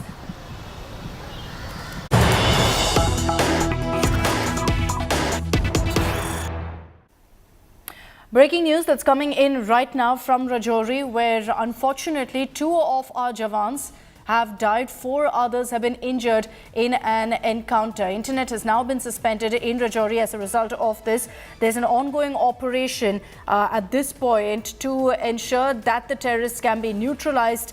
Internet has been snapped as a result of that till the operation ends. But unfortunately, the news that's coming in right now is that we've lost 2 of our Jawans in that encounter. Sunilji Bhatt is joining us with more details on this. Sunilji, what more are you picking up really on the situation currently in Rajouri?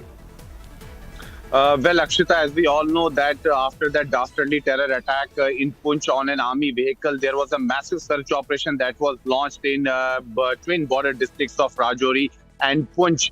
And today, the security forces were successful in establishing contact with the terrorists in the forest belt of Rajouri district. But unfortunately, we have lost 2 of our Jawans. 2 army Jawans have been martyred in this encounter that is going on in the forest belt of Rajouri district. 4 other Jawans are injured and the operation is on. And as per the army statement, there are casualties, on part of the terrorists also. So many terrorists have been killed also, but their bodies are yet to be recovered. But the information that is coming in from Rajouri is that 2 army Jawans have been martyred while 4 others have been injured. Some terrorists could have also been killed in this encounter, but it remains to be confirmed because their bodies have not been recovered yet. Akshita, back to you.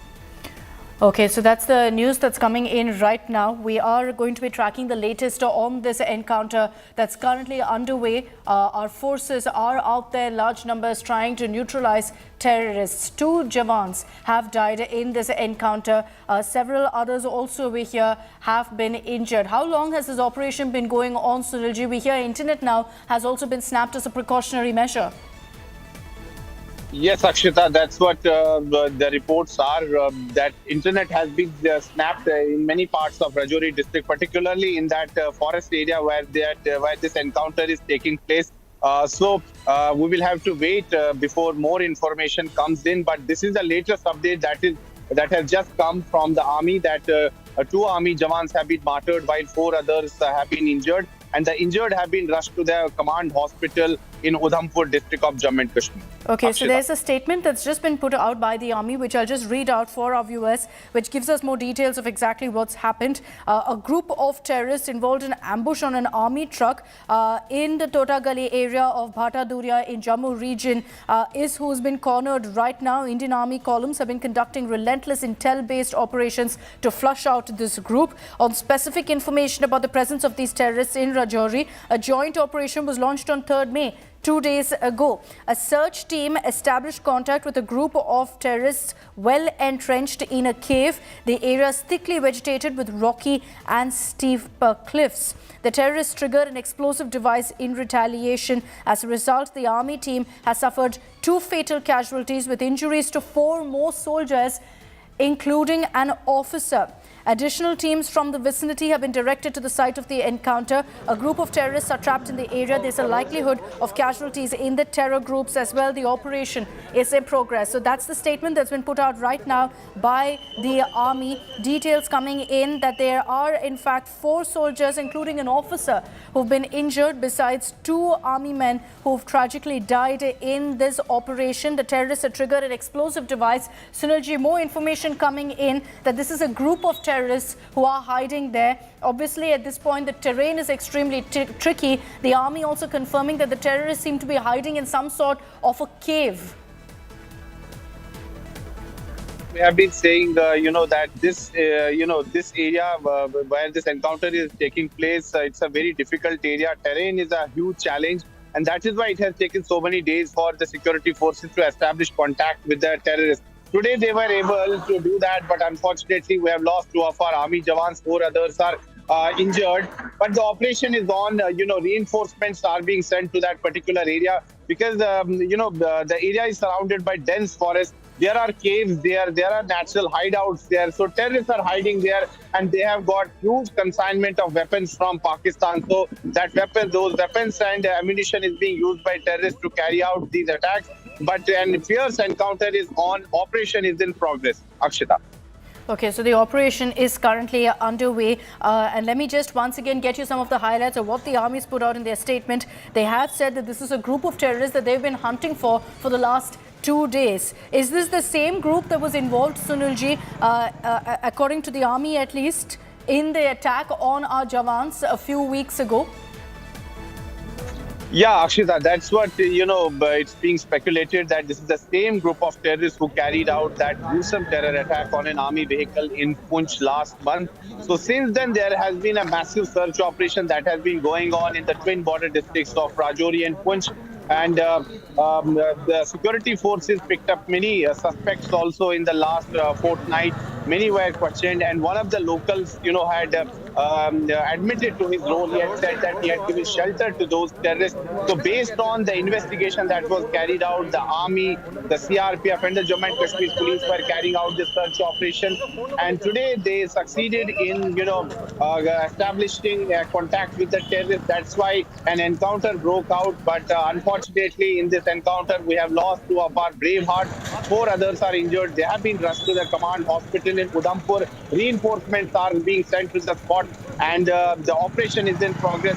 Internet services have been snapped in many parts of Rajouri district, so we will have to wait for some more time before some more information is revealed by the army. Akshita. All right. Thanks very much, Sunilji, for getting us all of those details. We'll track the latest on this. Unfortunately, 2 of our jawans have been killed in this ongoing operation. A group of terrorists who've been at this point cornered in the forests of Rajouri.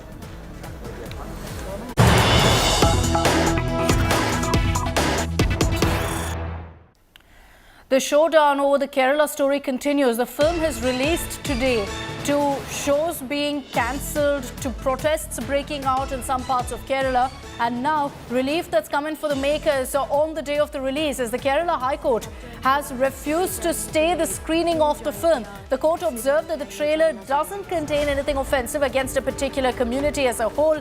The court and the judges watched both the teaser and the trailer of the movie in an open court and then said that if the censor board has examined the movie and found it suitable for publication, we will not stop this movie from releasing. So relief for the makers, even as we're seeing multiple reports coming in of protests of the screenings being blocked. Shibi Mool is joining us with more details on this. Shibi, can you tell us really what played out in the Kerala High Court and parallelly how several screenings right now in Kochi and other parts of Kerala are being stopped?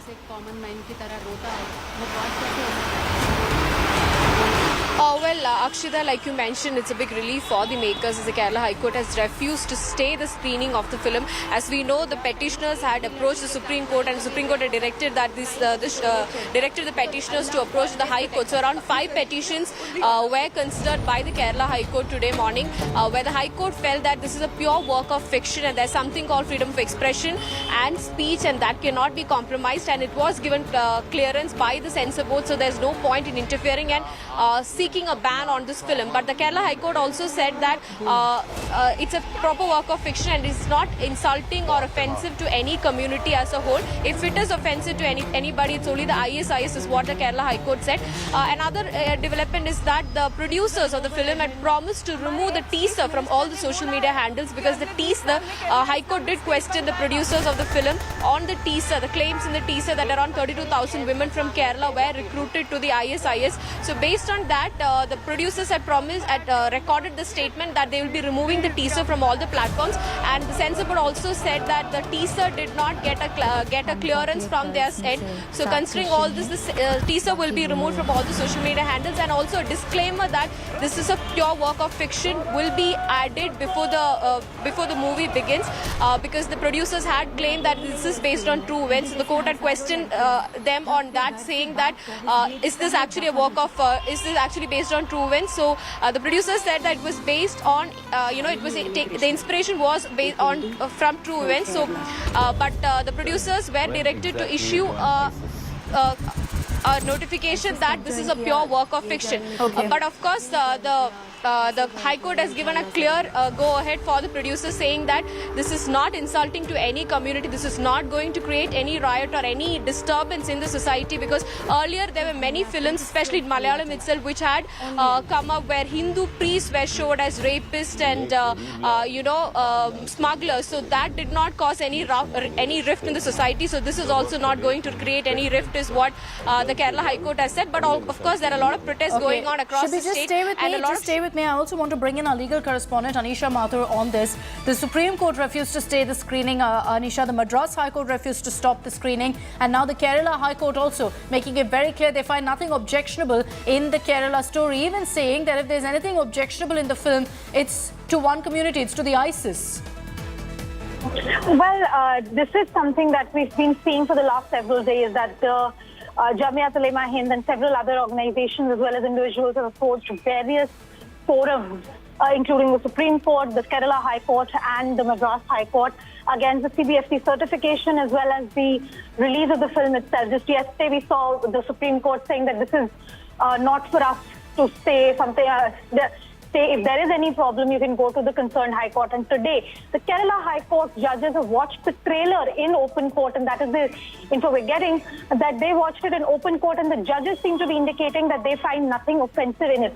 Clearly, of course, therefore, the movie will be released, but the objections that have been raised by various persons on this regard have been rejected by the courts as well as the CBFC, because remember, the CBFC itself has also allowed release of the film, given the certification in April this year. The CBFC had also asked for certain cuts in the film, which have now been done. But the concerns that had been raised were with regards to possible, that there will be damage to the social fabric of India, that there will be a wrong message will be going out to the people of the country. It could create disharmony between Hindus and Muslims in the country, particularly since the allegation was that this seems to show that Muslim youth is being used to sort of brainwash people of other religions to convert and then join the ISIS. But clearly the courts have not taken that, not accepted that stance. And now the movie, of course, is going to be allowed to be released. So this is a big relief for the makers of the film, even as protests, as my colleague just said, are going on in various parts of the country. All right, Anisha, thanks for joining us with those details. Thanks to Shibimol also for getting us the ground report from Thiruvananthapuram. With that news break, I'm slipping into a short break here on India Today. Coming up on the other side, we're focusing on what's happening in Manipur. The governor, after issuing the shoot-at-sight order, has now also appealed for peace. What's the situation on ground currently? We'll tell you in just a bit.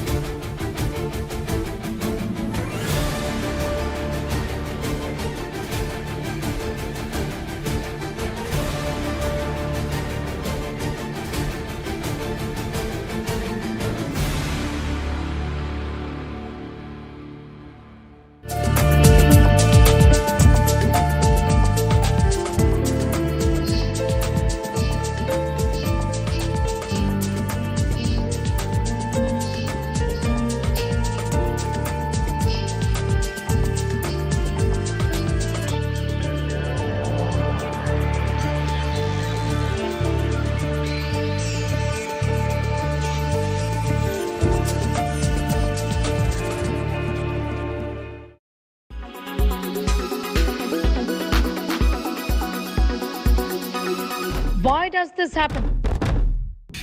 Let me tell you the science behind it.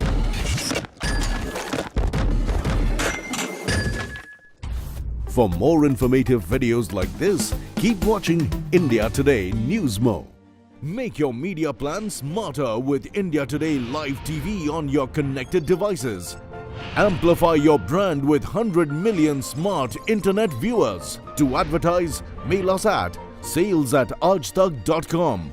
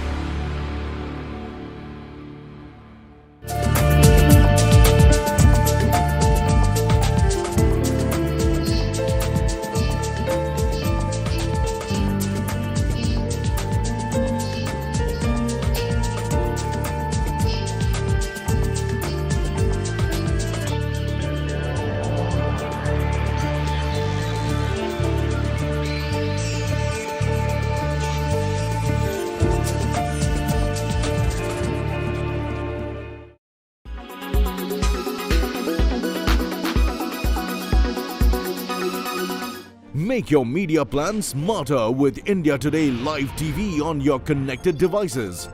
Amplify your brand with 100 million smart internet viewers. To advertise, mail us at sales@aajtak.com.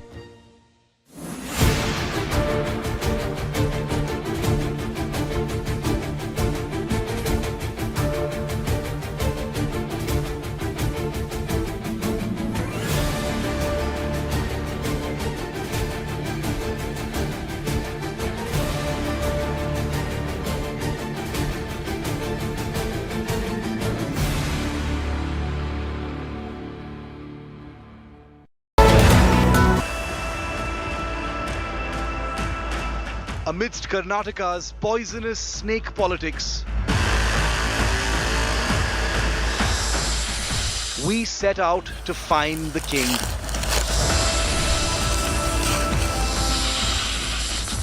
Welcome to Agumbe, the land of the king.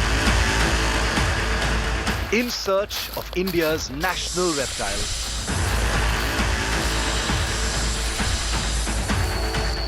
Mission King Cobra in Karnataka's mountains.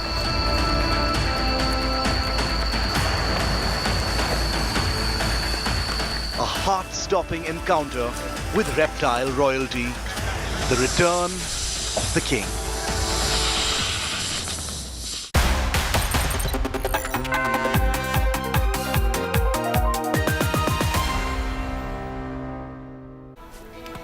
Welcome back. Let's get you all the highlights of the SCO meet that's currently underway in Goa. External Affairs Minister S. Jaishankar welcomed Chinese Foreign Minister King Yang, Russian counterpart Sergei Lavrov and others who've flown down for this crucial meet. And of course, the headline-grabbing moment when Jaishankar welcomed Pakistan Foreign Minister Bilawal Bhutto Zardari as well.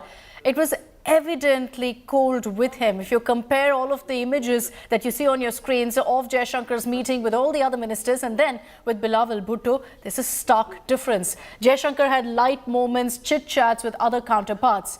But with Bilawal Bhutto, there was no handshake. They stood together very briefly for a photo op and then Jaishankar politely showed Bilawal Bhutto the way. This comes after India has made it clear that it's difficult to engage with a neighbor that sponsors cross-border terror. And that was a message that Jaishankar also sent out in his opening address at the SCO Foreign Ministers meet when he said that combating terror is one of the mandates of the SCO. He reiterated that cross-border terror and terror funding must stop.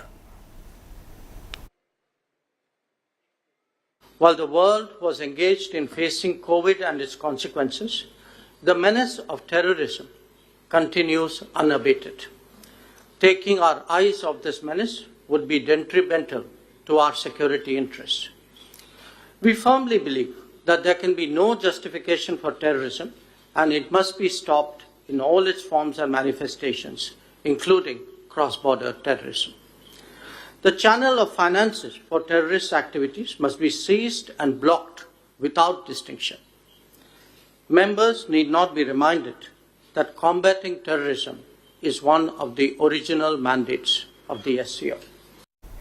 So you heard what the External Affairs Minister said there in Goa in his opening remarks, saying, let me remind you all that one of the key mandates of the SCO is to combat terror. And this was in the presence of Pakistan Foreign Minister Bilawal Bhutto. So the message to Pakistan from India is very, very clear. You can see that in the body language as well. In the meetings that happened, when every minister walked in, the kind of welcome that Foreign Minister, that External Affairs Minister Jaishankar gave them. You look at every other minister who arrived, there is a bit of bonhomie, there's a bit of warmth. You see Jaishankar engaging them in some small chit-chat and then they walk away. In the case of Bilawal Bhutto, yes, we were 100% polite. Yes, we maintained all formalities. But having said that, it was very clear that it was a polite meet and greet and nothing beyond that. No bonhomie, no sort of personal touch to that meeting. Geeta Mohan is joining us live right now from Benoleme in Goa, the SCO meet venue. Geeta, everyone's of course been talking about that one image and the handshake that didn't happen between Jaishankar and Bilawal Bhutto. What do you make really of the body language and the message from India, even in the opening address by Mr. Jaishankar was very, very clear that one of the key mandates, one of the issues that must be discussed is cross-border terror? Well, Akshita, there are very few takers for engagement, real engagement with Pakistan. And that's the reason why what happens on camera and what happens off camera when it comes to India-Pakistan are very different. Yesterday, Dr. Jaishankar hosted a dinner for the SCO member states delegations, and during the dinner, there was a handshake. There was a brief exchange of pleasantries, and they sat across the table, and there were conversations that took place during dinner as well. We do not have details of that, but on camera, the optics do matter. If there is, or if there were a terror attack again, these are the same visuals that would have played out of them shaking hands and a lot of questions with regards to why is India engaging Pakistan. Here, the format is SCO. Pakistan has been invited because it's a member state, and Pakistan decided to attend it in person rather than a virtual one. because there are three very important meetings under the SCO format: the Council of Foreign Ministers, Heads of State, and Heads of Government. There is no way that Bilawal Bhutto Zardari would have given a miss to a critical one, where decisions on those 15 areas were going to be taken, and final decision, of course, with the leadership during the Leaders Summit in July. Having said that, the tip for that, every time there's an India-Pakistan in the room, expect this sparring, spat. We saw what Dr. Jaishankar had to say about cross-border terrorism without naming Pakistan, because that's not the format of SCO. SCO Charter does not allow bilateral rivalries and rifts and issues to be raised, but cross-border terrorism clearly meant Pakistan. Bilawal Bhutto, by mentioning United Nations Security Council resolution that talked about weaponizing terrorism, did hint at India. So yes, both of them messaged, and the optics as well as the content of the statement makes it very clear that there is no room for forward movement in a positive direction at this point in time between India and Pakistan. India is headed to elections, not just state, but also general. So politically, it does not bode well for either side. And Bilawal Bhutto also, the statements that he's been making in the recent past clearly shows that he also comes with a political agenda. And that political agenda is driven in part directed against India, which garners Bilawal and his party support. Right. Let me also bring in Shiv Arur on this broadcast. Shiv, you look at that particular, on-camera meeting that happened between Jaishankar and Bilawal Bhutto. There's a lot being read into the lack of handshake, into the very polite meeting, nod towards him, and then kind of showing him the way. Jaishankar was very polite, but that was where it stopped. There's a lot of talk about Bilawal Bhutto coming down, accepting the invite, coming for the SCO meet, and thereby will there be some sort of progress in India-Pakistan talks? In that few seconds meeting, it looks like India sent across a very clear message on where really we stand as far as talks or dialogue with Pakistan is concerned. And it couldn't have been clearer, could it, Akshita? The body language is something that's very important in all diplomatic interfaces, especially during multilateral summit meetings, when you have to show your graciousness to a variety of leaders, and any difference or discrepancy between them sends out a very clear message. I think Dr. Jaishankar has been typically very, very gracious, and at the same time, through words and actions, shown Pakistan precisely what its place is vis-a-vis India and in the global world order. A very respectful namaste, a gracious hosting of the Pakistani leader here.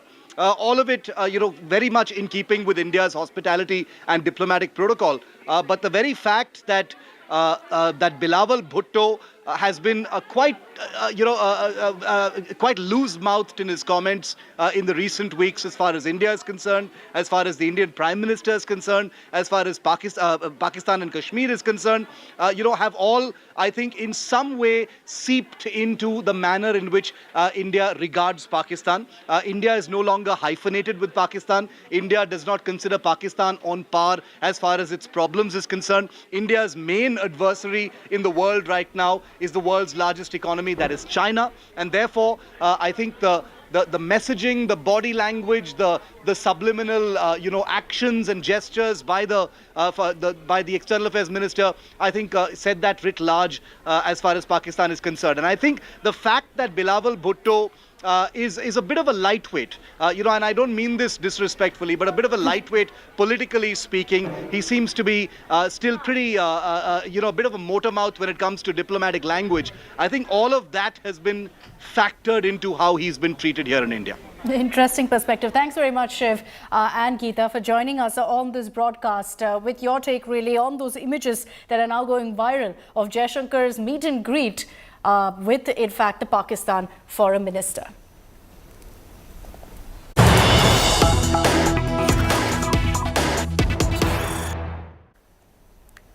As we track very closely what's playing out in Manipur, let's now get you an India Today exclusive news break of details that we're picking up on what prompted the Manipur violence. Sources telling us here on India Today that Christian tribals had actually pre-planned the violence to evict the Métis from these Christian areas. The conspiracy was planned during a festival in Manipur. And sources telling us that an investigation is underway to look into whether this was all planned to target the Meiteis. We've been seeing reports, worrying reports coming in places like Churchandpur, where in fact the original Solidarity March was held, of houses of the Meiteis being targeted, of their homes being torched. And that's why now there is a suspicion that this was a conspiracy that was planned to go ahead and evict Meiteis from the Christian areas, from some of the hilly districts of Manipur. What it led to and translated to is widespread violence across the state. Anupam Mishra is joining us on the phone line with more details on this. Anupam, there is one particular angle that's being looked into about vested interests being involved in stoking the violence in Manipur. And one angle that perhaps has to be investigated is about whether these tribes targeted the Meitei tribe to get rid of them, to remove them, make them move out of Christian-dominated areas. Akshita, in fact, every angle is being investigated by the agencies. In fact, I have spoken with higher police officials there. They are predominantly at present they are trying to calm down this situation, but there are a lot of angles which are coming out. And what you said, that angle is also there. So they are investigating the whole case from different angles, whatever possible angles are there. But till now, what we are getting from army and police sources that they are still trying to contain the situation, because the violence was widespread, and at least the violence has decreased, but they are still trying to contain small incidents of violence at present. Anupam, as we track the latest at this point on what perhaps stoked this kind of violence, what triggered this violence, there's a big question also about the current situation. We know that, the army is out there, that there's attempts to ensure things are calm, but what's the situation right now? Are there more incidents of Meiteis being attacked or of the Kuki tribals being attacked? In fact, what we are getting from Manipur is that Rapid Action Force is already deployed. Indian Army and Assam Rifles Jawans are already deployed, and the cases of violence has reduced the last night, and flag march is going on everywhere, especially areas where Meiteis and Kukis are living together. Those are the areas where the most of the cases of violence has reported. So at present, the agencies, the army and the Assam Rifles are focusing on those areas only where the both communities are residing together. The valley, as far as valley is concerned, the Imphal is concerned, according to the latest report, they have contained most of the areas. The situation is still tense, but the report of violent cases have decreased in the valley areas. But there are still some places in hill areas where Indian Army and Assam Rifles and state administration is trying to reach and trying to contain the situation. Okay, Anupam, thanks for getting us those details. I want to also bring in Himanshu Mishra, who got us this exclusive news break. Himanshu, what are your sources telling you? क्या अभी इस पे जांच होगा कि क्या ये मेटे tribe को टारगेट किया इसलिए क्योंकि मेटेस को हटाना था क्रिश्चियन डोमिनेटेड एरिया से मणिपुर में? देखिए, कहीं ना कहीं यही चीजें निकल कर आ रही हैं और एक रिपोर्ट तैयार की गई है कुछ एनजीओ के द्वारा। वो उस रिपोर्ट के आधार पर ये कहा जा रहा है कि इसी तरीके से मैथी कम्युनिटी को जो है हटाने की कोशिश की जा रही थी, और उस रिपोर्ट के अंदर लगातार कुछ इंसिडेंट्स का हवाला दिया गया है कि पिछले कुछ दिनों में किस तरीके से मणिपुर के अंदर इस घटना को लेकर पहले से जो है वो कॉन्स्पिरेसी की जा रही थी। और यही कारण है कि अब सरकार की तरफ से भी इसको देखा जा रहा है कि क्या ये दो कम्युनिटीज के बीच के क्लैशेस हैं। ये सारी चीजें एक तथ्यों के आधार पर देखा जाएगा। तो ये जरूर कहा जा सकता है कि जिस तरीके से ये हो रहा है वो गलत है, और इसको लेकर सरकार की भी पैनी नजर है, और जो वहां पे काम करने वाले ऑर्गेनाइजेशंस हैं उन्होंने जो रिपोर्ट तैयार की है वो सरकार को भी दी जा रही है। Okay, Himanshu, thank you for getting us all of those details.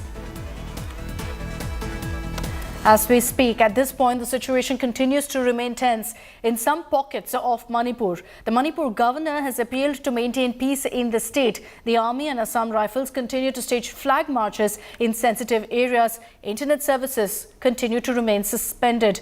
144 prohibitory orders are in place to prevent disturbance of peace and public order. Many shops and homes were vandalized and gutted in incidents of arson, forcing affected families to flee to nearby Assam. The Himanta government has pledged full support and all necessary assistance to them.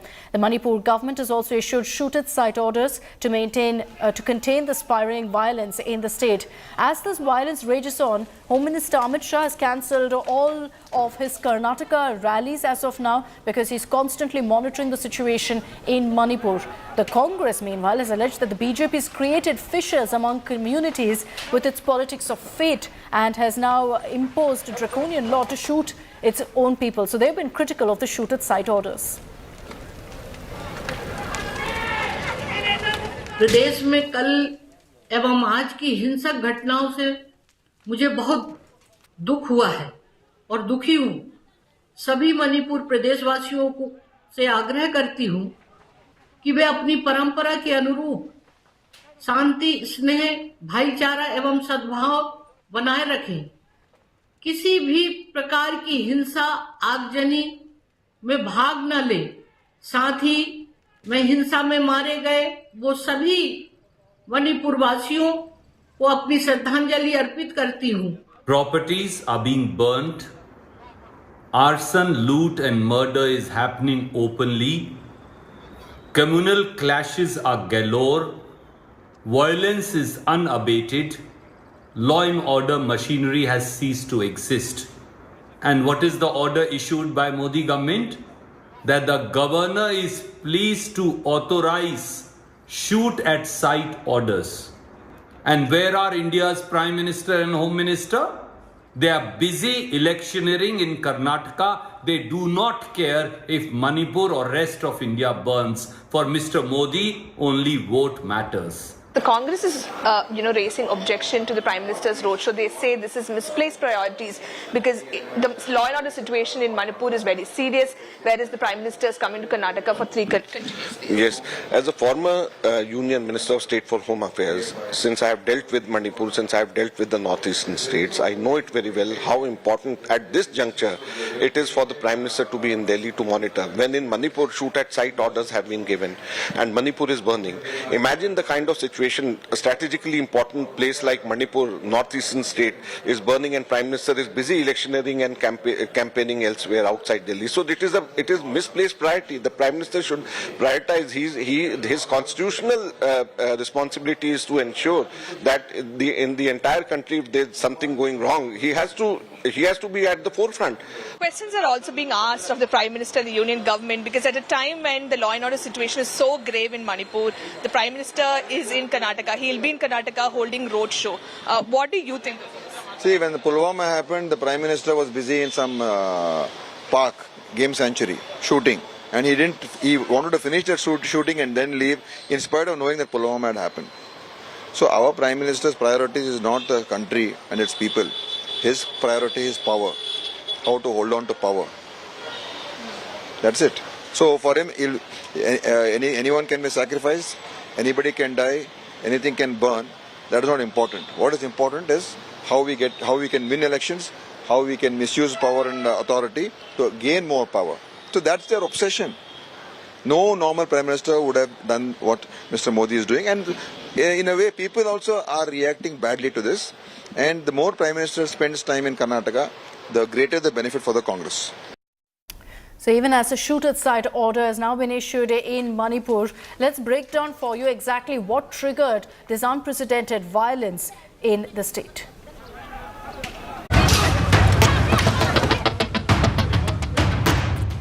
Homes set on fire.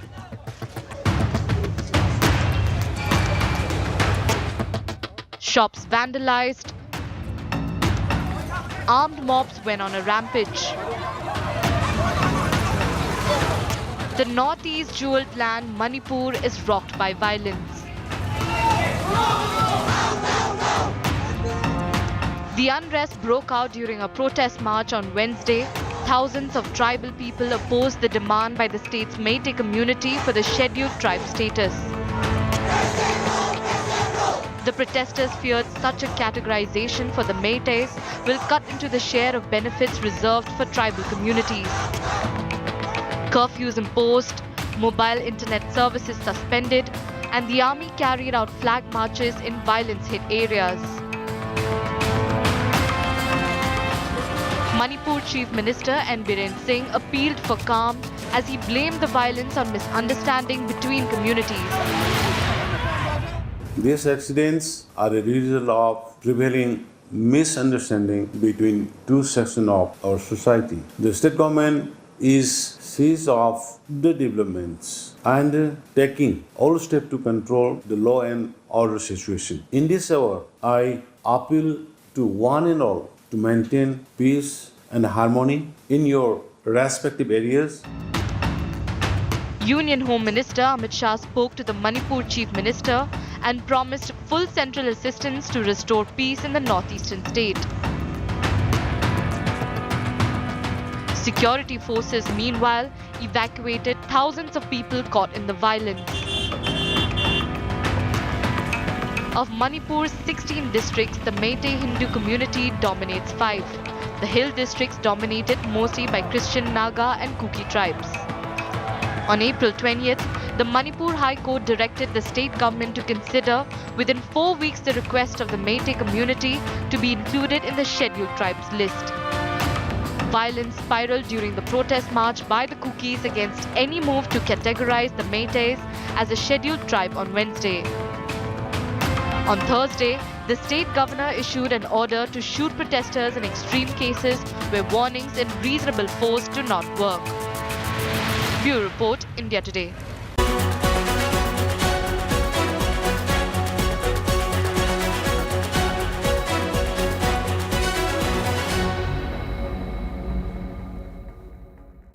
Let's get you all the political reactions coming in over the charge against Delhi Chief Minister Arvind Kejriwal on spending huge amounts of money for lavish refurbishments for his residence. The BJP continues its indefinite agitation against the 45 crore rupees allegedly spent on Delhi Chief Minister Kejriwal's house renovation. Now, the BJP has also released new posters portraying Kejriwal as Sultan and dubbing his residence as a Raj Mahal. Releasing the first images of Kejriwal's house, the BJP is alleged that the Delhi Chief Minister's official residence's interior decoration includes artistic work, decorative pillars, curtains, all of which was worth 8 lakhs. Flooring with imported white Dior pearl marble imported from Vietnam that cost 1.5 crores. Overall, 45 crores was spent on this renovation, and Union Minister Anurag Thakur has launched a scathing attack on Kejriwal, accusing him of giving an opportunity to his ministers and MLAs to loot even during COVID, when people didn't get hospital beds. The Delhi BJP is doing everything possible to attack the Aam Aadmi Party and Chief Minister Arvind Kejriwal over the expenditure on Arvind Kejriwal's 6 Flagstaff mark. So there's a dharna going on near the CM's residence, which is an indefinite dharna by the BJP, and there's a poster war going on as well by the BJP. Every day new posters are being released by the BJP attacking the Aam Aadmi Party and Chief Minister Arvind Kejriwal. BJP is upping the ante against Arvind Kejriwal and is saying that this dharna will continue, and this dharna has reached the 5th day at near the CM's residence. शायद ऐसे ही लोगों के लिए वह पंक्ति लिखी गई है कि विद्युत की इस चकाचौंध में देख दीप की लौ रोती है, अरे हृदय को थाम महल के लिए झोपड़ी बलि होती है। कि यहां पर विषय सिर्फ आरोप लगाने का नहीं है, विषय सिर्फ उनका असली चेहरा दिखाने का नहीं है, विषय सिर्फ कटाक्ष का नहीं है, विषय उस दर्द का भी है, उस धोखे का भी है जो दिल्ली की जनता ने अनुभव किया है। क्योंकि दिल्ली की जनता ने एक विश्वास किया था उन बातों के ऊपर। Today, this is a case of not just renovation of Sultan Kejriwal's Mahal, but the renovation of his mindset.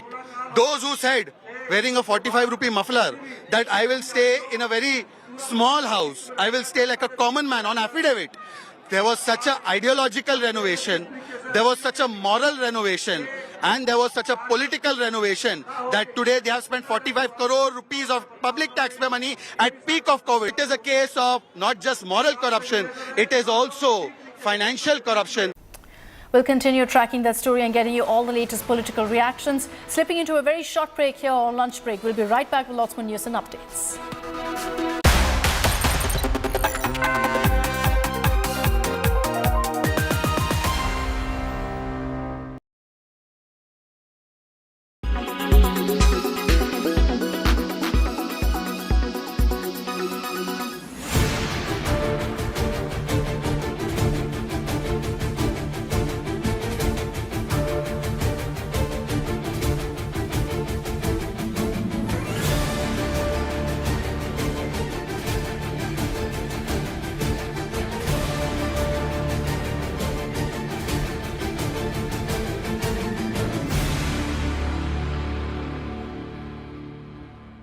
Weather forecast now. Delhi, maximum 36 and minimum 23 degrees. Mumbai, maximum 30 and minimum 27 degrees. Kolkata, maximum 38 and minimum 24 degrees. Bangalore, maximum 28 and minimum 21 degrees. Chennai, maximum 32 and minimum 27 degrees. Hyderabad, maximum 30 and minimum 24 degrees.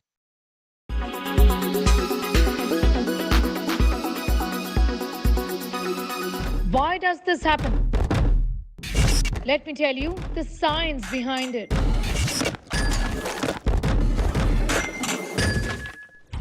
For more informative videos like this, keep watching India Today News Mode.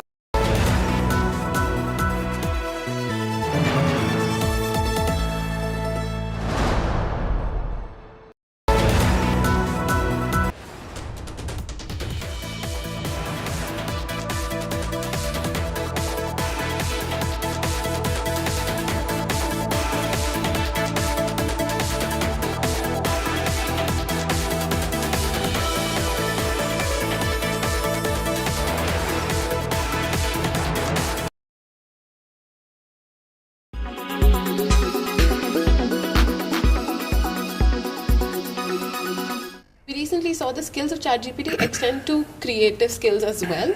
They can write movies, they can direct plays. There are in fact books being written out there by ChatGPT. How do you think this skills bridge will Coursera be able to fill? So we are approaching it in a few different ways, right? We are saying, look, firstly, it's helpful to think about a generative AI platform as a thought partner. As a business leader, I might be thinking about any element of my work, and I can use ChatGPT as a thought partner. Chances are it may not replace what I do as a worker or as a business leader, but it can be a very powerful thought partner to help refine my thoughts. Now, what we are thinking about is that, look, a learner might want to learn about using ChatGPT, so how do we create content related to ChatGPT? That's one part of it. Second would be, how do we integrate ChatGPT into the learning itself so that that learning can be more personalized, it can be interactive, keeping in mind that there are risks associated as well. How do you bring information which is reliable information into the learning? Because the Coursera belief is that while education is extremely important, the content for education should come from experts. And today, the content on our platform comes from, top 200 universities and about 100 companies. And so how do we integrate technologies like ChatGPT, something that we are actively looking at.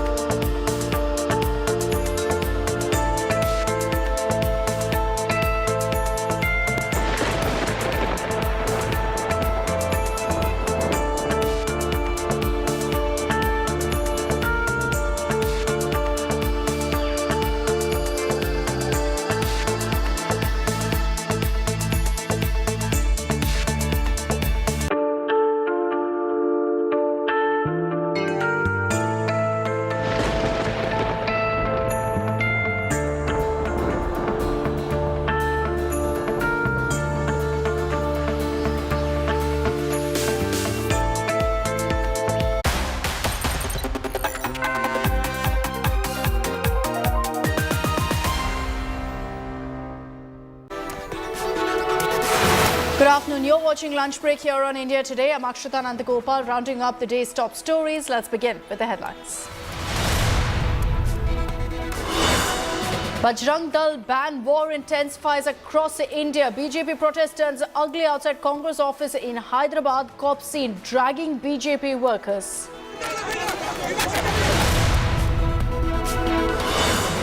Pawar resignation rejected by NCP committee. NCP leaders request Pawar to reconsider his resignation.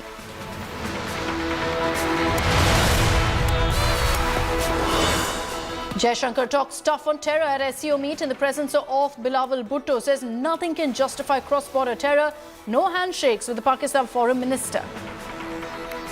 The channel of finances for terrorist activities must be seized and blocked without distinction. Members need not be reminded that combating terrorism is one of the original mandates of the SCO. Manipur governor appeals for peace after issuing shoot-at-sight orders. Communities riot over reservation demands.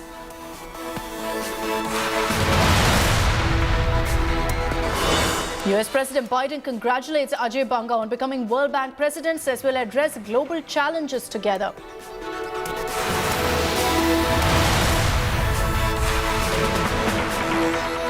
Co-presented by Star Health Insurance, the health insurance specialist. Powered by Jaguar. Discover the magic of smart lights.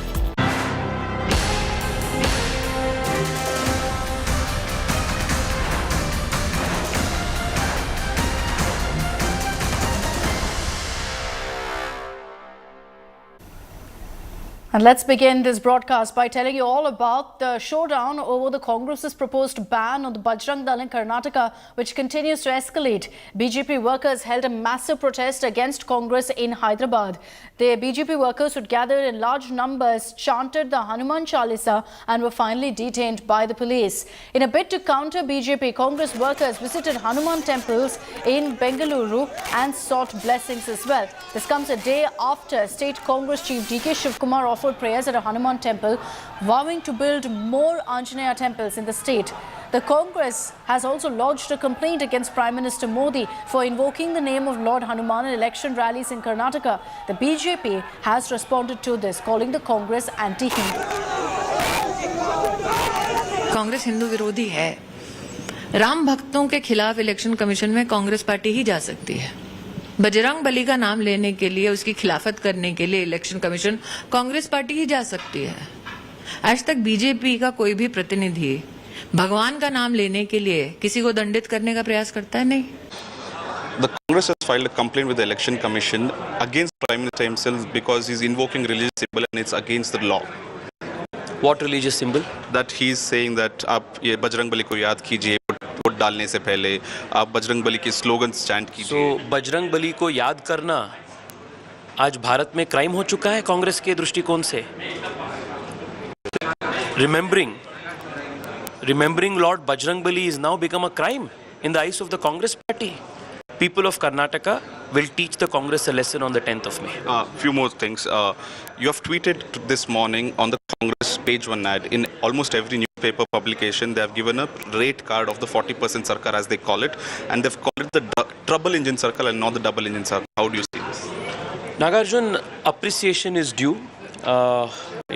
Congress has been honest in the way they have proposed a commission rate card for their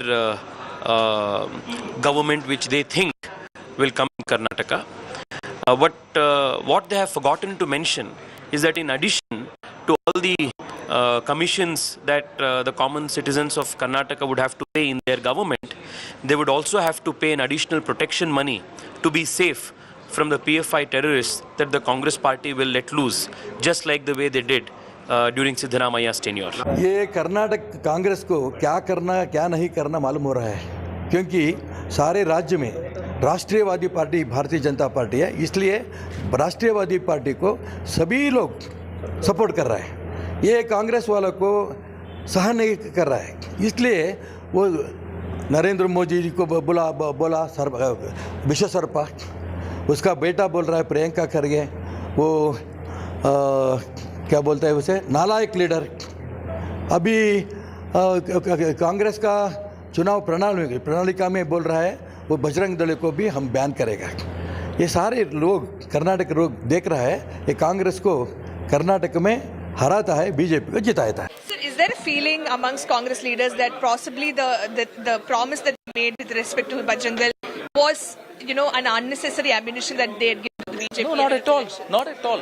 That's something which those who understand very clearly. In fact, people who the devotees of Hanumanji are very hurt with the way the BJP has responded to this. Did the Congress somewhere miscalculate the whole Bajrang Dal ban promise? Because it has given the much needed ammunition to the BJP. No ammunition, it's only hype. People are worried about their lives, their livelihoods and all that. And this is just BJP because they have nothing else to talk about now. They're trying to use this, like how they try to use hijab, halal, Savarkar and Tippu. And then after that, some statement made by Khargeji. All that because they have their government is completely. People have lost total faith in that government. So now, because they have nothing else to do, they are trying to catch hold of this and trying to whip up passion in the name of Lord Hanuman, which I think people are actually now are feeling disgusted by their behavior. Because you talk about Bajrang Dal as Bajrang Dal, that is a different issue. Why you want to bring Lord Hanuman into this? Why you want to sing Hanuman Chalisa? What is that connection? अब आप देखो ये कौन सा secularism है कि कल देश के वजीर आजम प्रधानमंत्री मोदी कह रहे कि जब आप वोट डालेंगे तो बजरंग बली का नारा मार के वोट डालना। आप बोलो ये कौन सा सेकुलरिज्म है? बोलो आप। अगर मैं आज खड़े होकर तकरीर में बोला पूरे कर्नाटका के गरीबों और मजलूमों तुम 10 तारीख को वोट डालने जाएंगे तो पहले अल्लाह अकबर का नारा लगा के बटन दबाओ, तो ये पूरे मीडिया वाले बोलेंगे ओ ओवैसी उधर लेके चले गया। तुम्हारे पप्पा बोले तो कुछ नहीं बोलेंगे। Sagaraj is joining us live from Bengaluru with more details on this. Sagai, interestingly, we've seen the Congress today doing a puja at Hanuman temples, essentially to counter the narrative from the BJP that they've insulted Bajrang Bali. But this is the Congress then falling into the BJP's political trap. Absolutely. In fact, even yesterday, KPCC President D.K. Shivakumar had visited a temple and he also offered a prayer wherever he has visited, and thereafter he has also assured the people that if Congress voted back to power, they will construct Hanuman temples across the state of Karnataka. But they have already given a clarification that they should not try to compare Bajrang Bali with an organization called Bajrang Dal, and they are also saying that they are also Hanuman devotees, and these kind of comparison will not serve the people in the elections. But definitely Congress is on a back foot after including ban of Bajrang Dal in their manifesto. Thanks for getting us those details. We'll track the latest that comes in on that story. So days to go for the Karnataka Assembly elections. Right now it's all about Hanuman politics, from BJP protesting against the proposed Bajrang Dal ban by Congress to Congress netas now attempting damage control by visiting Hanuman temples. Let's get you a ground report now by Nabila Jamal.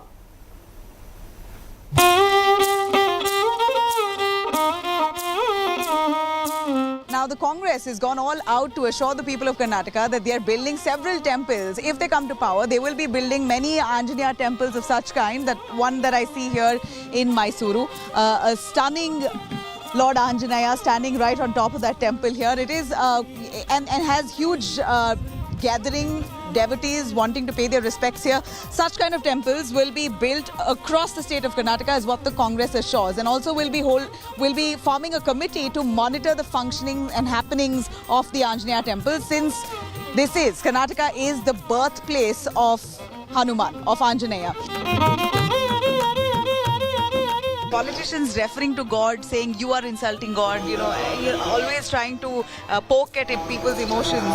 Don't compare about the gods. What's your power? You show it in a positive way. I just feel that politicians are kind of trying to attack people's sentiment by bringing religion and manipulating and dividing people with different religion. And I feel many people are reacting to it in a very bad way, and I guess it should stop. Nobody has that authority of, choosing one god over the other, right? And demeaning one god over the other. I think it speaks a lot about the politician who's actually looking down on other god or other religion.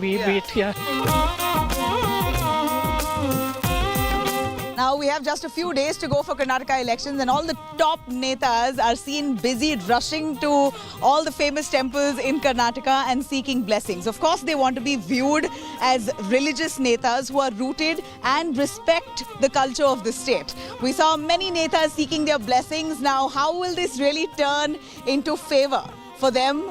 This Karnataka's elections will be telling.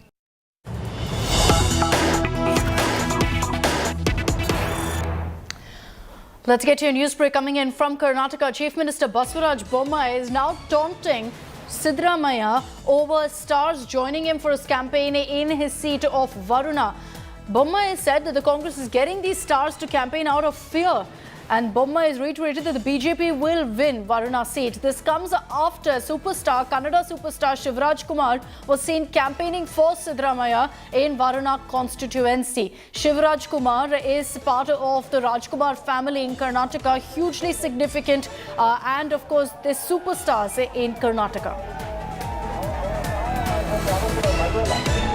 ಇದಕ್ಕೆ ನಾನು ಹೇಳಿದೆ ನಮ್ಮ ಪರಿಸ್ಥಿತಿ ಭಾಳ ಉತ್ತಮಗೊಂಡಿದ್ದರಿಂದ ಅವ್ರು ಮೊದಲು ಹೇಳಿದರು ನಾನು ಬರೀ ನಾಮಿನೇಷನ್ಗೆ ಬರ್ತೀನಿ ಅಂತ. ಈಗ 2-3 ಬಾರಿ ಬಂದಿದ್ದಾರೆ. ನಿನ್ನೆ ಸ್ಟಾರ್ ಜೊತೆಗೆ ಬಂದಿದ್ದಾರೆ. ಸೊ ಅದರ ಅರ್ಥ ನಾವು ಗೆಲ್ತಾ ಇದ್ದೇವೆ. ಸರ್, ಈಗ ಲಿಂಗಾಯತ್ ಇಶ್ಯೂವನ್ನು ನಾನು ಆ ಥರ ಹೇಳಿಲ್ಲ ಅಂತ.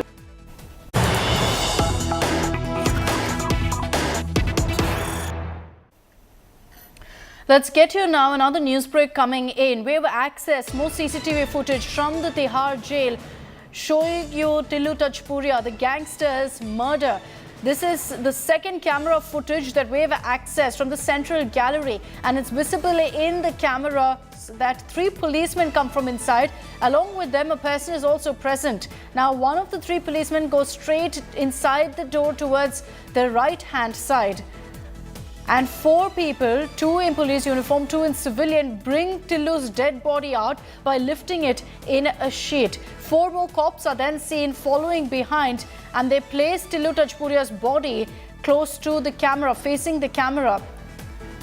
Some policemen were present, and this, of course, once again is more CCTV footage that we've accessed for you, in which you can see about 8 cops present in all in that particular jail in Tihar. This is the second CCTV footage that we've accessed. Just yesterday, we had shown you the moment of murder and raised serious questions about the kind of security in Tihar jail. Himanshu is joining us with more details on this. Himanshu, जो ये दूसरा CCTV footage है हमारे पास, हमको ये बताइए कि इससे क्या एस्टैब्लिश होता है कि एग्जैक्टली क्या हुआ, क्योंकि काफ़ी क्वेश्चंस ये आ रहा था कि पुलिस कहाँ पे थे जब ये मर्डर हुआ था। देखिए, उसमें तो ये था कि पुलिस कहाँ पर थी, क्योंकि 2 मिनट 49 सेकंड के उस सीसीटीवी कैमरे में कोई सिक्योरिटी पर्सन नजर नहीं आया था, जबकि हाई सिक्योरिटी वार्ड था। लेकिन ये जो सीसीटीवी है ये बेहद चौंकाने वाला है। ये 6:15 से आप देखिए अगर इसको, तो 6:15 से 17 उसके अगले तकरीबन 1:35 तक अगर आप वो पूरा फुटेज देखेंगे तो तिहाड़ जेल की असलियत सामने आ जाएगी कि किस तरीके से जो बदमाश हैं वो पुलिस की मौजूदगी में, और वो भी 1-2 पुलिस वाले नहीं, तकरीबन 8 से 10 पुलिस वालों की मौजूदगी में वो टिल्लू की लाश पे हमला करते हैं। लगातार पहले देखिए, जब वो 4 लोग लेकर के आते हैं बॉडी, तो 3 पुलिस वाले वहां पहले से मौजूद हैं, और जो सामने का दरवाजा है जहां पर ये जेल नंबर 8 के वार्ड नंबर 5 की जो ये तस्वीरें हैं, इसमें जो ये सेंट्रल गैलरी का जो ये camera, I'll come back to you. We're cutting across live right now to Prime Minister Narendra Modi on the campaign trail in Karnataka. BJP को आशीर्वाद देने के लिए आए हैं। मैं आप सभी का बहुत बहुत अभिनंदन करता हूं। और कल इतनी बारिश थी, यहां सारी कठिनाइयां थी, उसके बावजूद भी इतनी बड़ी तादाद में आपका आशीर्वाद देने के लिए आना, और ये जो जोश है, ये जो उमंग है, ये दिखाता है कि चुनाव के नतीजे क्या आने वाले हैं। ತಾಯಿ ದುರ್ಗೆಗೆ ಮತ್ತು ಕುಮಾರಸ್ವಾಮಿ ಮಂದಿರಕ್ಕೆ ಶ್ರದ್ಧಾಪೂರ್ವಕವಾದಂತಹ ನಮಸ್ಕಾರಗಳು. ಇದು ಹನುಮಂತನ ವಿಶೇಷ ಆಶೀರ್ವಾದವನ್ನು ಪಡೆದಂತಹ ಕ್ಷೇತ್ರ. ಇಲ್ಲಿ ಹನುಮಂತ ದೇವರು ಹುಲಿಕುಂಟೆ ರಾಯನ ರೂಪದಲ್ಲಿ ವಿರಾಜಮಾನರಾಗಿದ್ದಾರೆ. ನಾನು ಅವರಿಗೂ ನಮನ ಮಾಡುತ್ತೇನೆ. ತಾವೆಲ್ಲರೂ ಇಷ್ಟೊಂದು ದೊಡ್ಡ ಸಂಖ್ಯೆಯಲ್ಲಿ ಬಿಜೆಪಿಗೆ ಆಶೀರ್ವಾದ ಮಾಡಲು ಬಂದಿದ್ದೀರಿ. ನಾನು ನಿಮಗೆಲ್ಲರಿಗೂ ತುಂಬಾ ಅಭಿನಂದನೆಗಳನ್ನು ಸಲ್ಲಿಸ್ತೇನೆ. ನಿನ್ನೆಯ ಭಾರೀ ಮಳೆಯ ಹೊರತಾಗಿಯೂ ಇಷ್ಟೊಂದು ದೊಡ್ಡ ಸಂಖ್ಯೆಯಲ್ಲಿ ಬಂದಿರುವ ನಿಮಗೆ, ನೀವು ತೋರುತ್ತಿರುವಂತಹ ಉತ್ಸಾಹಕ್ಕೆ ಶತ ಪ್ರಣಾಮಗಳು. बंधु भगिनीरे, आजादी के बाद से ही कांग्रेस ने देश की व्यवस्थाओं के साथ ही देश की राजनीति को भी भ्रष्ट करने का काम किया है। बीते कुछ वर्षों में कांग्रेस ने भारत की राजनीति में एक और बीमारी पैदा कर दी है। चुनाव जीतने के लिए कांग्रेस पैसों के दम पर, अपने इकोसिस्टम के दम पर झूठे नैरेटिव गढ़ती है। कांग्रेस की कोशिश होती है कि ऐसा करके वो जनता को भ्रमित कर दे। बीते कई चुनावों से कांग्रेस ऐसे ही झूठे नैरेटिव बनाकर, झूठे सर्वे कराकर अपनी झूठी वाहवाही कराती फिरती है। यहां कर्नाटका में भी कांग्रेस यही कर रही थी। लेकिन जिस तरह कर्नाटका के लोग बीजेपी को चुनाव जिता के लिए खुद जनता जनार्दन ने मोर्चा संभाल लिया है, कांग्रेस को समझ नहीं आ रहा कि हम नया क्या झूठ बोले, कौन सा झूठ गढ़े। ಬಂಧು ಭಗಿನಿಯರೇ, ಸ್ವಾತಂತ್ರ್ಯದ ನಂತರದಿಂದಲೇ ಕಾಂಗ್ರೆಸ್ ದೇಶದ ವ್ಯವಸ್ಥೆಯನ್ನು, ದೇಶದ ರಾಜನೀತಿಯನ್ನ ಭ್ರಷ್ಟ ಮಾಡುವ ಕೆಲಸ ಮಾಡುತ್ತಿದೆ. ಕಳೆದ ಕೆಲವು ವರ್ಷಗಳಿಂದ ಕಾಂಗ್ರೆಸ್ ಭಾರತದ ರಾಜಕೀಯದಲ್ಲಿ ಇನ್ನೊಂದು ರೋಗವನ್ನು ಹುಟ್ಟುಹಾಕಿದೆ. ಚುನಾವಣೆಯಲ್ಲಿ ಗೆಲ್ಲಲು ಕಾಂಗ್ರೆಸ್ ಹಣಬಲದ ಜೊತೆಗೆ ತನ್ನ ಸುಳ್ಳು ಹರಡುವ ಜಾಲದ ಮೂಲಕ ಸುಳ್ಳು ಸುದ್ದಿಗಳನ್ನು ಹುಟ್ಟುಹಾಕುತ್ತಿದೆ. ಕಾಂಗ್ರೆಸ್ಸಿನ ಪ್ರಯತ್ನ ಈ ರೀತಿಯ ಮೂಲಕ ಜನರನ್ನ ತಪ್ಪು ದಾರಿಗೆಳೆಯುವುದಾಗಿದೆ. ಕಳೆದ ಹಲವು ಚುನಾವಣೆಗಳಲ್ಲಿ ಕಾಂಗ್ರೆಸ್ ಹಲವು ಸುಳ್ಳು ಸುದ್ದಿಗಳನ್ನು ಮಾಡಿ, ಸುಳ್ಳು ಚುನಾವಣಾ ಸರ್ವೆಗಳ ಮೂಲಕ ತನ್ನ ಸುಳ್ಳು ಪ್ರಶಂಸೆ ಮಾಡುತ್ತಾ ತಿರುಗಾಡುತ್ತಿದೆ. ಇಲ್ಲಿಯ ಕರ್ನಾಟಕದಲ್ಲಿಯೂ ಕಾಂಗ್ರೆಸ್ ಇದನ್ನೇ ಮಾಡುತ್ತಾ ಬಂದಿದೆ. ಆದರೆ ಈ ಬಾರಿಯ ಚುನಾವಣೆಯಲ್ಲಿ ಜನತೆ ಬಿಜೆಪಿಯನ್ನ ಗೆಲ್ಲಿಸಲು ಸ್ವತಃ ನೇತೃತ್ವವನ್ನು ತೆಗೆದುಕೊಂಡಿದ್ದು ನೋಡಿದಾಗ ಕಾಂಗ್ರೆಸ್ಸಿಗೆ ಭಯ ಹುಟ್ಟಿದೆ. ಯಾವ ಹೊಸ ಸುಳ್ಳು ಸುದ್ದಿಯನ್ನ ಹರಡಿಸುವುದು ಎಂದು ಗೊತ್ತಾಗದೆ ದಿಗ್ಭ್ರಮೆಯಲ್ಲಿದೆ. सहोदर सहोदरियरे, अब तक आप कर्नाटका के सभी दलों का घोषणा पत्र मैनिफेस्टो देख चुके हैं, उसकी विवेचना भी कर चुके हैं। बीजेपी का मैनिफेस्टो उसके लिए वचन पत्र है, संकल्प पत्र है, जिसमें कर्नाटका को देश का नंबर 1 राज्य बनाने का रोड मैप है।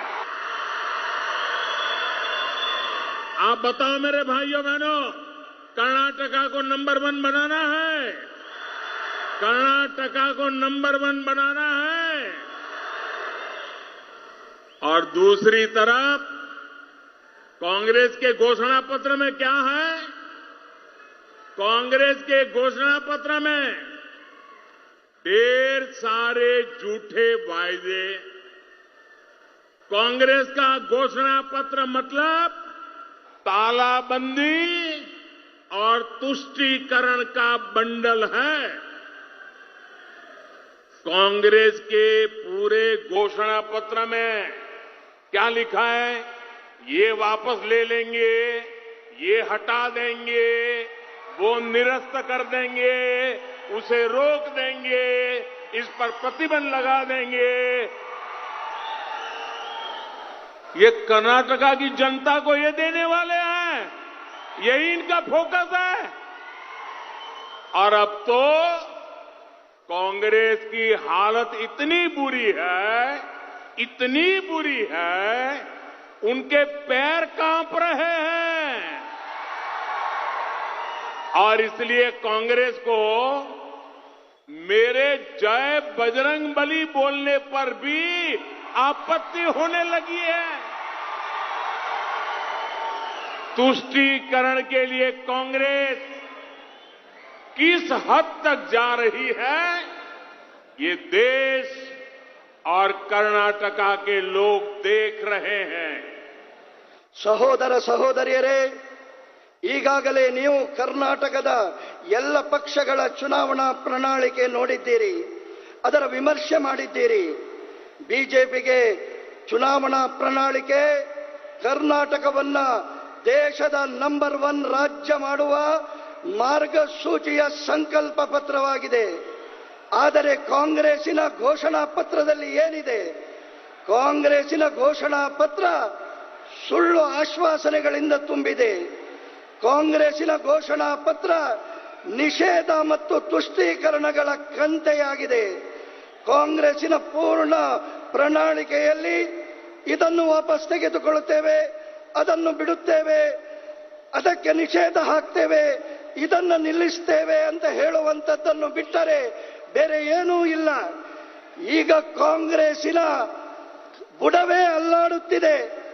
ಕಾಂಗ್ರೆಸ್ಸಿಗೆ ನಾನು ಬಜರಂಗ ಬಲಿ ಹೇಳುವುದರಲ್ಲಿಯೂ ಆಪತ್ತು ಕಾಣುತ್ತಿದೆ. ಕಾಂಗ್ರೆಸ್ ತುಷ್ಟೀಕರಣಕ್ಕಾಗಿ ಯಾವ ಹಂತಕ್ಕೂ ಇಳಿಯಬಲ್ಲದು ಅನ್ನುವುದನ್ನ ದೇಶದ ಮತ್ತು ಕರ್ನಾಟಕದ ಜನತೆ ನೋಡುತ್ತಿದೆ. बंधु भगिनियरे, कर्नाटका को देश का नंबर 1 राज्य बनाने के लिए सुरक्षा व्यवस्था, लॉ एंड ऑर्डर सबसे प्रमुख आवश्यकता है। कर्नाटका का आतंकवाद से मुक्त रहना भी उतना ही जरूरी है। बीजेपी हमेशा से आतंकवाद के खिलाफ कठोर रही है, लेकिन जब भी आतंकवाद पर कार्रवाई होती है, कांग्रेस के पेट में दर्द होने लगता है। ಬಂಧು ಭಗಿನಿಯರೇ, ಕರ್ನಾಟಕವನ್ನ ದೇಶದ ನಂಬರ್ 1 ರಾಜ್ಯ ಮಾಡಬೇಕಾದರೆ ಸುರಕ್ಷೆಯ ವ್ಯವಸ್ಥೆ, ಕಾನೂನಿನ ವ್ಯವಸ್ಥೆಗೆ ಪ್ರಥಮ ಆದ್ಯತೆಯನ್ನು ನೀಡಬೇಕಾಗಿದೆ. ಕರ್ನಾಟಕ ಆತಂಕವಾದದಿಂದ ಮುಕ್ತವಾಗಿರುವುದಕ್ಕೆ ಈ ಎಲ್ಲ ಕ್ರಮಗಳ ಅವಶ್ಯಕತೆ ಇದೆ. ಬಿಜೆಪಿ ಯಾವತ್ತೂ ಕೂಡ ಭಯೋತ್ಪಾದನೆಯ ವಿರುದ್ಧ ಕಠೋರ ನಿರ್ಧಾರಗಳನ್ನು ತೆಗೆದುಕೊಳ್ಳುತ್ತದೆ. ಆದರೆ ಯಾವಾಗೆಲ್ಲ ಕಠಿಣವಾದಂತಹ ಕ್ರಮವನ್ನ ಭಯೋತ್ಪಾದನೆಯ ವಿರುದ್ಧ ತೆಗೆದುಕೊಂಡಾಗ ಕಾಂಗ್ರೆಸ್ಸಿಗೆ ಹೊಟ್ಟೆಯಲ್ಲಿ ನೋವು ಪ್ರಾರಂಭವಾಗುತ್ತದೆ. बंधु भगिनीरे, आज पूरा विश्व आतंकवाद के खतरे से चिंतित है. भारत में भी हम कई बार आतंकियों के दुष्कर्मों को झेल चुके हैं. इन हमलों में कितने ही निर्दोष नागरिक मारे गए हैं. आतंकवाद मानवता विरोधी है. आतंकवाद जीवन मूल्य विरोधी है और आतंकवाद विकास विरोधी भी है. मैं ये देखकर हैरान हूं कि अपनी वोट बैंक की खातिर कांग्रेस ने आतंकवाद के सामने घुटने टेक दिए हैं. ऐसी पार्टी क्या कभी भी कर्नाटका की रक्षा कर सकती है? कर्नाटका की रक्षा कांग्रेस कर सकती है? कर्नाटका के नागरिकों की रक्षा कर सकती है? भाइयों बहनों, आतंक के माहौल में यहां के उद्योग, यहां की आईटी इंडस्ट्री, यहां की खेती किसानी, यहां की गौरवमयी संस्कृति, सब कुछ तबाह हो जाएगी. वोट बैंक के डर की वजह से आज कांग्रेस आतंकवाद के खिलाफ एक शब्द बोलने की भी हिम्मत खो चुकी है. वोट बैंक की इसी राजनीति की वजह से कांग्रेस ने आतंकवाद को पाला पोसा और उसे पनाह दी. बदलते हुए इस समय में आज आतंकवाद का स्वरूप भी बदल रहा है. स्मगलिंग हो, ड्रग्स का कारोबार हो, सांप्रदायिक उन्माद हो, अब सबके तार कहीं न कहीं आतंकवाद से जुड़ते हैं. बीते कुछ वर्षों में आतंक का एक और स्वरूप, भयानक स्वरूप पैदा हो गया है. स्नेहतिरे, बम, बंदूक और पिस्तौल की आवाज तो सुनाई देती है, लेकिन समाज को भीतर से खोखला करने की आतंकी साजिश की कोई आवाज नहीं होती. कोर्ट तक ने आतंक के इस स्वरूप पर चिंता जताई है. ऐसी ही आतंकी साजिश पर बनी फिल्म केरला स्टोरी, ये केरला स्टोरी की इन दिनों काफी चर्चा है. कहते हैं केरला स्टोरी सिर्फ एक राज्य में हुई आतंकवादियों की छद्म नीतियों की साजिशों पर आधारित है. देश का इतना खूबसूरत राज्य, जहां के लोग इतने परिश्रमी और प्रतिभाशाली होते हैं, उस केरला के में चल रही आतंकी साजिश का खुलासा ये केरला स्टोरी फिल्म में, केरला फाइल्स फिल्म में उसे किया गया है। और देश का दुर्भाग्य देखिए कि कांग्रेस आज समाज को तहस नहस करने वाली इस आतंकी प्रवृत्ति के साथ खड़ी हुई नजर आ रही है। इतना ही नहीं, ऐसी आतंकी प्रवृत्ति वालों से कांग्रेस पिछले दरवाजे से राजनीतिक सौदेबाजी तक कर रही है। कर्नाटका के लोगों को इसलिए कांग्रेस से बहुत ही सावधान रहने की जरूरत है। ಬಂಧು ಭಗಿನಿಯರೇ, ಇವತ್ತು ಇಡೀ ವಿಶ್ವ ಆತಂಕದ ಭಯದಿಂದ ಚಿಂತಿತವಾಗಿದೆ. ಭಾರತ ಇಂತಹ ಆತಂಕದ ದುಷ್ಕರ್ಮಗಳನ್ನ ಅನುಭವಿಸಿದೆ. ಈ ಆಕ್ರಮಣದಿಂದಾಗಿ ಎಷ್ಟೋ ನಿರ್ದೋಷಿ ನಾಗರಿಕರು ತಮ್ಮ ಪ್ರಾಣವನ್ನ ಕಳಕೊಂಡಿದ್ದಾರೆ. ಆತಂಕವಾದ ಮಾನವತೆಯ ವಿರೋಧಿ, ಜೀವನ ಮೌಲ್ಯಗಳ ವಿರೋಧಿ, ಆತಂಕವಾದ ವಿಕಾಸದ ವಿರೋಧಿಯೂ ಕೂಡ. ನಾನು ಇದನ್ನು ನೋಡಿ ಆಶ್ಚರ್ಯ ಪಡ್ತೇನೆ. ನಮ್ಮ ವೋಟ್ ಬ್ಯಾಂಕ್ ರಾಜಕೀಯಕ್ಕೋಸ್ಕರ ಕಾಂಗ್ರೆಸ್ ಆತಂಕವಾದದ ಮುಂದೆ ಮಂಡಿಯೂರಿ ಕುಳಿತಿದೆ. ಈ ಪಾರ್ಟಿ ಕರ್ನಾಟಕದ ರಕ್ಷಣೆ ಮಾಡುವುದಕ್ಕೆ ಸಾಧ್ಯವಿದೆಯಾ? ಆತಂಕದ ವಾತಾವರಣದಲ್ಲಿ ಉದ್ಯೋಗ, ಐಟಿ, ಬಿಟಿ, ಕೃಷಿ, ಇಲ್ಲಿಯವರೆಗೆ ನಮ್ಮ ಗೌರವಮಯವಾದಂತಹ ಸಂಸ್ಕೃತಿ ಇದು ಕೂಡ ನಷ್ಟವಾಗುತ್ತದೆ.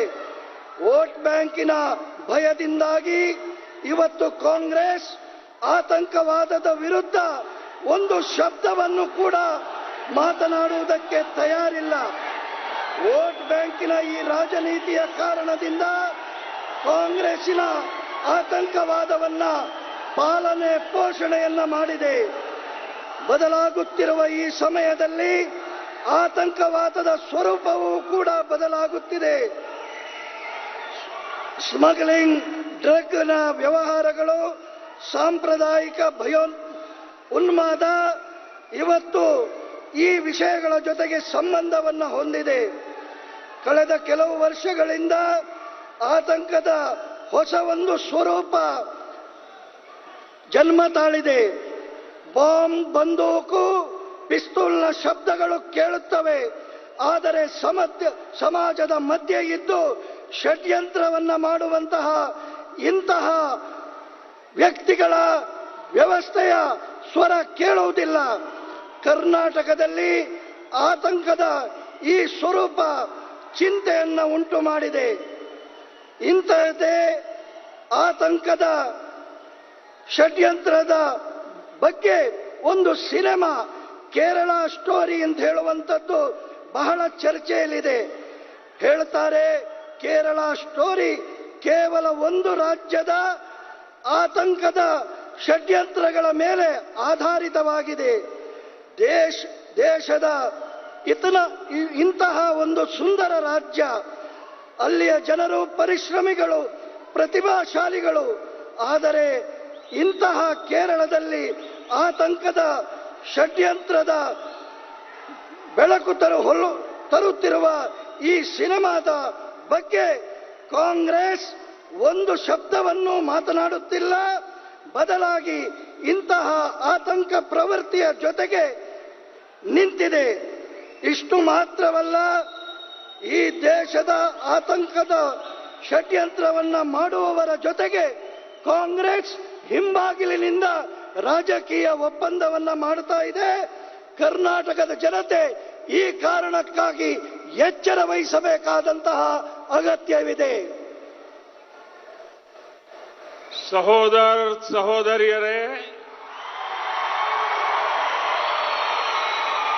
येदियुरप्पा जी और बोम्मई जी के नेतृत्व में डबल इंजन सरकार को सिर्फ 3.5 साल सेवा का अवसर मिला है। जब यहां कांग्रेस की सरकार थी तो उसने कर्नाटका के विकास के बजाय भ्रष्टाचार को ही प्राथमिकता दी। इसका कारण क्या था? इसका कारण कांग्रेस के पूर्व प्रधानमंत्री श्रीमान राजीव गांधी ने खुद ये बताया था। श्रीमान राजीव गांधी ने कहा था कि अगर उनकी सरकार दिल्ली से 100 पैसे बेचती है तो 15 पैसा ही गरीब तक पहुंचता है। ये उन्होंने खुद ने कहा था।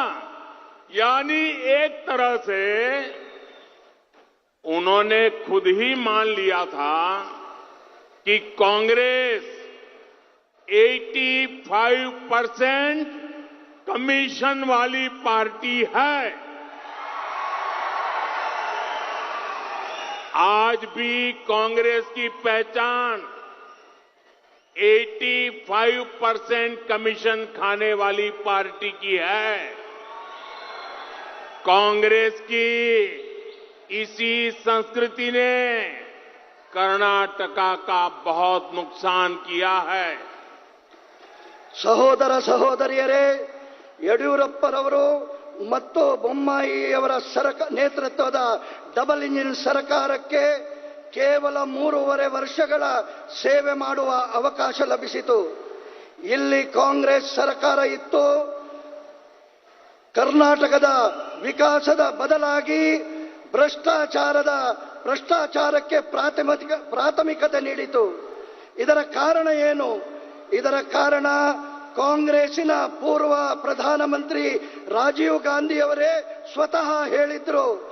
ಅವರು ಹೇಳಿದ್ರು, ಡೆಲ್ಲಿಯಿಂದ ನನ್ನ ಸರ್ಕಾರ 100 ಪೈಸೆಯನ್ನ ಕಳಿಸಿದರೆ ಅದು ಬಡವನಿಗೆ ತಲುಪುವಾಗ ಕೇವಲ 15 ಪೈಸೆ ಆಗಿರುತ್ತದೆ.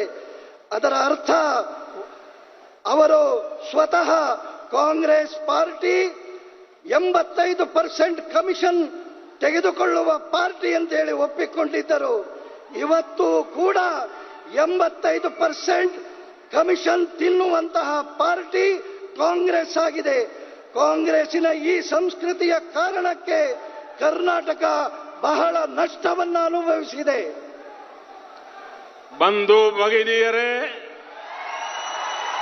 यहां बहुत बड़ी संख्या में बंजारा, लंबानी समाज, वाल्मीकि समाज और दूसरे एससी, एसटी, ओबीसी वर्ग के साथी भी मौजूद हैं। कांग्रेस ने तो आपको अभाव और अपमान के सिवाय कुछ नहीं दिया।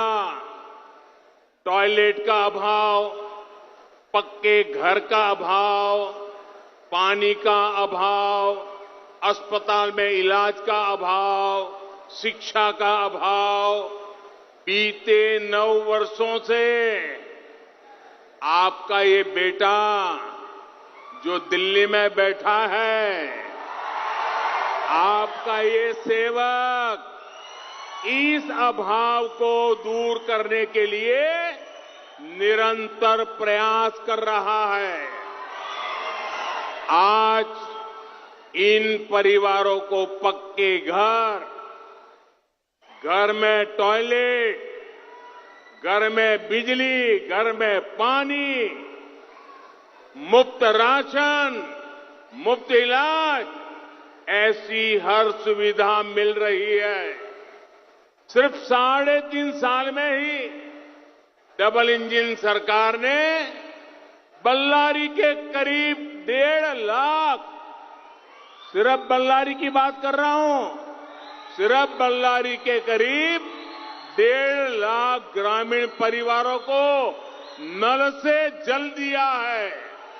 हमारी सरकार ने पहली बार बंजारा, गुमंतु, अर्धघुमंतु हमारे साथियों के लिए अलग वेलफेयर बोर्ड बनाया है। मैं तो येदियुरप्पा जी और बोम्मई जी की भी प्रशंसा करूंगा कि उन्होंने सिर्फ 3.5 वर्षों में हजारों बंजारा लंबानी साथियों को हक्कू पत्र दिया, तांडा बस्तियों को गांव का दर्जा दिया। कांग्रेस ने तो इनको भी भुला दिया था। ಬಂಧು ಭಗಿನಿಯರೇ, ಇಲ್ಲಿ ಬಹಳ ದೊಡ್ಡ ಸಂಖ್ಯೆಯಲ್ಲಿ ಬಂಜಾರ, ಲಂಬಾಣಿ ಸಮಾಜದ, ವಾಲ್ಮೀಕಿ ಸಮಾಜದ ಮತ್ತು ಇತರ ಎಸ್ಸಿ, ಎಸ್ಟಿ, ಒಬಿಸಿ ವರ್ಗದ ಸ್ನೇಹಿತರು ಹಾಜರಿದ್ದೀರಿ. ಕಾಂಗ್ರೆಸ್ಸಿನವರು ನಿಮಗೆ ಕೊರತೆ ಮತ್ತು ಅಪಮಾನವನ್ನು ಬಿಟ್ಟರೆ ಬೇರೆ ಏನನ್ನೂ ಕೊಟ್ಟಿಲ್ಲ. ಶೌಚಾಲಯದ ಅಭಾವ, ಮನೆಗಳ ಅಭಾವ, ನೀರಿನ ಅಭಾವ, ಆಸ್ಪತ್ರೆಯ ಅಭಾವ,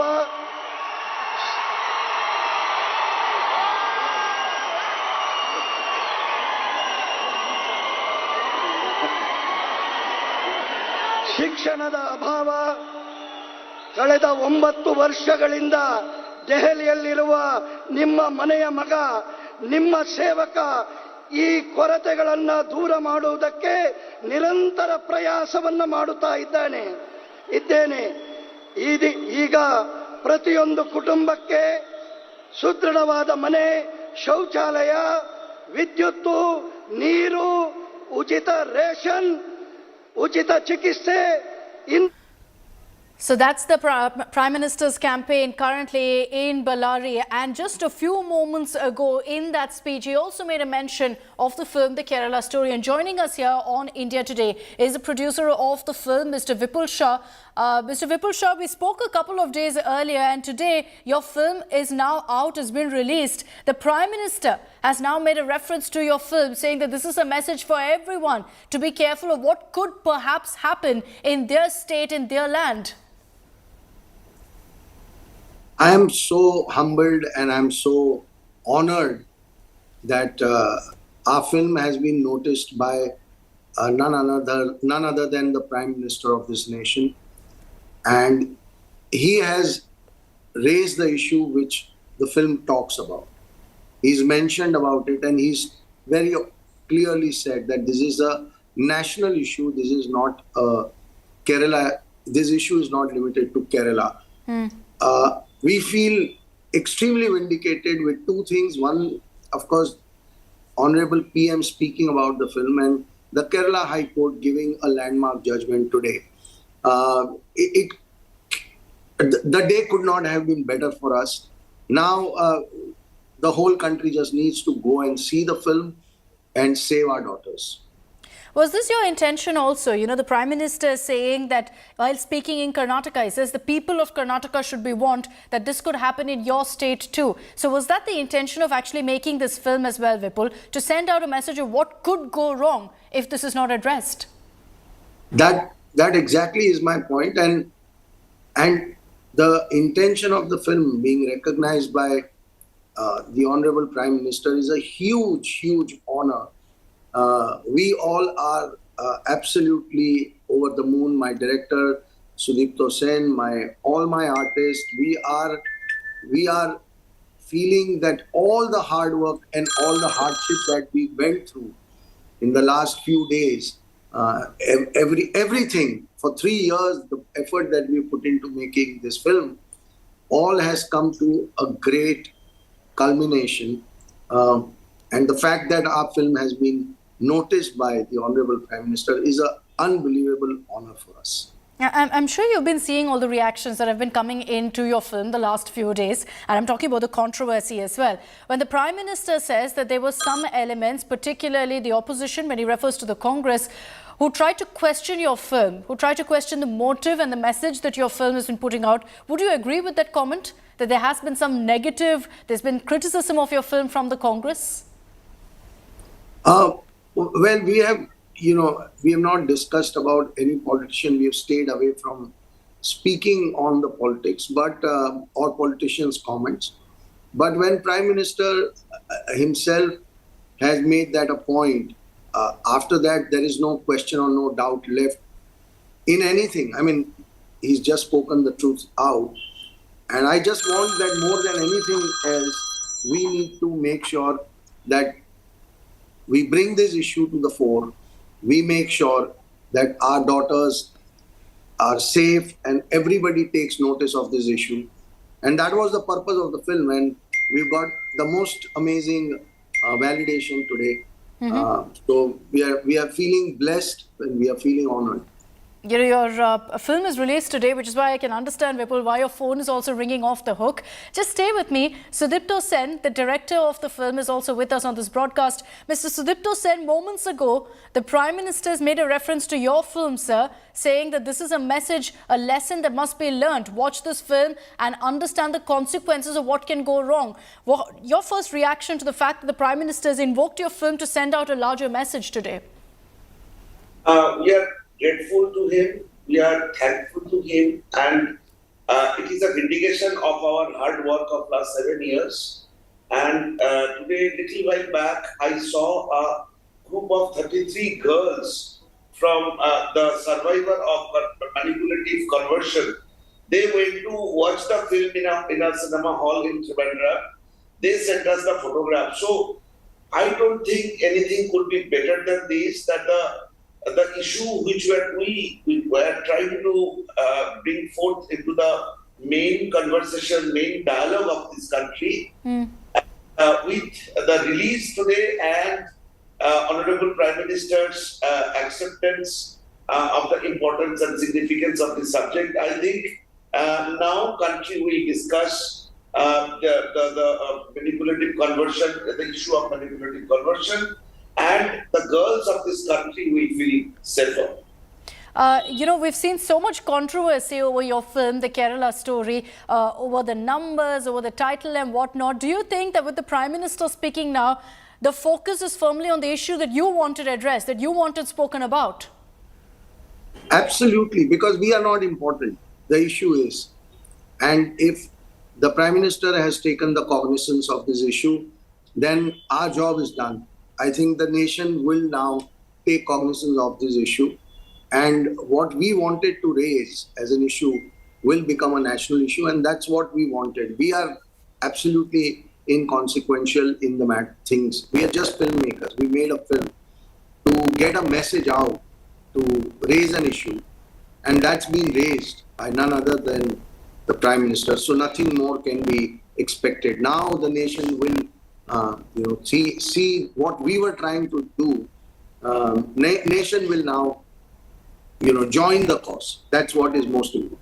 Sudipto Sen, your reaction, do you believe that this will essentially and effectively mean the end of all the controversy that you witnessed, that you've reacted to in the last few days?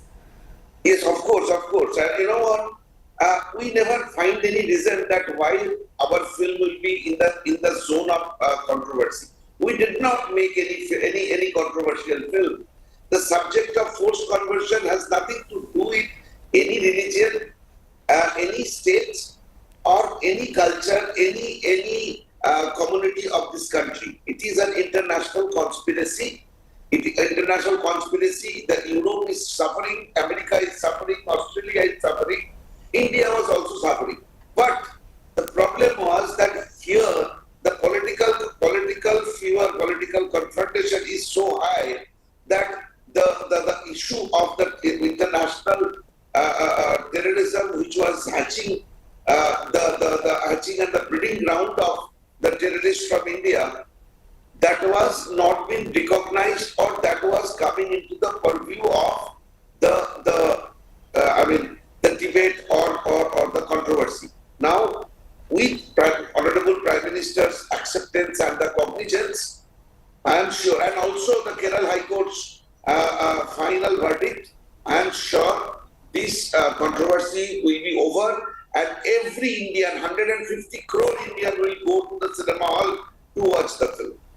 Vipul, you mentioned when we first started this conversation that for two reasons you're happy today. One is what the Prime Minister said, and the second is the Kerala High Court. And inevitably, there is going to be linkages that are drawn to that, because there were questions about, whether this film is targeting the state of Kerala, the image of Kerala. The Kerala High Court today very clearly said that if there's anyone who should be offended about this film, it should only be one group, which is the ISIS terror group. And the Prime Minister essentially has said that. He said that what this film does is that it exposes the design of terrorists. Do you believe thereby it puts to rest all of the controversy, the criticism that this targets a state in particular?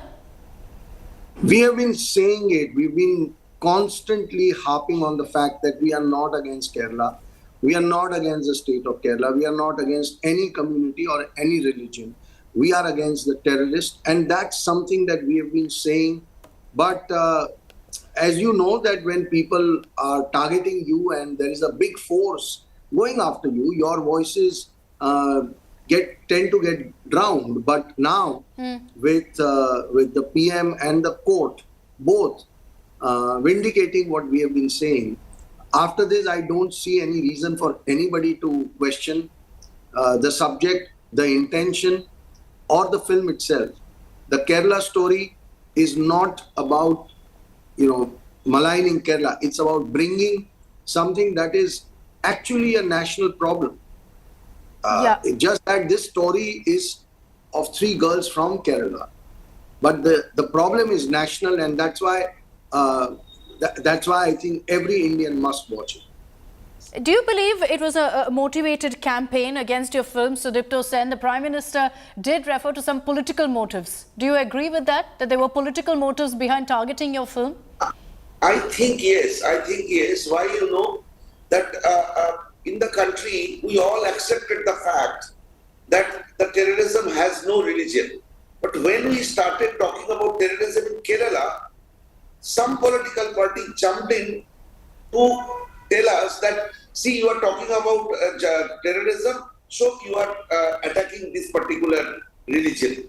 So that is very, very, very unnerving, that if in India, the standard is that the terrorism has no religion. But in Kerala, these people are putting the tag of the terrorism with a particular community, particular religion. Then it's a very, very alarming thing. So I think this issue has been, now it is very, very clear. Now it is completely black and white. We were preferring the grey zone between black and white. We were trying to live in the mode of denial. We were trying to say, no, everything is fine in Kerala, so beautiful, everything is as good as the backwater of Kerala. We tried to say no, in the northern part of Kerala, something viciously wrong going on. And I think today that debate is being over. Kerala High Court in the first, and Honorable Prime Minister after that. And I think we have done our job. Okay. Now, if watching the film, every Indian has to do this job so that we can ensure the complete safety and security of our daughters. Okay, so over to the audiences now, considering your film has released and crossed all hurdles, might I add, legally, considering you've had the Supreme Court, Madras High Court, Kerala High Court, all of them giving the go-ahead for the screening. And now the Prime Minister, in his own words, saying that this film talks about a very, very important subject. Vipul Shah as well as Sudipto Sen, thank you very much for taking the time out and joining us here on India Today. Let me just play out for you exactly what the Prime Minister said in Ballari of Karnataka when he referred to the Kerala story. आतंकी साजिश पर बनी film Kerala story, ये Kerala story की इन दिनों काफी चर्चा है। कहते हैं केरला स्टोरी सिर्फ एक राज्य में हुई आतंकवादियों की छद्म नीतियों की साजिशों पर आधारित है। देश का इतना खूबसूरत राज्य, जहां के लोग इतने परिश्रमी और प्रतिभाशाली होते हैं, उस केरला के में चल रही आतंकी साजिश का खुलासा ये केरला स्टोरी फिल्म में, केरला फाइल्स फिल्म में उसे किया गया है। And this, no doubt, is going to become a big, big political talking point. Trust us here on India Today to get your every political reaction on that story. Slipping into a short break, we'll be joining you with the headlines in just a few moments.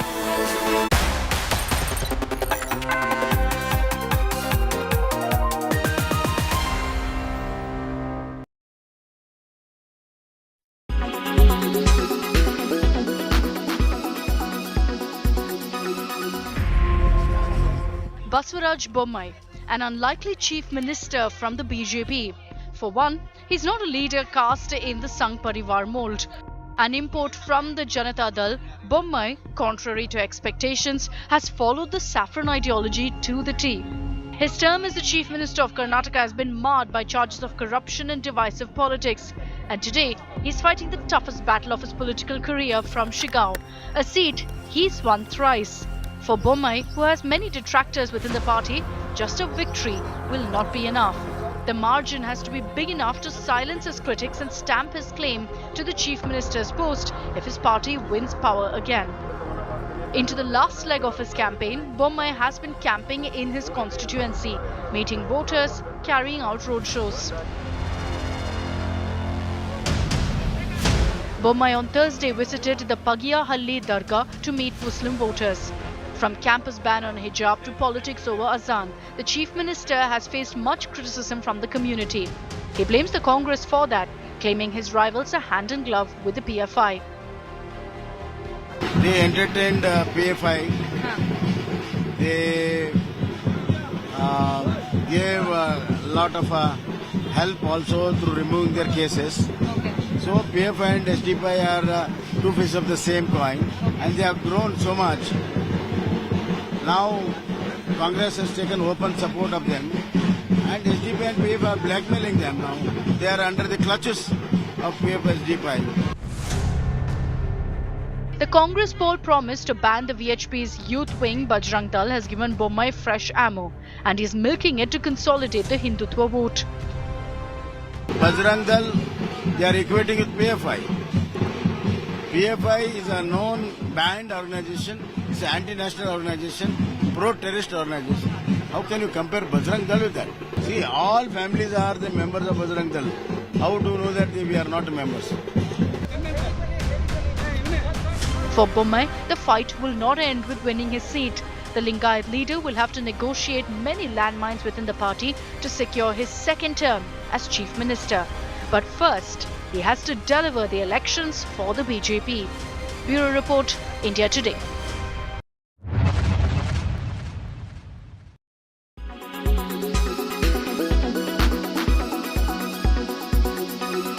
Why does this happen? Let me tell you the science behind it.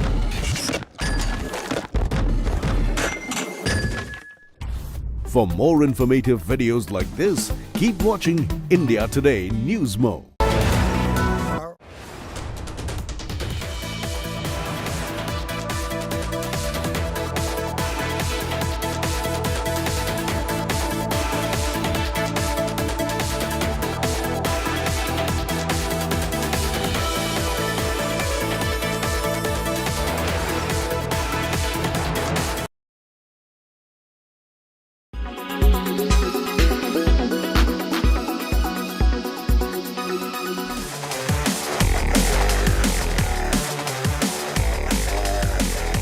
If it's fashion, you can expect the Kardashian-Jenner sisters dropping some major style bombs on the red carpet.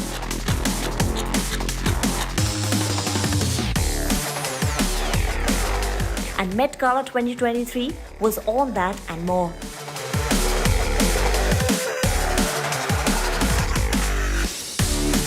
Kim Kardashian fit rightly into her Schiaparelli all-pearl outfit with a huge cape. When we say pearl, she was dripping in it.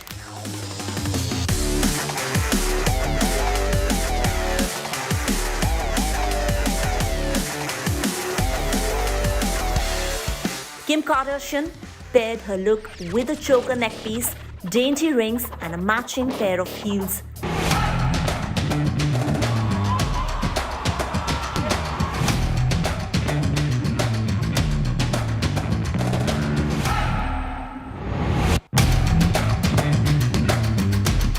Now, if you jog your memory, Kim Kardashian's Marilyn Monroe cosplay at Met Gala 2022 was the talk of fashion circles last year.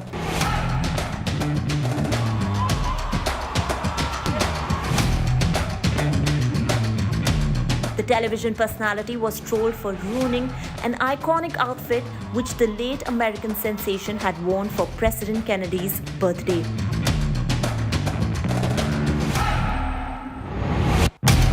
Netizens went all berserk and commented how Kim's body type was not fit for that outfit even though she had lost certain kilos for that 10 minutes walk on the red carpet.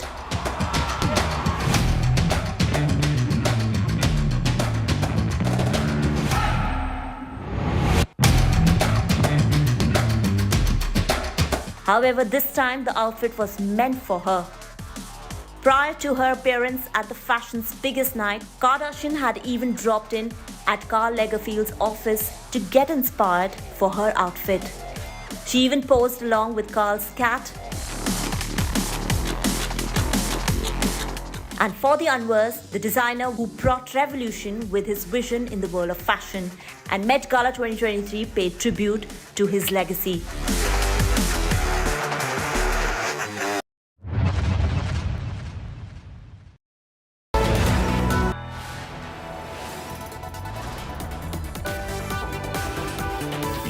Are watching India Today.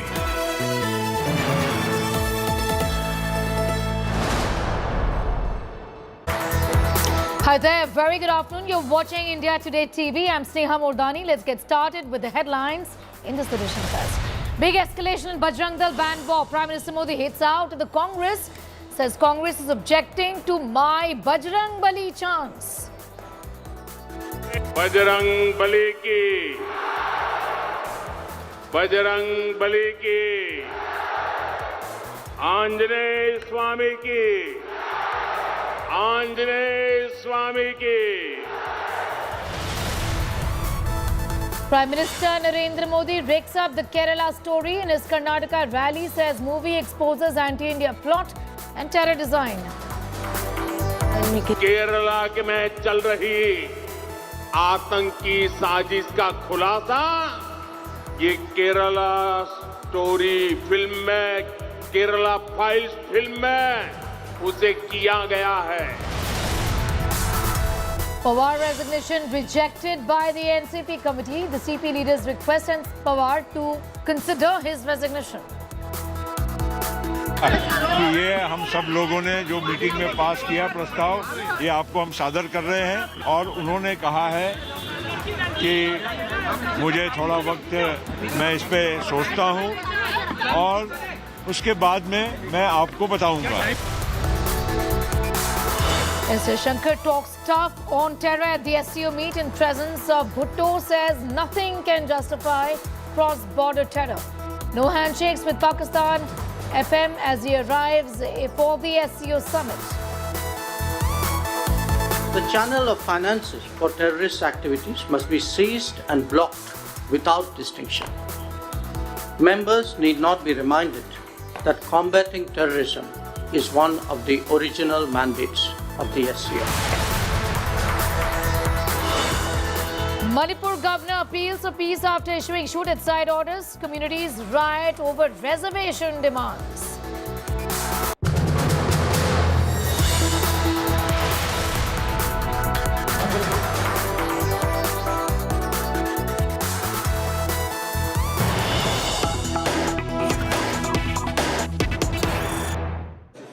Five days to go for polling, 3 days for the campaign. This is literally the death overs when it comes down to the Karnataka elections, and a lot has happened in the last few days. I have with me the Congress president who's been crisscrossing across the state, but over the next 3 days mostly will be spending time in his own territory where he was undefeated till 2019. Thank you for joining us, Kharge Saab. Thank you for taking out that 10 minutes of your time for us. But my first question, Kharge ji, you've been the party, you are the party president, but you're also from Karnataka. Till 2019, you were undefeated here. How important is this election for you personally? No, this election is important not only for me or my state. it is also very important in the interest of the country, because here in Karnataka, very bad government, not well governed government, and the corruption is increased, and corruption is gone to the extent of nearly 40%. And people are fed up, and people themselves want change. And we are also working. Earlier, when we used to tell, people never believed that, okay, these people are in opposition, they simply always do all these things or say something. But now people have realized they are experiencing, they themselves are fed up with this government, so they want to remove as early as possible. So this is the opportunity, first opportunity has come, and there we are removing, and we are also working hard to get rid of this government. Kharge ji, we've been following on your campaign. You're a mass leader, especially in this area, but what we've seen is a heavy push by the BJP in your region itself. You had the Prime Minister do many road shows. You had the Home Minister here. The Prime Minister in 2019, when you were undefeated and you lost your Lok Sabha, had said that Mallikarjun Kharge ji ka account band ho gaya hai. Do you see this as your Agni Pariksha of sorts, or you think you're beyond that? No. It is not Agni Pariksha. Unka account band hona, ek Prime Minister ne कहना, that itself is a challenge to him. It means. So, मेरा account बंद नहीं होगा. I have come in politics to fight and protect certain ideology, and I have not joined just BJP or just Congress or just JDS. It is not like that. I have joined this party after seeing its ideology.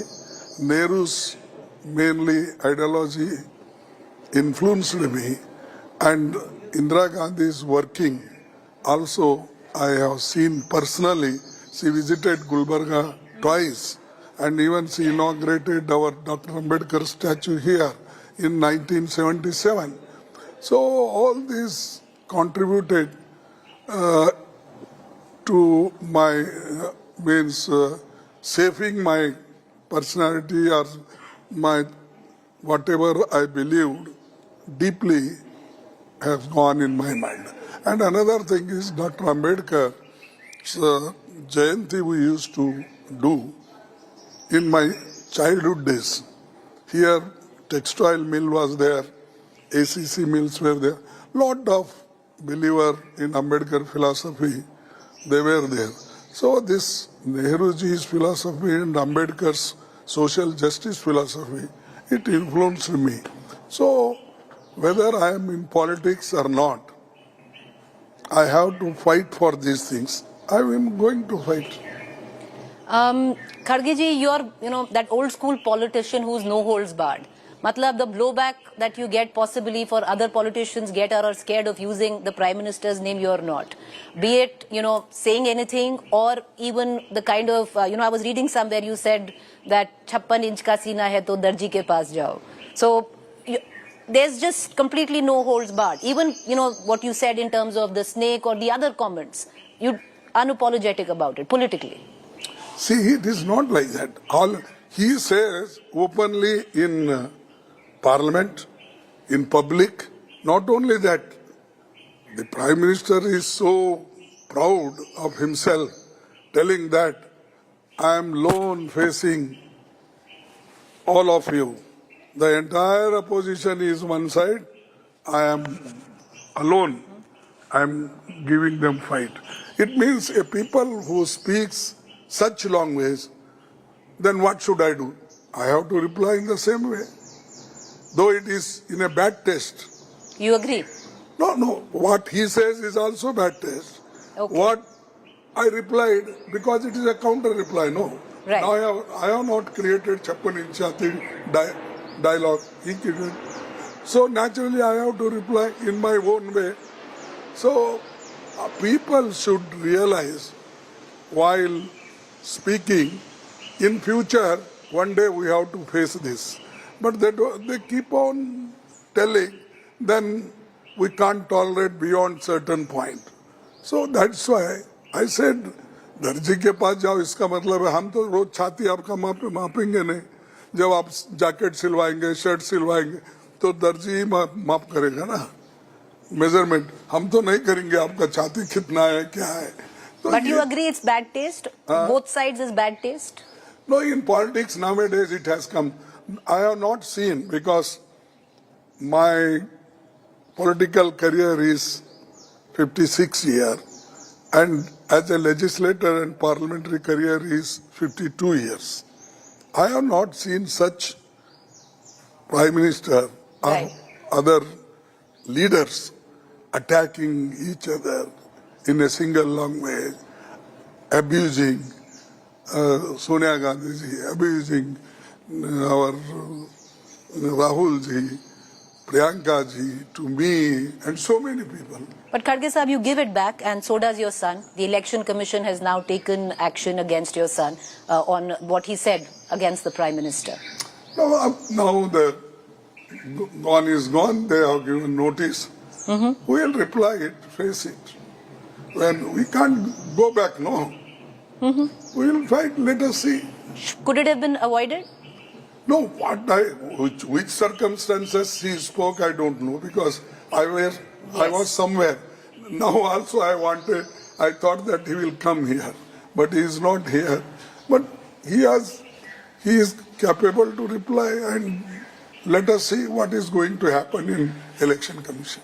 But Kharge Sahab, till now, you were running a campaign which was hyper-local, regional. You were at least seemingly setting the narrative that BJP was catching up. Off late, do you think your campaign has derailed a little the last 2-3 days? Why? Bajrang Bali? No. Dekho, that is, they created, because they want to create such perceptions. Even everybody has got liberty to have a manifesto, election manifesto. Muslim League will have, BJP will have, mostly the RSS philosophy they will introduce. And naturally our manifesto is prepared by our drafting committee, chairman of the election manifesto. Some context they have written. It does not mean that we are against Hindus and they are the only Hindus. Now, though I am a Hindu, but I fully believe Buddha's Tattva, Nehru's philosophy, Ambedkar philosophy. See, these are our personal things. Why you are exploiting for election? Now, for example, my Bajrang, people say that Bajrang Bal only from their mouth, just. Bajrang Bali, Jai Bajrang Bali, from their mouth, yes. If you go and ask in my constituency, Gurmatkal old constituency MLA, I might have built more than 80 Hanuman temples. 80. The reason is that the villagers, they believe in Hanuman, though Hanuman is, his temple is outside the village, not in the center of the village. And there, people used to come that outside the village temple, all community people. And in village, their Gram Devote, that Devote, this Devote, they used to. So, I myself, people should come and gather in one place, though whatever my belief, whatever my philosophy, that is different thing. But it is my duty to see that I should not hurt anybody. So, I constructed more than 80, you go and see, when I was endowment minister. 80 Hanuman temples. Yeah. When I was endowment minister, in my constituency alone I constructed. Wherever people ask, I used to give money from my grants. But Kharge Sahab, now the narrative has changed. Every time the Prime Minister goes, he opens a rally with Jai Bajrang Bali. you didn't want to make this election communal. You were clear that you wanted to keep it regional, hyper-local. Ab your manifesto has made it communal, at least in people's eyes. No. He says because any Prime Minister, he uses such quotations used earlier. No. Even their Jaishankar leader, founder, he was in Nehru's cabinet. He did not do such things. We also say. Have your water, sir.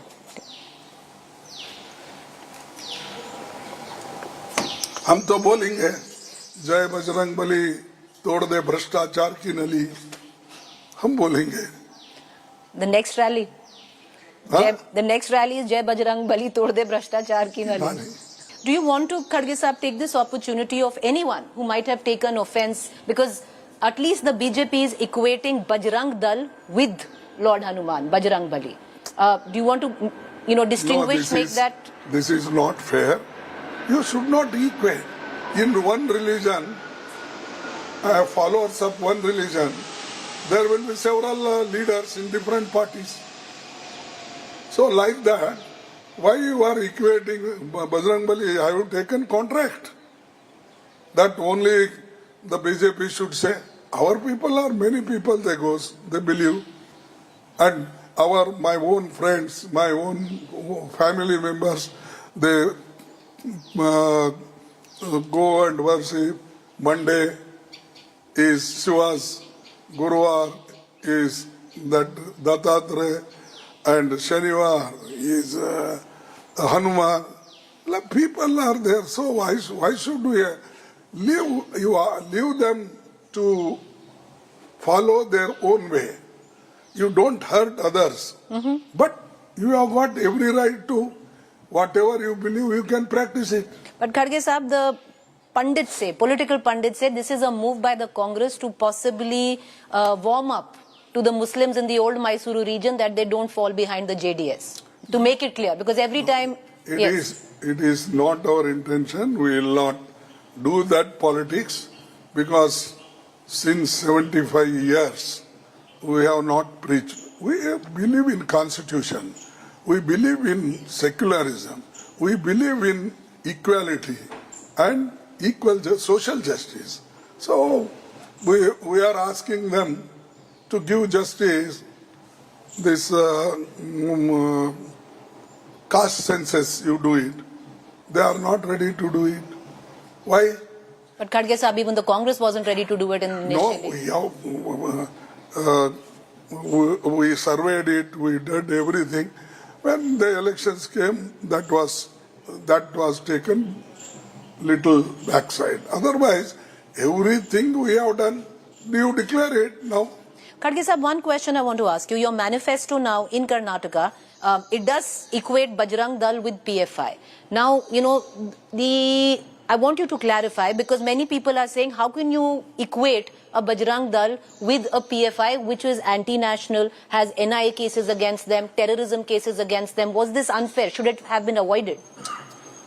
You see, one thing, whatever written in the manifesto, the rules will be there, the act will be there. At that time, all these questions will come. Question of telling everything now, expelling, explanation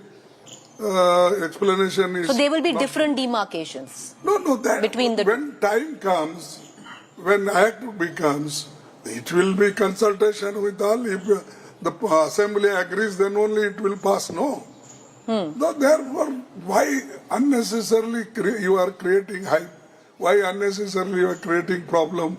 Why unnecessarily you are creating division in the society? Kharge Sahab, because every day in temples, the BJP is chanting Hanuman's Chalisa. They are going all out. Now they are saying that if you want to ban Bajrang Dal, why don't you ban it in Rajasthan, Chhattisgarh? Why not there? Because you are running those states as well.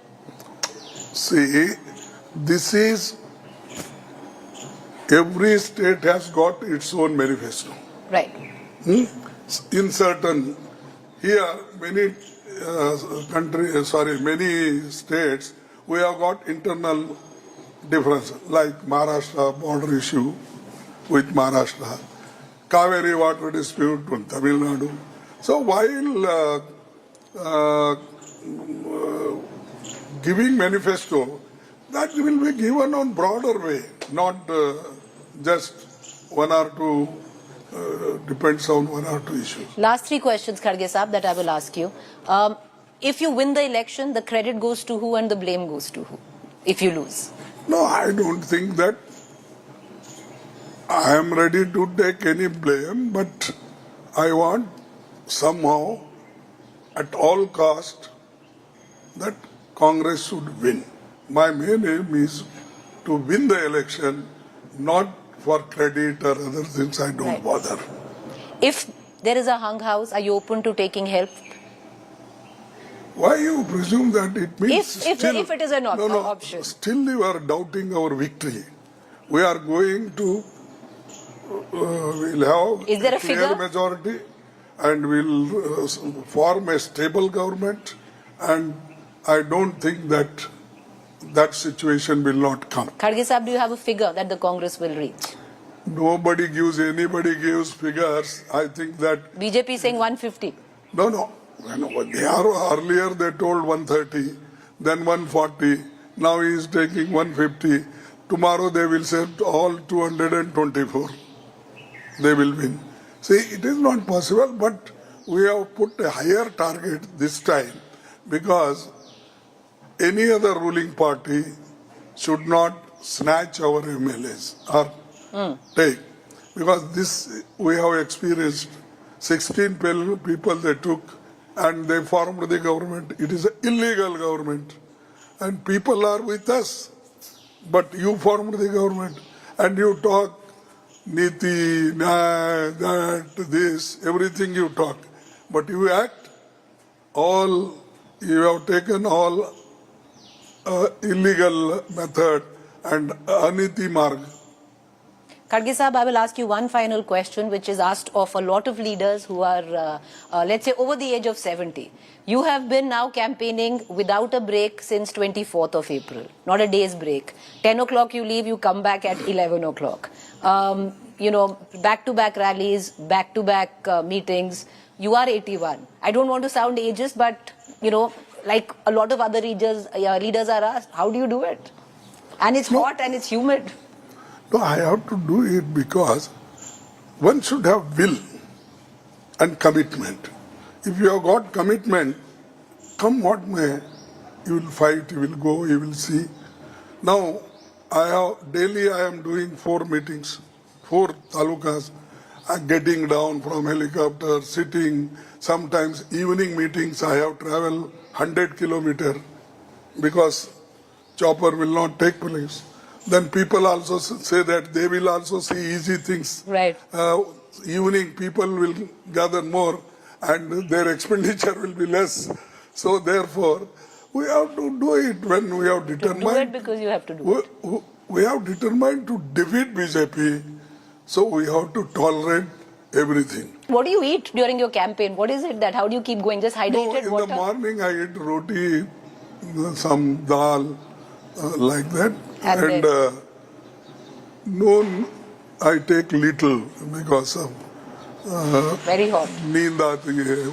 That's why I avoid lunch. Then night I take this. You've been fighting this election on a campaign which is 40% ki sarkar, pay CM. So these are regional issues and they seem to have been stuck? No, regional means this earlier, because I'm involved nearly 40 years in the state. And I was nearly 19, 20 years as minister and 10 years as a leader of the opposition. So most of my life, either opposition or ruling. Right. And Congress president. I have not seen such a bad government. That too for everything. They demand 10%, 10%, 10%. Where did you get 40%? Did you pick it up from the people? You made your own campaign? We are not telling. All the contractors, right. We have given in writing to President of India. We have given this petition to Prime Minister, Home Minister, Lokayukta. When they have given in writing, you need some proof. The proof is already there. And he said that na khaunga, na khane dunga.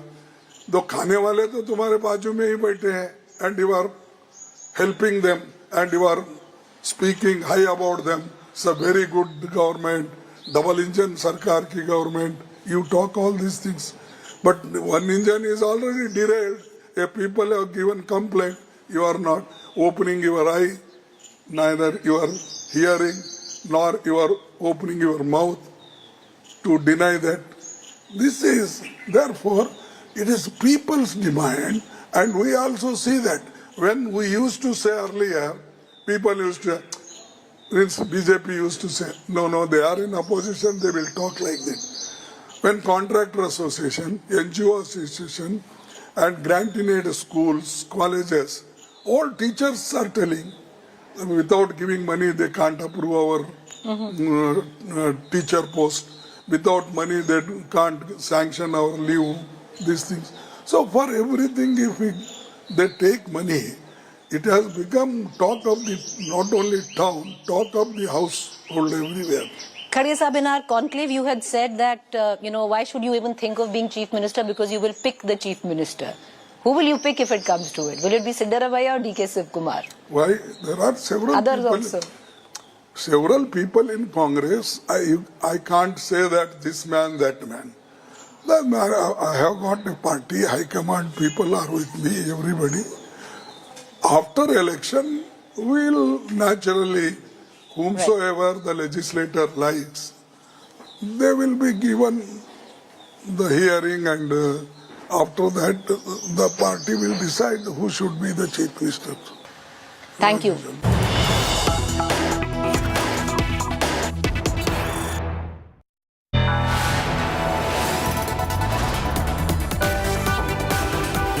You are watching India Today.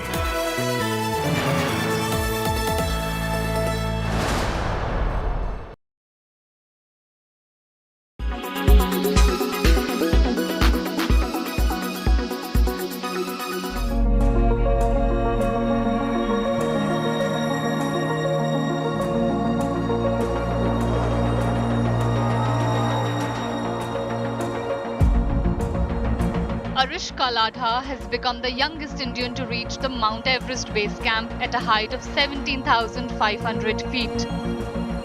The 6-year-old from Pune was accompanied by her mother, Dimple Ladha, on the 15-day expedition. It was really a very happy moment for me. The moment she completed, it was like a dream come true, setting a record, and especially for her, it was a lot difficult. The temperature variation is way too much because it was minus 17 over there. We have never experienced such freezing temperature. The terrain was tough. It was we used to trek about 6 to 8 hours, covering 8-10 kilometers of distance every day. The mother and daughter braved sub-zero temperatures to achieve the feat. During the trek, the mercury dropped to minus 17 degrees Celsius. Arishka, how did you enjoy?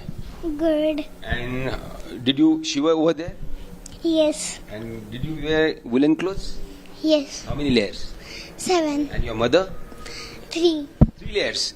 And what did you enjoy? What did you eat over there? Only dal bhat. And what about chocolates? Yes. Chocolate also? Yes. Arishka's parents, Kaustubh and Dimple, say they will support her if she wants to scale Mount Everest when she grows up. Bureau Report, India Today.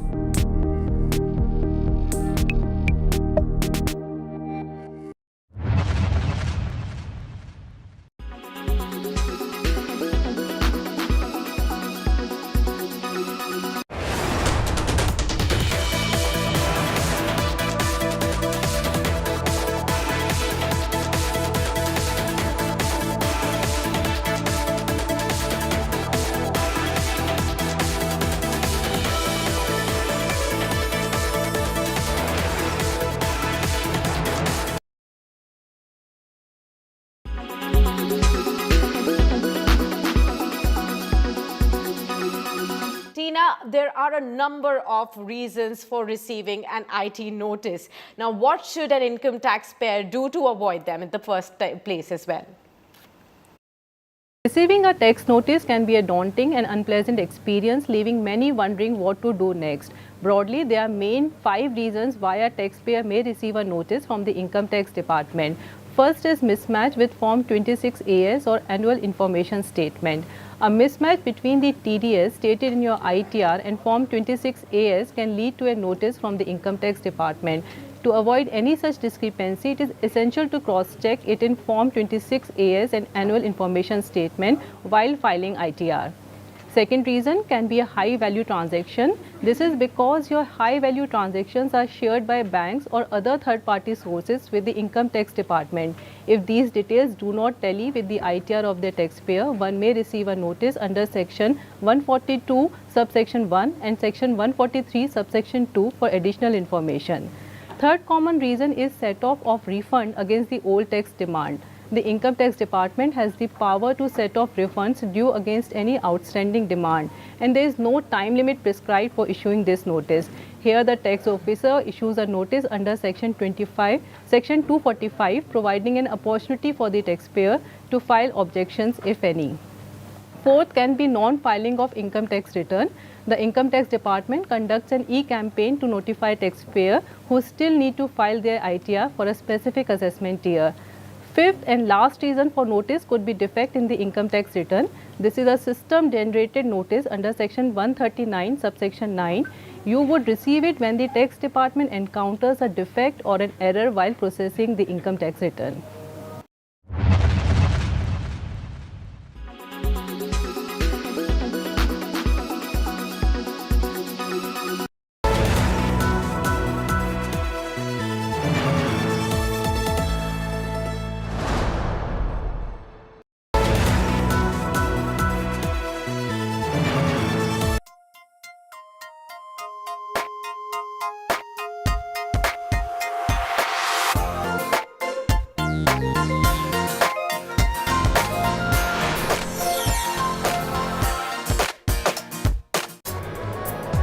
Hello and welcome. You're watching In the Club. I'm Dipali Patel. It's Friday. The weekend is almost here, but while there are no big releases, we rightly understand why. The makers of superstar Rajinikanth's next film, Jailer, have shared a glimpse of the film in the form of a teaser, and looks like fans are in for a treat.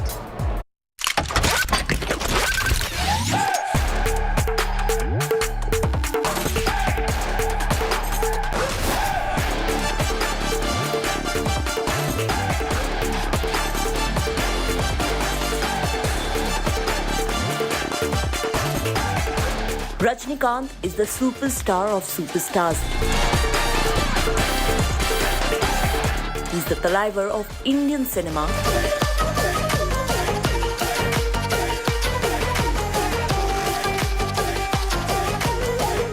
His mere presence is enough to raise the anticipation level among the audience. And when he makes yet another stylish appearance, oozing with swag, fans cannot help but be hyped about it.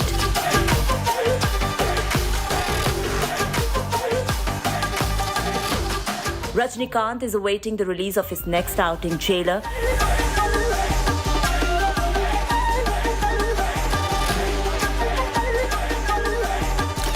The makers have now dropped a video which features all the key characters and also announced the release date of the film.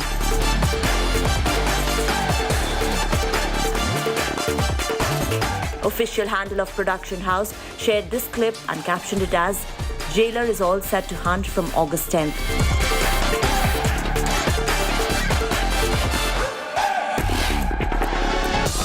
The action comedy is directed by Nelson Dilip Kumar and features Shivaraj Kumar, Jackie Shroff, Mohanlal, but most importantly, Rajinikanth. And when he steps out of the car in his salt and pepper look, that is the highlight of this teaser.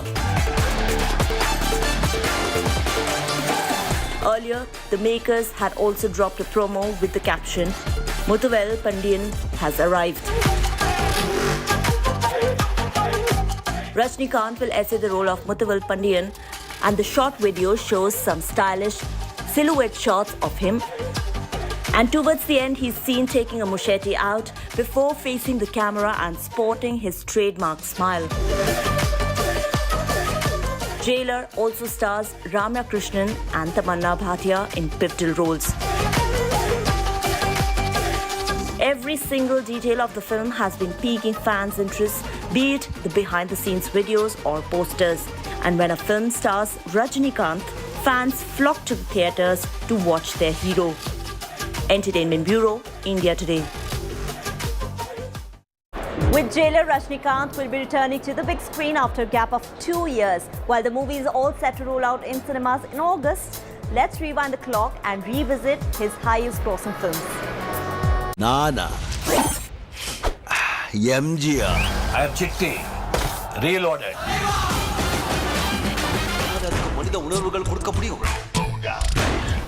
Chitti,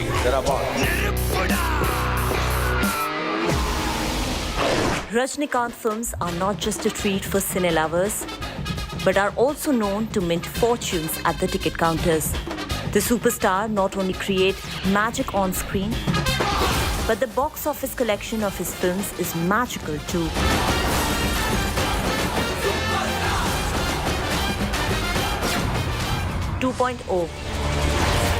This Tamil language 3D sci-fi action thriller could easily be Rajinikanth's one of the highest grossing films, with it crossing the 700 crore mark at the global box office.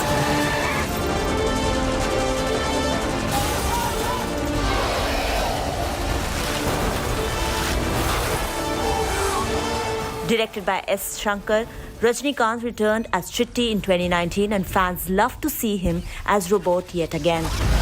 I am Chitti. Reloaded. Version 2.0. It was made on an estimated budget of rupees 570 crores. 2.0 also featured Akshay Kumar in a prominent role.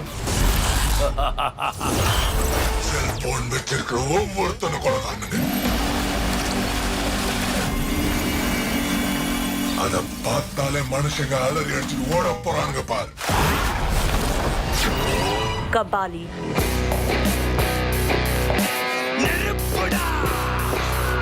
Kabali is the second film on the list. Rolled out in theatres in 2016, this action drama featured the story of a gangster popularly known as Kabali, who after being released from prison for falsely accused, seeks revenge on the ones who had wronged him.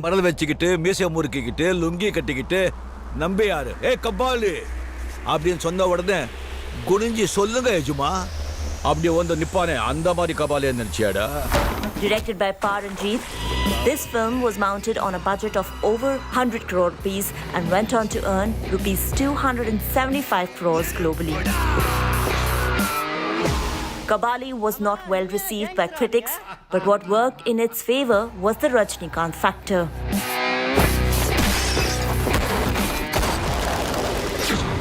Enthiran.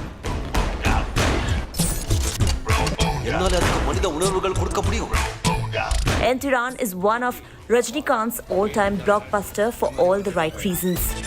With its VFX, concept and the performances, this sci-fi thriller was way ahead of its time, and Shankar had created magic along with Thalaivar in 2010.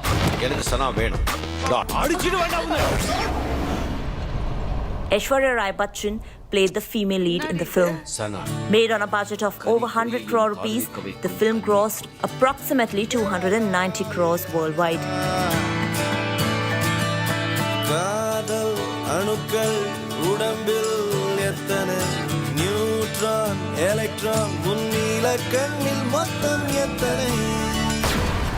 Petta.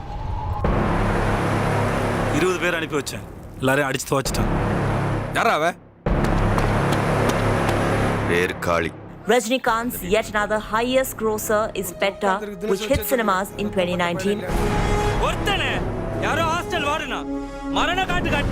The film was directed by Karthik Subbaraj and was another action drama in Rajinikanth's kitty. Petta followed the story of a hostel warden named Kali.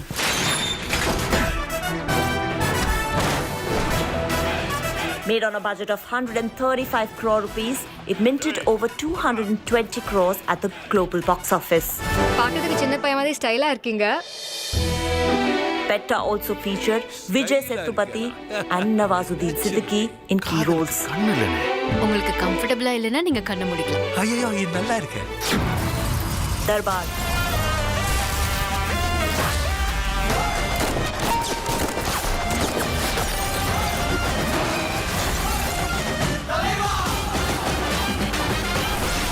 Darbar, released in 2020, was an action thriller, and the plot revolved around a police officer who is on a chase to hunt down a dreaded gangster to fulfill his own secret agenda. We live to protect. We die to serve. The film went on to earn 230 crore rupees, making it another film of Rajinikanth's, which entered the coveted 200 crore club.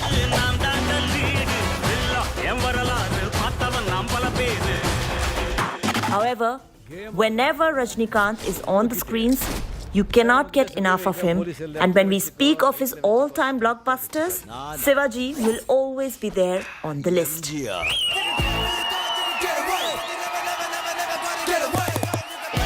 MG Ravichandran. Entertainment Bureau, India Today. It is impossible.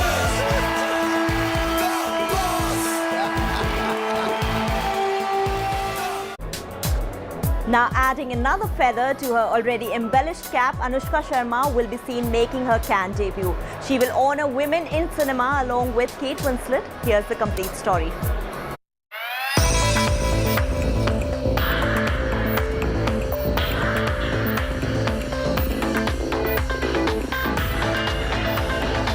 Cannes is just round the corner, and while the attendees will witness a lineup of world-class cinema, it is also an eye-pleasing event with celebrities stepping out in style.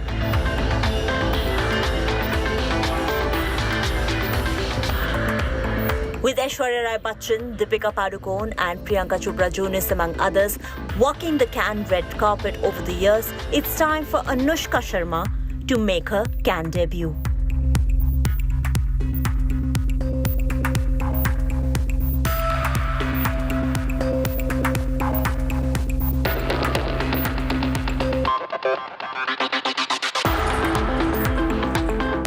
You heard that right.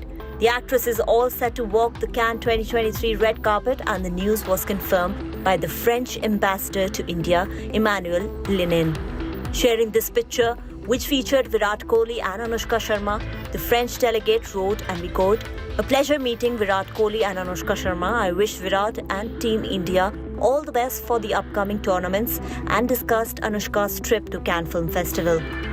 The 76th edition of the film festival will take place from May 16th to May 27th, and during the same time, Anushka Sharma along with Hollywood star Kate Winslet will reportedly honor women in cinema. This, however, will be another big moment of pride for India after Deepika Padukone represented India as one of the jury members at Cannes 2022. But that's not all. She slayed the red carpet with her fashion statement, one outfit at a time. Deepika Padukone had taken social media by storm with her stunning appearances. From rocking the Louis Vuitton ensemble that featured a turtleneck pullover and checkered shorts on the streets of Cannes, to walking the red carpet in this sequined Sabyasachi sari, she was slaying her looks.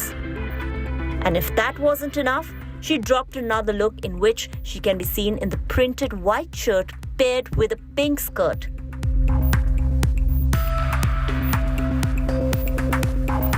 Earlier, Deepika turned heads in this black dress as well, which she wore with a statement neckpiece and earrings with her hair tied up. In fact, the actress had been giving her fans a glimpse of her time spent in the French Riviera. Moreover, with back-to-back red carpet appearances, events, meetings, and even photo calls, Deepika made sure to make her debut as a Cannes jury member worthwhile. Entertainment Bureau, India Today. We are days away from Cannes Film Festival, and while all eyes are on Anushka Sharma's grand debut, here's a throwback lookbook of the times Cannes veteran Aishwarya Rai Cannes flattered her fans with her appearances.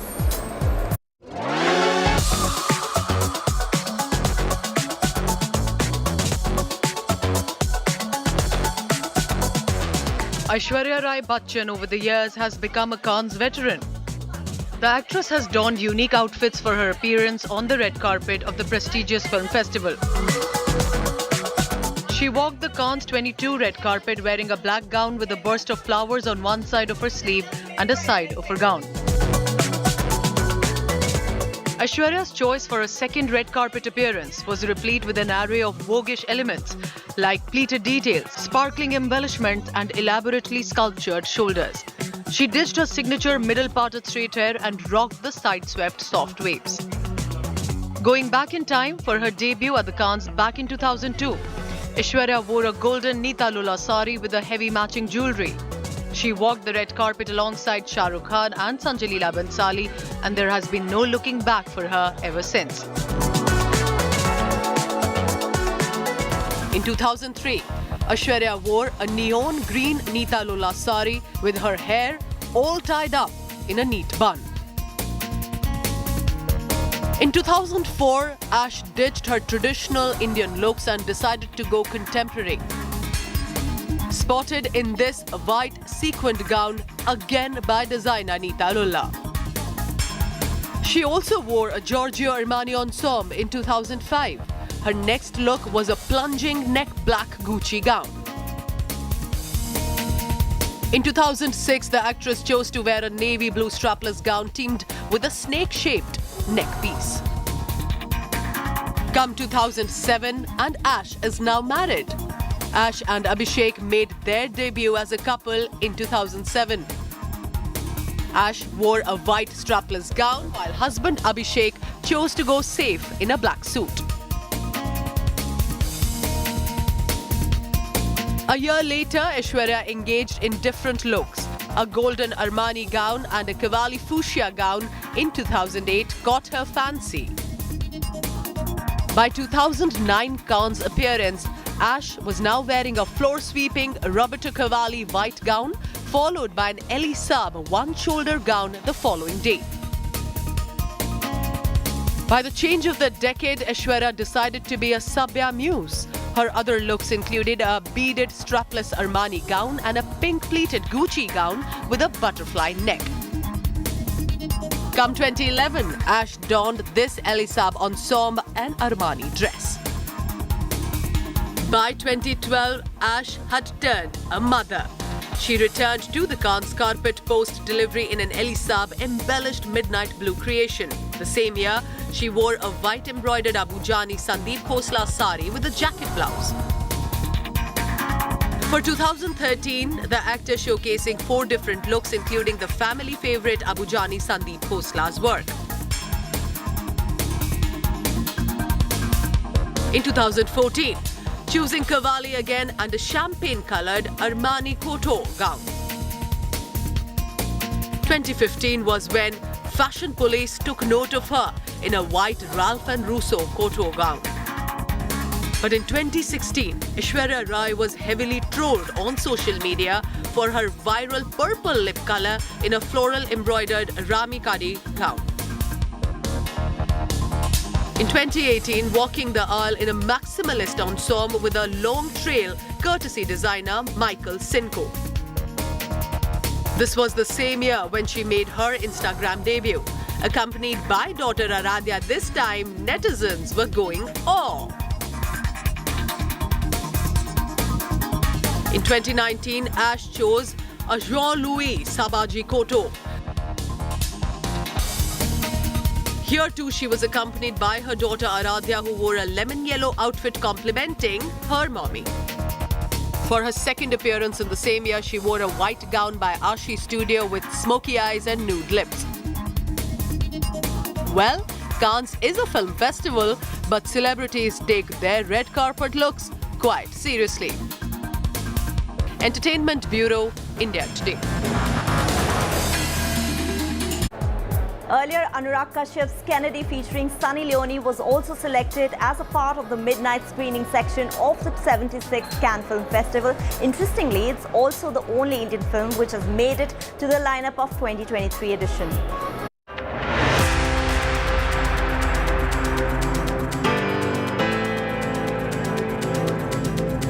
The 76th edition edition of the Cannes Film Festival will be graced by celebrities who will mark their presence with their collection of New York, changing the face of cinema.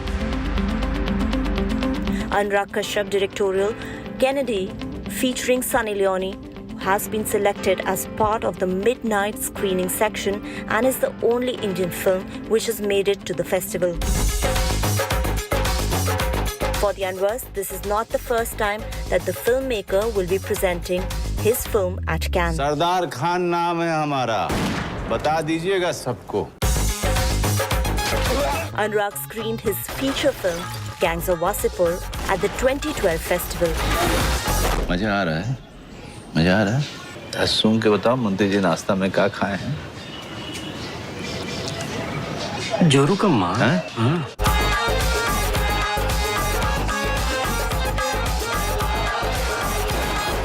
In 2013, Ugly was screened in the director's fortnight section at the Cannes Film Festival, where it also received a standing ovation. देख, उसके नए बाप को बोल, वो या तो पैसे देगा, नहीं तो कली को कहीं न कहीं से ढूंढ निकालेगा.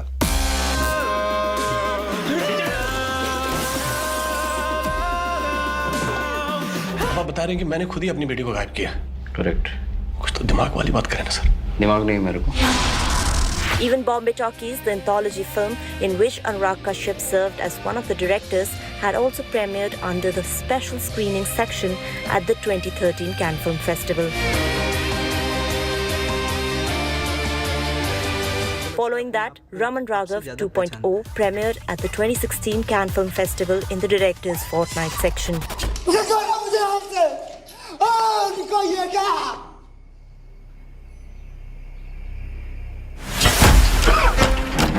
I can see where this story is going. What's more, Everything Everywhere All at Once star Michelle Yeoh will be celebrated at the Cannes Film Festival this year. The actor will receive the Women in Motion 2023 award at the coveted film festival. I've seen thousands of Evelyns. You can access all their memories, their emotions, even their skills. That's not all. Johnny Depp's comeback film, Jenny Duberry, will also be premiered at the festival. This comes after Depp and his ex-wife, Amber Heard's infamous defamation trial concluded in 2022. Ne regardez pas le roi dans les yeux. Ce serait perçu par la cour comme une invitation. Une invitation à quoi? À la bagatelle. Qui se prend terre.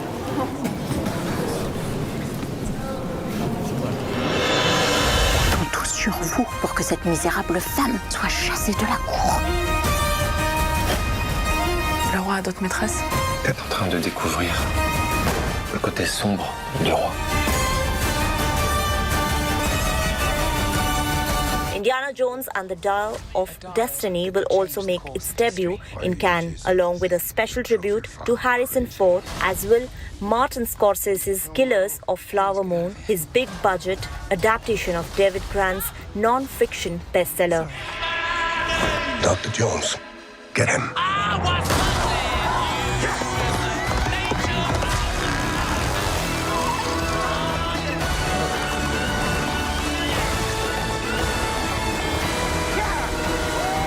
Stole it. Then you stole it. And then I stole it. It's called capitalism. Been shot 9 times, including once by your father. Sorry. But I've been looking for this all my life. Ken Loach, a Cannes regular, will also return with The Old Oak, while Jonathan Glazer will premiere his first feature since 2013's Under the Skin with his Martin Amis adaptation Zone of Interest.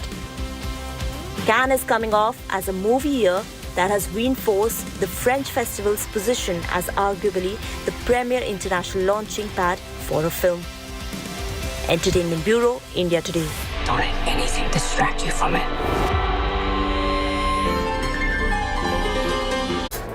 Well, that's all we could pack in our show today, but keep watching In the Club from Monday to Friday at 2:30 p.m. and 11:30 p.m. only on India Today to get your daily dose of entertainment. This is me, Dipali Patel, signing off for today. Thanks for watching and goodbye.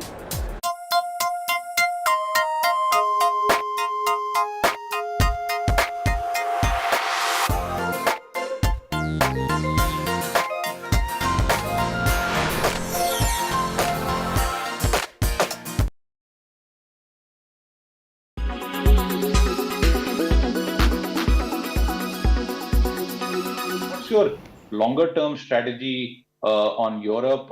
And is there a trade-off versus focusing more on India and expanding here?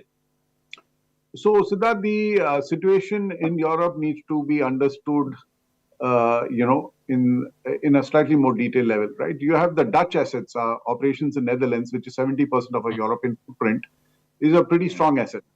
It has always been cash positive, EBITDA positive, and does not require any support from India.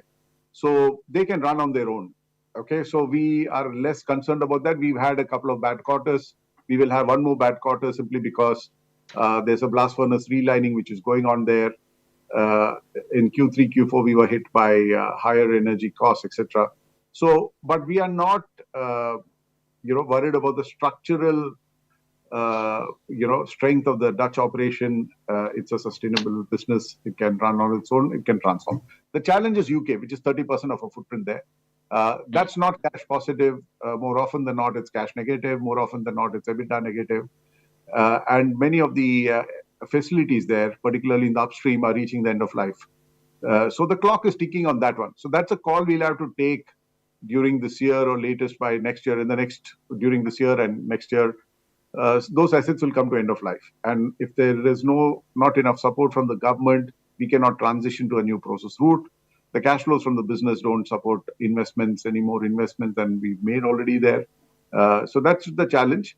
To go back to your fundamental question, does this impact our growth in India? The answer is no, because like I said, the growth in India is taken care of by the cash flows in India, which are very strong. And like I said, if the Dutch assets don't need our support, and it's just the UK assets, which is 3 million out of 32 million, it's not as material as it was 10 years back, when it was 10 million out of 25 million.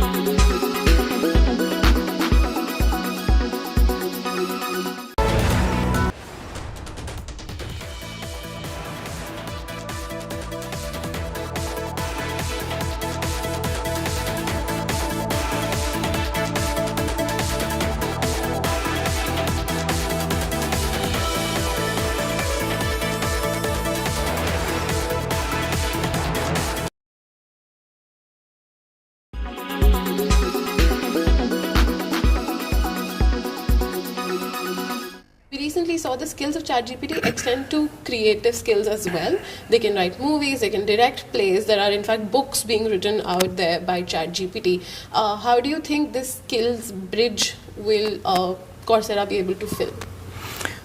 So we are approaching it in a few different ways, right? We are saying, look, firstly, it's helpful to think about a generative AI platform as a thought partner.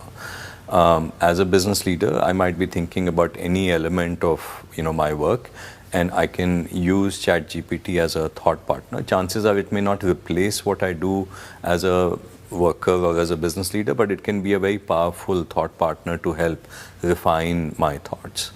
Now, what we are thinking about is that, look, a learner might want to learn about using ChatGPT, so how do we create content related to ChatGPT? That's one part of it. Second would be, how do we integrate ChatGPT into the learning itself so that that learning can be more personalized, it can be interactive, keeping in mind that there are risks associated as well. How do you bring information which is reliable information into the learning? Because the Coursera belief is that while education is extremely important, the content for education should come from experts. And today, the content on our platform comes from, top 200 universities and about 100 companies. And so how do we integrate technologies like ChatGPT, something that we are actively looking at.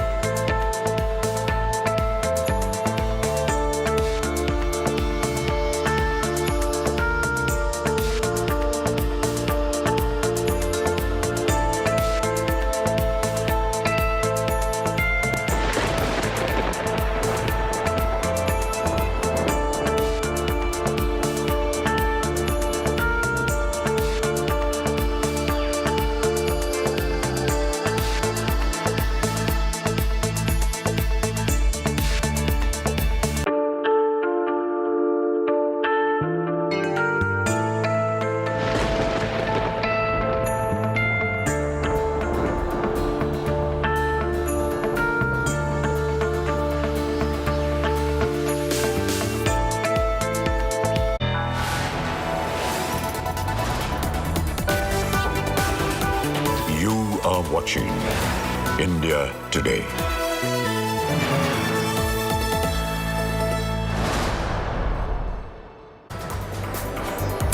Hello, where you're watching India Today TV. I'm Sneha Mordani. Let's get started with the top stories this afternoon first. Big escalation in Bajrangdal ban war. Prime Minister Modi hits out at the Congress, says Congress is objecting to my Bajrang Bali chants. Bajrang Bali ki, Bajrang Bali ki, Anjaneya Swami ki, Anjaneya Swami ki. Prime Minister Narendra Modi rakes up the Kerala story in his Karnataka rally, says movie exposes anti-India plot and terror design. Kerala के में चल रही आतंकी साजिश का खुलासा ये Kerala story film में, केरला फाइल्स फिल्म में उसे किया गया है. Pawar resignation rejected by NCP committee. The leaders there request Pawar to reconsider his resignation. ये हम सब लोगों ने जो मीटिंग में पास किया प्रस्ताव, ये आपको हम सादर कर रहे हैं और उन्होंने कहा है कि मुझे थोड़ा वक्त मैं इस पे सोचता हूँ और उसके बाद में मैं आपको बताऊंगा.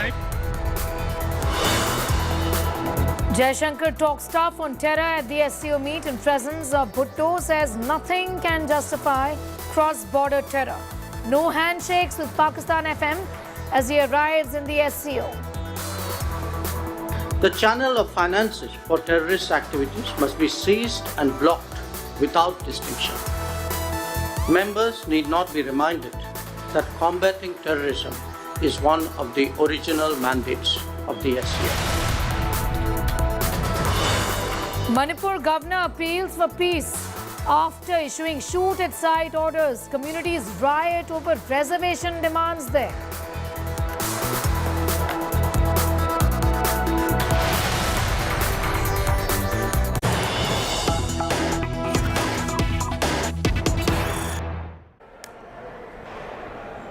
We have some news just coming in. 3 more army jawans have been martyred in Rajouri encounter. A total of 5 army personnel were martyred. In the ongoing operation in the Rajouri sector, 3 soldiers who were critically injured in the morning have unfortunately succumbed to their injuries. On specific information about presence of terrorists in the Kandi forest and Rajouri sector, a joint operation was launched on the 3rd of May, 2 days ago. At about 7:30 hours, a search team established contact with a group of terrorists well entrenched in a cave. The area is thickly vegetated with rocky and steep cliffs. Terrorists triggered an explosive device in retaliation. The army team has suffered 2 fatal casualties with injuries to 4 more soldiers, is what the previous statement said. 5 jawans have been killed is the very latest, is what we've been given to understand. Ashraf Wani continues, in fact, to be with us. Ashraf, this is rather disturbing. The toll has now gone up to 5. What more details can you tell us about this particular operation?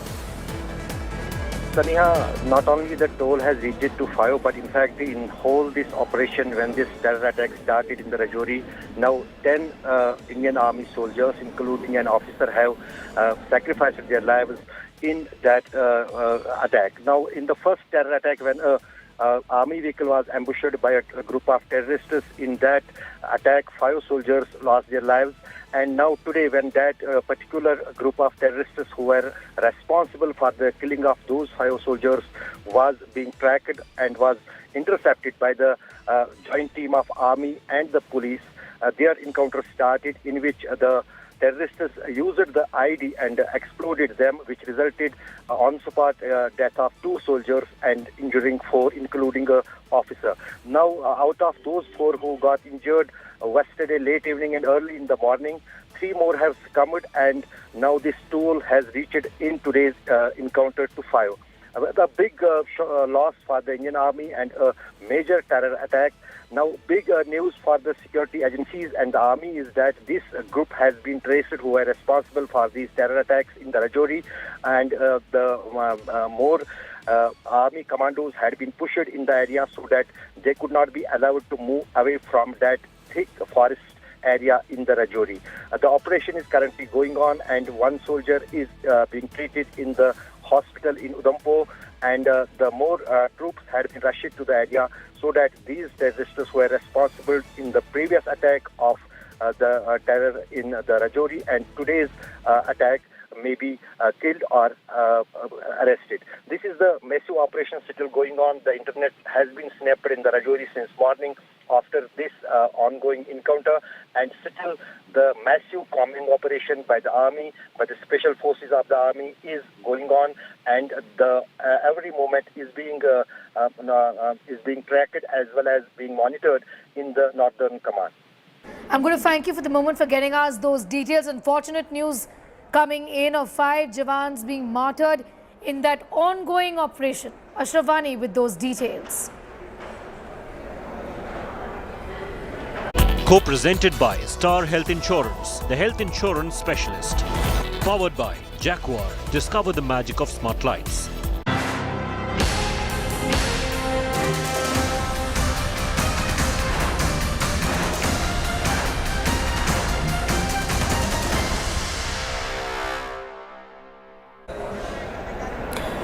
Right, we're getting you details of the anti-terror operations in the Rajouri sector that continues, and the very latest information that we have is that 3 more Jawans have been martyred.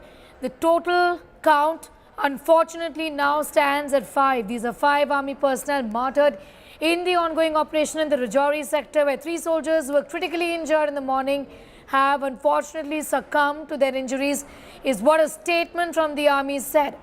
On specific information about presence of terrorists in the Kandi forest in the Rajouri sector, a joint operation was launched on the 3rd of May that continues right now.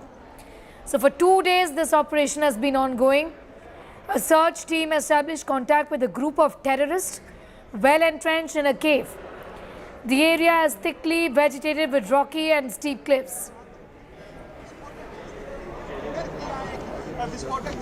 These pictures, in fact, on your screen right now are live pictures coming in, and they're the latest visuals that are coming in from the spot where the operation is still underway in Rajouri sector in Jammu and Kashmir, where the terrorists triggered an explosive device in retaliation, and the army team has suffered more casualties, 5 of them.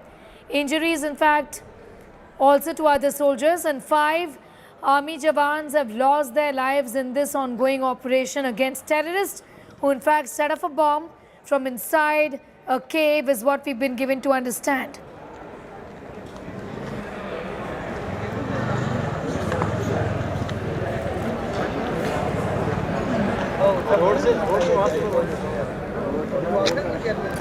A statement that has been released by the army says that security forces has been able to cordon off a group of terrorists in the Kandi area of this particular region. Also that the army has been conducting relentless intelligence-based operations to flush out a group of terrorists. However, Sunil, the fact of the matter is that 5 Jawans unfortunately have lost their lives. Get us up to speed with the operations that are underway right now.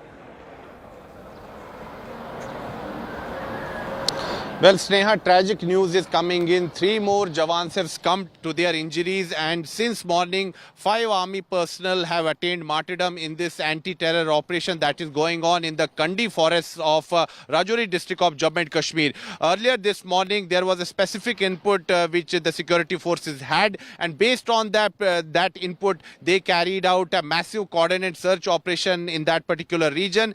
And suddenly there was a blast which took place. The terrorists triggered a blast there, and in which many army personnel were injured, and a couple of them attained martyrdom. And now the news that is coming in is that 3 more Jawans have attained martyrdom. So total 5 Jawans have been martyred since morning, while 1 Jawan is battling for his life at the Northern Command Army Hospital in Udhampur. As far as this operation is concerned, reinforcements have been sent to the Kandi belt of Rajouri region. Since since Sneha, this entire region is surrounded by dense forests and huge mountains, so terrain is a major challenge for the security forces, and that is why it is taking time for this operation. Right since the dastardly terror attack that took place in Poonch district of Jammu and Kashmir last month, a massive search operation is on, and based on specific intelligence inputs, the army is carrying out this operation in coordination with Jammu and Kashmir police as well as the central paramilitary forces. So today morning, the security forces were successful in establishing contact with a group of terrorists who were believed to be responsible for last month's attack on the army vehicle in Poonch. So that entire area was cordoned off. A massive encounter broke out at that particular time, but unfortunately we have lost 5 of our brave hearts in this ongoing encounter in Rajouri district of Jammu and Kashmir. And look at this region, Sneha. This area is surrounded by dense forest, huge mountains,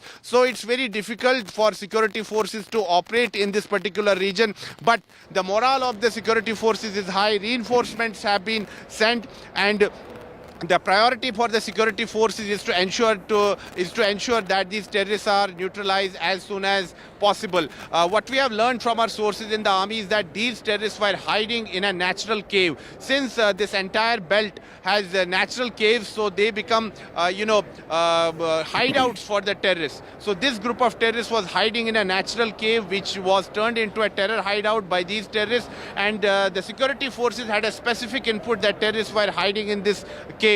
But unfortunately, the terrorists carried out a major blast. What we are learning is that it was an IED blast, and the army personnel suffered casualties in this particular encounter. But the operation is on, and the security forces are trying their level best to ensure that these terrorists are neutralized as soon as possible. Sneha. Yes, Sunil, you mentioned rightly, and that's what I wanted to talk about in the past as well, because of the fact that this area is just so densely populated. Terrorists have managed to escape in previous encounters, in previous operations as well, isn't it? Absolutely, Sneha. If we see that in the recent past, the terror attacks that have taken place here in the twin border districts of Rajouri and Poonch, the terrorists have managed to give a slip to the security forces. And last month also, when that dastardly terror attack took place in Poonch district of Jammu and Kashmir, the terrorists managed to flee from that spot.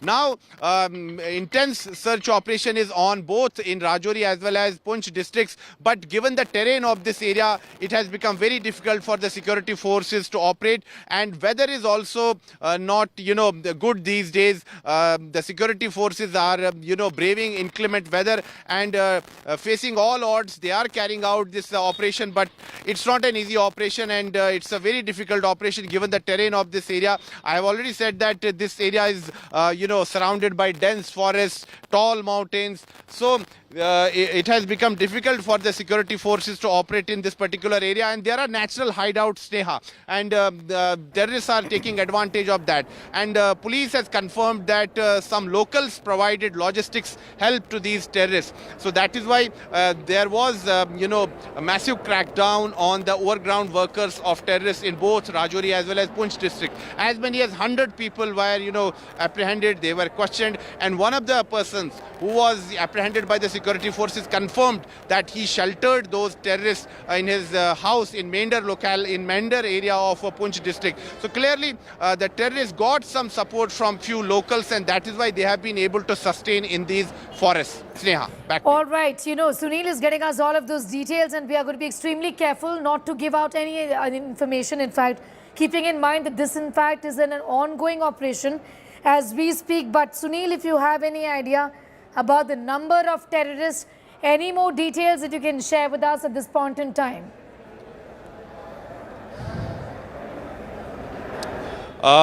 Sneha, as far as the number of terrorists is concerned, there is no official confirmation, but our sources are telling us that 3 to 4 terrorists are hiding in that particular cave, which is located in Kandi forest belt of Rajouri district. So reinforcements have been sent. Operation is on, but it's going to take time for the security forces to neutralize these terrorists, because they don't want any further casualties on their part, and that is why they are treading the way very cautiously now. Sneha. To be inside the cave? All right, I'll just come back to you, Sunil, in a moment from now. In fact, my colleague Shiv Arur also is joining us with the very latest on that. Shiv, very disappointing, upsetting that 5 Jawans have been martyred in this particular attack.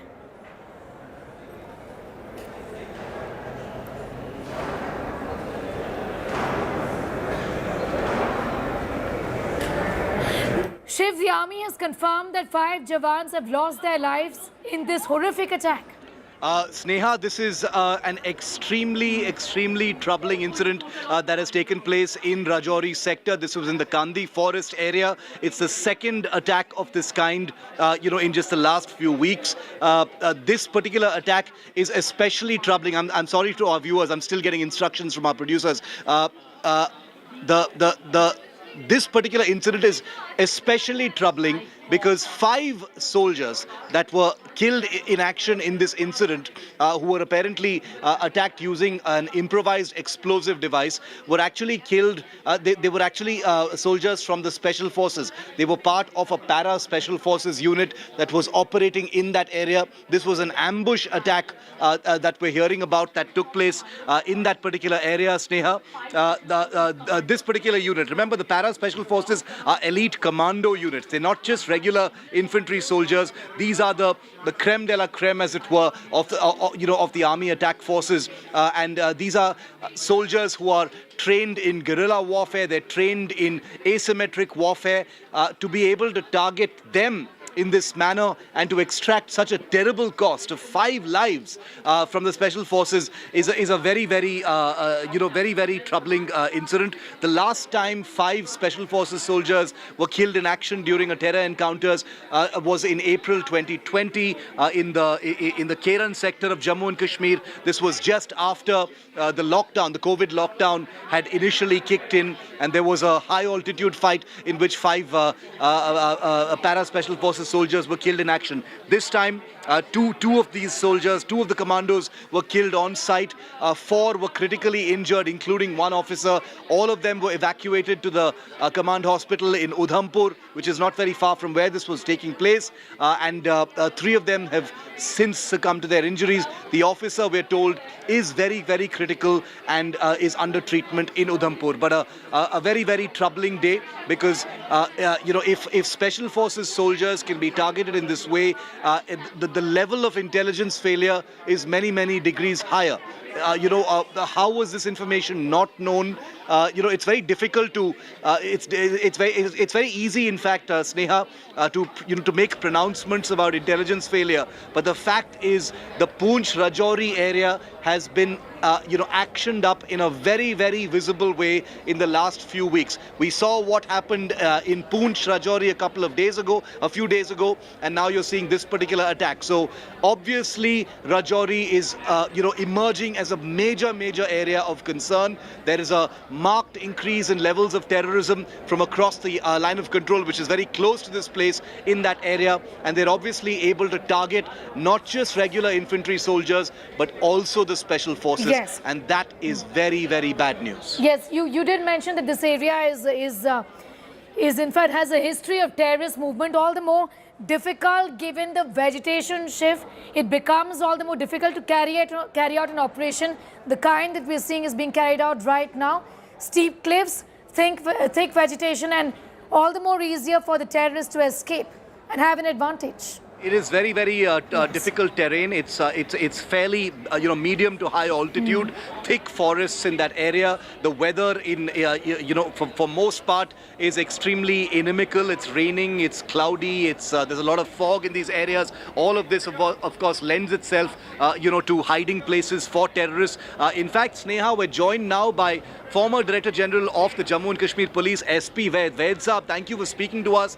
Another very troubling day as far as counter-terror actions in Jammu and Kashmir are concerned. This time, once again, sir, in the Rajouri sector, 5 Special Forces soldiers have lost their lives. Vaid Saab, your reaction? Very unfortunate. We are taking casualties. This is, I think, 3rd or 4th major incident where we suffered casualty. I think we need to review our strategy, our deployment, our counter-terrorism grid. in Rajouri, in the whole of Jammu region, but particularly in Rajouri Poonch. It is definitely a difficult area, difficult terrain, thick forest, mountain, caves and all. But I think the enemy is taking advantage of certain factors and trying, if you see the events of last 2 years, trying to disturb increasingly Jammu region. It has suffered setback in Kashmir Valley. It tried to change its strategy in Kashmir after suffering casualties in the Operation All Out.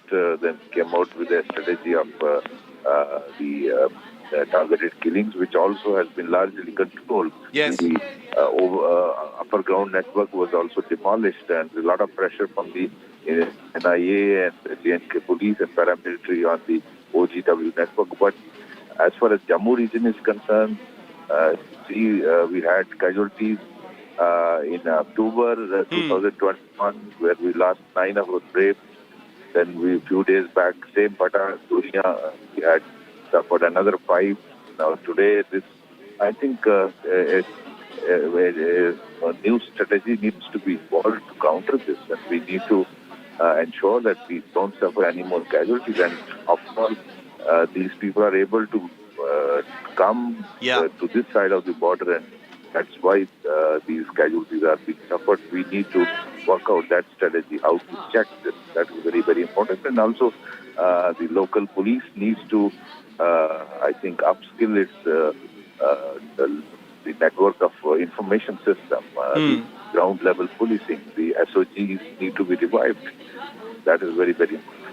Vedsab, what is special about the Rajouri sector that it is seeing this sudden spate of attacks? You are very familiar with the terrain and this area, sir, very close to the line of control. Why, in your view, is Rajouri sector being chosen for all these attacks? Do you see a pattern here, sir? See, the closeness to the LOC is one reason. The difficult terrain is the another reason, where once you cross the LOC, you are in a very difficult terrain, which is some of the area is part of the Peer Panchal range, which separates from Kashmir Valley. Yeah. Also, you can hide it. You have caves around there, thick forest, and after doing the operation, you can even sneak back to the because the LOC is very near, not very far off. So these are the advantage areas. That's why enemies are taking advantage. We need to work out our revise our strategy here to counter this. SP Vedsab, thank you very much for speaking to India today. So, Sneha, the difficult thing about this operation is that the operation is still very much on. One young officer of the Special Forces is critically injured. He's fighting for his life at the Udhampur Command Hospital, but the operation itself is still underway. Remember, the army in its statement says there is likely to have been casualties inflicted on the terrorist group as well, but that is not confirmed just yet. Right. And so, as we speak, this entire operation is still live action taking place in Rajouri sector. All right. Shiv, be with us. I'm just coming back to you in a moment from now. Sunil Ji Bhatt, in fact, is at the very location where this operation is still on. Sunil, give us a sense of the kind of precautions also that have been taken vis-a-vis cordoning off this entire area. Mobile services have been also suspended. What more can you tell us?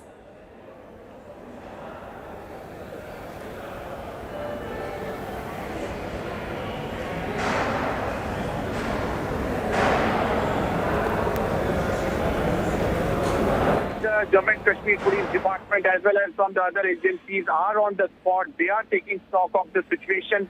And as I said, the priority for the security forces is to ensure that these terrorists are neutralized. But at the same time, they also want to ensure that there are no further casualties on part of the security. There are no further casualties on part of the security forces. Already we have lost 5 of our brave hearts in this anti-terror operation. So the different agencies are now working in close coordination, whether it's the Jammu and Kashmir Police, Indian Army or the Central Paramilitary Forces. We are learning that Jammu and Kashmir Director General of Police Dilbag Singh is also at the site of this encounter. The media is not being allowed to visit the exact spot. Media has been stopped a few kilometers away from that spot, but since the operation is on, given the sensitivity of the situation, so we would like to just add a word of caution that this operation is on, and it's a very critical situation that is on here. Reinforcements are also being sent, whether from the Indian Army or from the Central Paramilitary Forces or the Special Operations Group of Jammu and Kashmir Police. So, Sneha, as I said, that different agencies are working in close coordination, but it's a major challenge for the security forces because, Sneha, in the recent past, in last 2-3 years, there have been many terror attacks that have taken place in the twin border districts of Rajouri and Poonch. And what is worrisome is that the terrorists have managed to give slip to the security forces. They have managed to flee from the terror attack site almost on all occasions, whether it was the terror attack that took place in October 2021, or whether it was the recent attack in Poonch, or the Dhangri terror attack where members of the minority Hindu community were targeted. So it's a matter of huge concern for the security agencies. There was a time when the twin border districts of Rajouri and Poonch were severely affected due to terrorism, but due to the hard efforts of the security forces, both these districts became terror-free. Now ugly head of terror is once again raising its head here in the Rajouri and Poonch sectors. So the security has been beefed up across the length and breadth of Jammu and Kashmir, particularly given the fact that later this month an important G20 related event is going to take place in Srinagar in the Kashmir Valley, and that is why terrorists are rattled. They want to register their presence, and today, as we all know, that Foreign Minister of Pakistan Bilawal Bhutto is in Goa to participate in the SCO summit, where our External Affairs Minister S. Jaishankar gave out a stern message to Pakistan that terrorism cannot be tolerated, and it's part of SCO's mandate that there should be zero tolerance towards terrorism in this region. So a stern message has been given to Pakistan, but given the fact that these terror attacks are taking place time and again in both these regions, it clearly shows that there is hand of Pakistan's rogue spy agency IS. Okay, Sunil Ji Bhatt getting us all the details as far as that ongoing encounter in Rajouri sector is concerned. The very latest is that 5 Jawans have been martyred. Sunil, I'm going to thank you for the moment. We'll of course keep coming back to you for more on that. It's time for a quick commercial break here on the other side. We have an exclusive lined up for you. Bilawal Bhutto has spoken to India today. We're getting into that detailed report and that exclusive story in just a bit.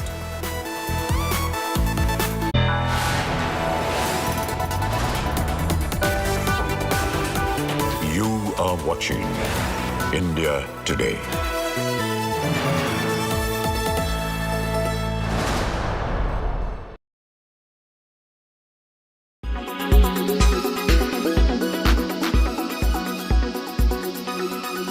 Automation is leading to a loss of more jobs at this point. A lot of companies who've been crystal ball gazing and said, hey, listen, these are jobs we won't require. It'll shape up differently, hopefully. But how do you see it? Because you understand the ways of the world. How do you see it? Is technology and all this automation and all the new, embracing all the new, something that causes concern for you? Do you look at it with a sense of trepidation? Or you're confident that the world will adapt, like you said, acclimatize, and then progress? Yeah. I think let's take it this way. How many of us would, with a hand on our heart, agree that technology and what's happening in the world has added immense value to our lives? Immense value, right? Personal lives, business, work, everywhere. Immense value to our lives. How many of us would want to see a world where technology progresses further to such an extent that things become extremely easy, smooth, and a cakewalk for our work, business, and personal lives?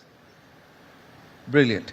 How many of us would like a world where, with all of this having said and done and achieved, we lose our jobs? Oh, okay, there are a couple of hands up there. So the next person that would be interviewed would possibly be you, because Ayush is ready to interview, to check out how if I lose my job because of a artificial intelligence humanoid that has come up in the market. Definitely a point to be taken. We have noted, sir, your hand was up, and he's definitely going to interview on this. The fact of the matter is this. The reality is technology has added value. The reality is, with the brightest minds and with the brightest opportunities and the brightest avenues that have opened up, technology is escalating to the next level. The reality of the matter is also this, that when technology comes up there, as Ayush rightly said, it kind of becomes a threat to human existence, to human potential, to the development of human potential.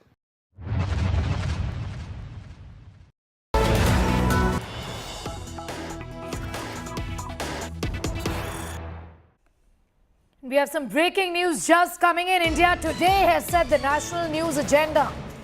Mega exclusive interview with Pakistan Foreign Minister Bilawal Bhutto has spoken exclusively to India Today. India Today corners Bilawal on Dawood and terror. Hard talk with Bilawal on Pak terrorism.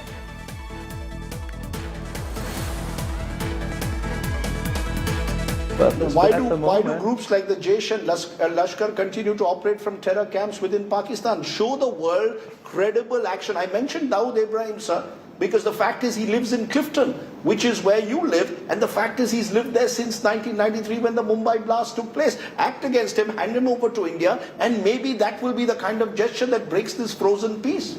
So, but the frozen peace is a result of the actions of the 5th August 2019, where India unilaterally violated not only international law, not only UN Security Council resolutions, but also bilateral agreements between India and Pakistan. If we are to have any engagement, if we are to have any dialogue, ultimately, presumably, that will lead to some sort of documentation, some sort of written agreement. And what trust can India and Pakistan have on India's commitment to bilateral agreements or even multilateral agreements? We've seen that they've treated, whether it is our bilateral arrangements or United Nations Security Council resolutions, is nothing less than a... All right, it's day 2 of the SCO meeting that is taking place in Goa. External Affairs Minister Jaishankar